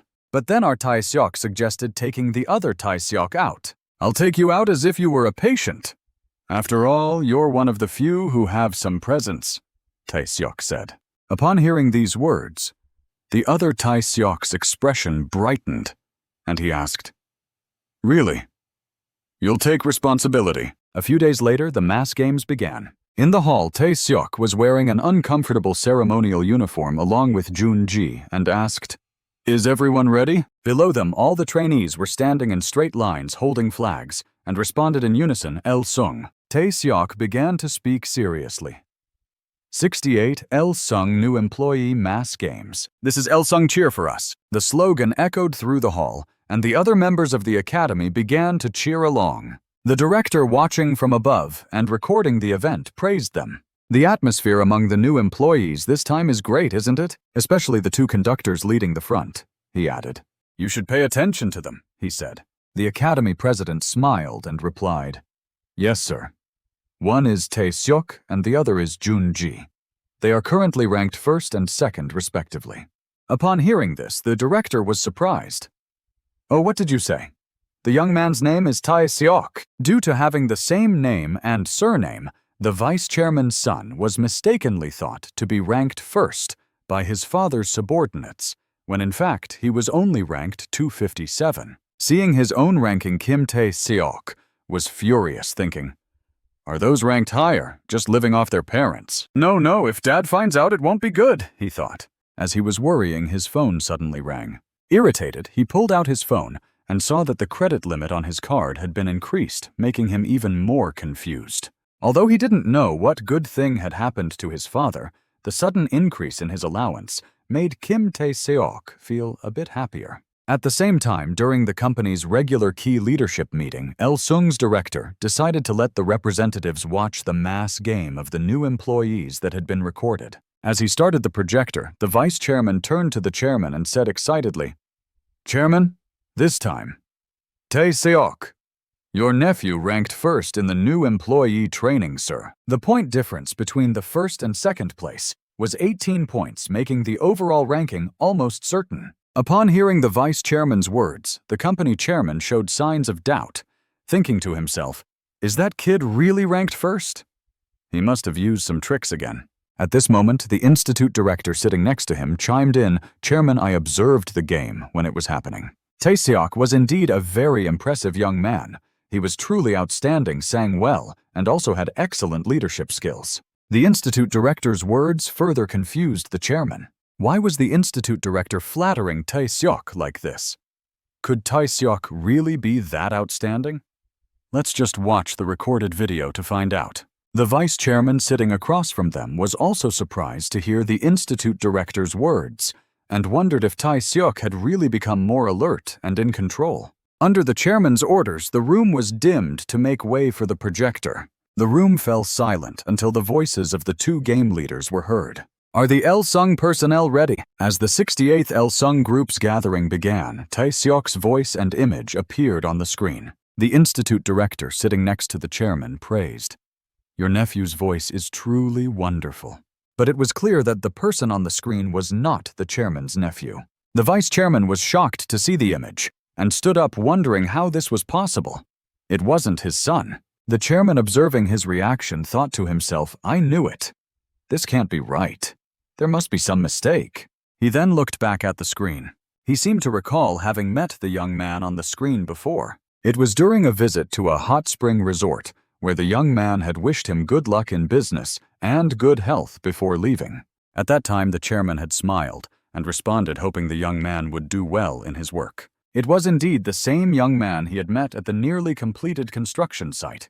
He hadn't expected the young man to join Il-sung. After the meeting, as they walked down the hallway, the institute director continued to praise Tae-seok, but the chairman suddenly shook his head and denied it. "That young man leading the game is not my nephew. He's just an acquaintance," the chairman said. After saying that, the chairman turned to his assistant and asked how many weeks were left in the training. The response was that the following week would be the last. Upon hearing this, the chairman suggested that it would be a good idea to go and observe the training. Meanwhile, back in the training room, the vice chairman was left alone, seething with anger. His mood was in turmoil as he quickly dialed a number on his phone. "Where are you, Kim Tae-seok? Bring him back to me immediately." That night at an upscale bar in the city, Kim Tae-seok and his friends were having a good time with a bill totaling 2,470,000 won. With the cheers and encouragement of his friends, Kim Tae-seok enthusiastically pulled out his card to pay, having just received a notification that his account had been credited that morning. "How many months do you want to pay, Kim Tae-seok?" replied generously. "Of course I'll pay it all at once." The server took the card and began the payment process. However, a moment later, the server smiled and returned the card, saying, "I'm sorry, this card has been blocked." Kim Tae-seok was taken aback. Since this was clearly his father's card, he pulled out another card from his wallet and asked the server to try it. Very quickly, the result was still that the payment couldn't be processed. "I'm sorry, sir. This card is also blocked," the server said. Kim Tae-seok frowned. "What's going on? The payment limit was supposed to be increased. Why is it saying the card is blocked?" "Sir, do you have any other cards?" the server asked, making Kim Tae-seok start to panic. The server, looking displeased, pointed to the phone and threatened, "If you can't pay with another card or cash, I'll have to call the police." The scene shifted to a highway where Il-sung's employee company cars were traveling. The next morning, they would be hiking to watch the sunrise at the mountain peak, with the journey starting from the Exploration Support Center, continuing to the summit and then to the mountain rest stop. Remember to bring flashlights for the nighttime hike. Team C will lead the long-distance hike, followed by Team A and Team B. Please notify us in advance if you're unable to participate due to injury.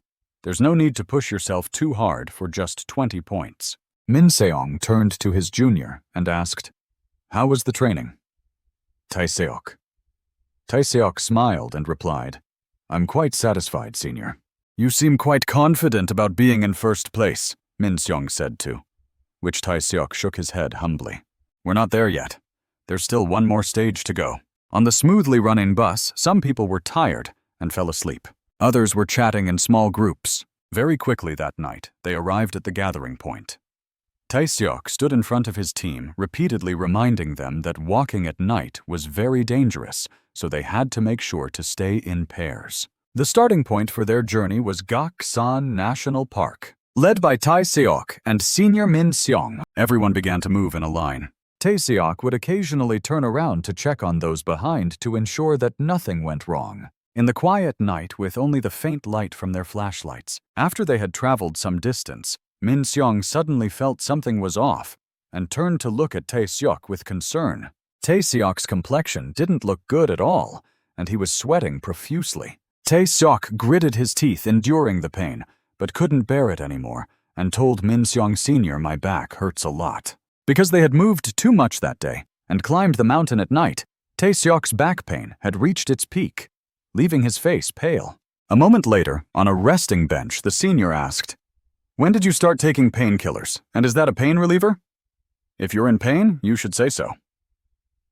"Who goes hiking at night while taking painkillers?" Taeseok replied tiredly, "If I get sick, I'll be eliminated, so I had no other choice." "Senior, I'll be very grateful if you pretend you didn't see anything." Min Seong sighed and nodded, "I understand. But are you okay? Can you continue?" After a moment's thought, Taeseok turned and firmly nodded. "I have to do this, and I have to continue. I must reach the top of the mountain. Help me, senior, and pretend you didn't see what just happened." "Okay?" Looking at Taeseok's tired face and the bottle of painkillers beside him, Min Seong felt both headache and admiration. "You're crazy. How did you manage to make it this far?" That night, the group continued to move until they reached the top of the mountain, just as the morning sun began to rise over the distant mountains. Taeseok was also wondering how he had managed to make it that far. If he gave up now, everything would be back to square one. Taeseok's back was about to give out again, probably because the painkillers had worn off.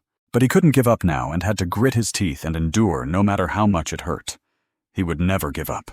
Luckily, with all his effort and perseverance, Taeseok successfully reached the top of the mountain and marked his presence there. A few days later at the training camp, the results of this training session were announced, and today was the day to reward those with outstanding performance. First, senior Min Seong stood on the stage and called out the names one by one. The first person called was Ji Park. Next was Dong Hyun. Even the two guys in Taeseok's group were present. The last person called was none other than Taeseok. The applause from the crowd was clearly louder when he was called. The five of them were the ones with the best performance in this training session. Min Seong looked at everyone and smiled. "On this special occasion, the chairman will personally present the awards to you. Please welcome Chairman Sung Mok." Let's all stand up and give the chairman a round of applause. When Taeseok saw this person gradually walking in, he turned to look. He had heard that the chairman rarely appeared in public. "Oh, so this is the chairman of L Sung Group, Mr. Sung Mok." When he saw the familiar smile, Taeseok's eyes widened in shock. "Wait, isn't this the old man he met at the hot spring? This can't be a coincidence." While his heart was racing, Taeseok maintained a calm exterior. When Yoonhee saw the chairman approaching, she thought to herself, "Chairman, it's me. I'm back to repay the kindness you showed me 10 years ago." Taeseok will receive an award for his excellent leadership skills demonstrated during the training. The award will be personally presented by the chairman. Chairman Sung Mok looked at Taeseok and smiled. "How are you feeling now?" Taeseok was taken aback and replied honestly, "I'm quite shocked, sir. It's hard to believe." The chairman smiled and handed Taeseok a certificate with both hands. "You did a great job. Don't stop here. Keep improving." Taeseok took the certificate looking a bit flustered and nodded. "Yes, sir. Thank you, Chairman. Next, the chairman presented a certificate to Yoon-hee. You are employee Yoon-hee, right? Unfortunately, you might have been the top if we were using last year's standards. But this is still an excellent result. Please continue to do your best. Il-sung Group needs talented people like you. Yoon-hee nodded firmly, thinking to herself. Of course, Chairman. It's all thanks to your help. If it weren't for you, my heart condition wouldn't have been treated and recovered like this. Thank you, Chairman. After the award ceremony, Senior Min Seong's loud voice echoed again. We will conclude the new employee training camp here. Everyone did a great job. The training camp ended after the award ceremony was held, and now all they had to do was wait for the results to see which department they would be assigned to based on their first, second, and third choices. But currently, all employees were on a 5-day break and were away from here. During that time, they would receive a message about the department they were assigned to. But before that, Tae-seok had one more thing to do. That was to consider the reward for completing the hidden task with the highest rank in the training camp, which was a divine medicine that could cure all kinds of diseases. Without even having time to go home and rest, the young man immediately dragged his luggage to the city hospital. He had to hurry. His mind was now in a state of turmoil as he wondered if that divine medicine could cure his mother's illness. But if it could, what about his own back? He was starting to question what he should do with his back. But it didn't matter. As long as it could cure his mother, he didn't care what happened to his back. He rushed down the hallway and finally stopped in front of a room. Room 502 was in the oncology department. Then Tae-seok lowered his head to look at the divine medicine he had just received from the system in his hand. A few days ago, the doctor had said that his mother's triple-negative breast cancer had metastasized to her lymph nodes, affecting both her lungs and liver. Unfortunately, the hospital couldn't provide more specialized treatment. Upon hearing the news, Han-wol slammed his fist on the table, furious. What do you mean you can't do anything? This is one of the top hospitals in Korea. Seeing the patient's family in a panic, the doctor quickly calmed them down. Please, stay calm. As a doctor, you know that what I'm saying is the truth. Upon hearing this, the uncle slumped his shoulders and bowed his head. Is there really no other way? He asked, his voice laced with despair. The oncologist sighed and nodded. The best we can do now is to help her make the most of the time she has left. That's probably what's best for the patient. When Han-wol returned to his sister's hospital room, she saw the look of despair on his face and comforted him. It's okay, Han-wol. My sister said she'll come pick me up in 3 hours so you can go home. But Han-wol packed his things into his luggage and firmly shook his head. No, I'll stay. From now on, I'll take care of you. Let's go home together. I'll help you, he said. Just then, the door to the room burst open and Tae-seok rushed in, calling out Mother. His sudden appearance surprised Han-wol. But the person who was most surprised was his mother. Standing in front of his mother, Tae-seok was momentarily at a loss for words. His mind was in turmoil as he stuttered, Mother, why are you being discharged? I was worried sick. He knew that a patient was only discharged for 2 reasons. Either they were cured or their condition was hopeless. His mother stroked his cheek and said, I asked the doctor if I could go home early, that's all.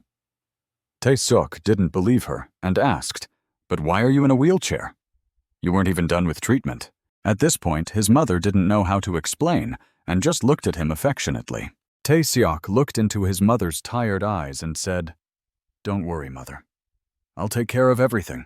The two of them hugged each other tightly. Tears rolled down the wrinkles on his mother's face as she apologized. I'm sorry, son. I'm really sorry. As the sun set, a wheelchair was pushed out of the hospital and into a car. Han-wol wanted to ride in a separate car with his sister because he had something private to discuss with her. As they held hands and the fading sunlight peeked through the car window, Han-wol's warm voice spoke up. Let's get married, he said. His sister was taken aback and opened her eyes wide in surprise. Then she pulled her hand away and turned to the side, rebuking him. What are you talking about? You still have to live on. Han-wol sighed and said, This is my life, my sister. I've regretted letting you go to So-young so many times. We could have been happy together, but it was all because of my cowardice. Maybe So-young, if she's watching from above, is blessing me too. I'll take responsibility for you and be with you until death parts us. As he spoke, his sister burst into tears again. I don't want to be a burden to you, so please don't say that anymore. Han Wul smiled and put his hand on her shoulder. I don't want to regret it again, my sister. That night, Tai Seok returned home. He dragged his heavy luggage up the stairs. Seeing that the house was still dark, he wondered if everyone was still out.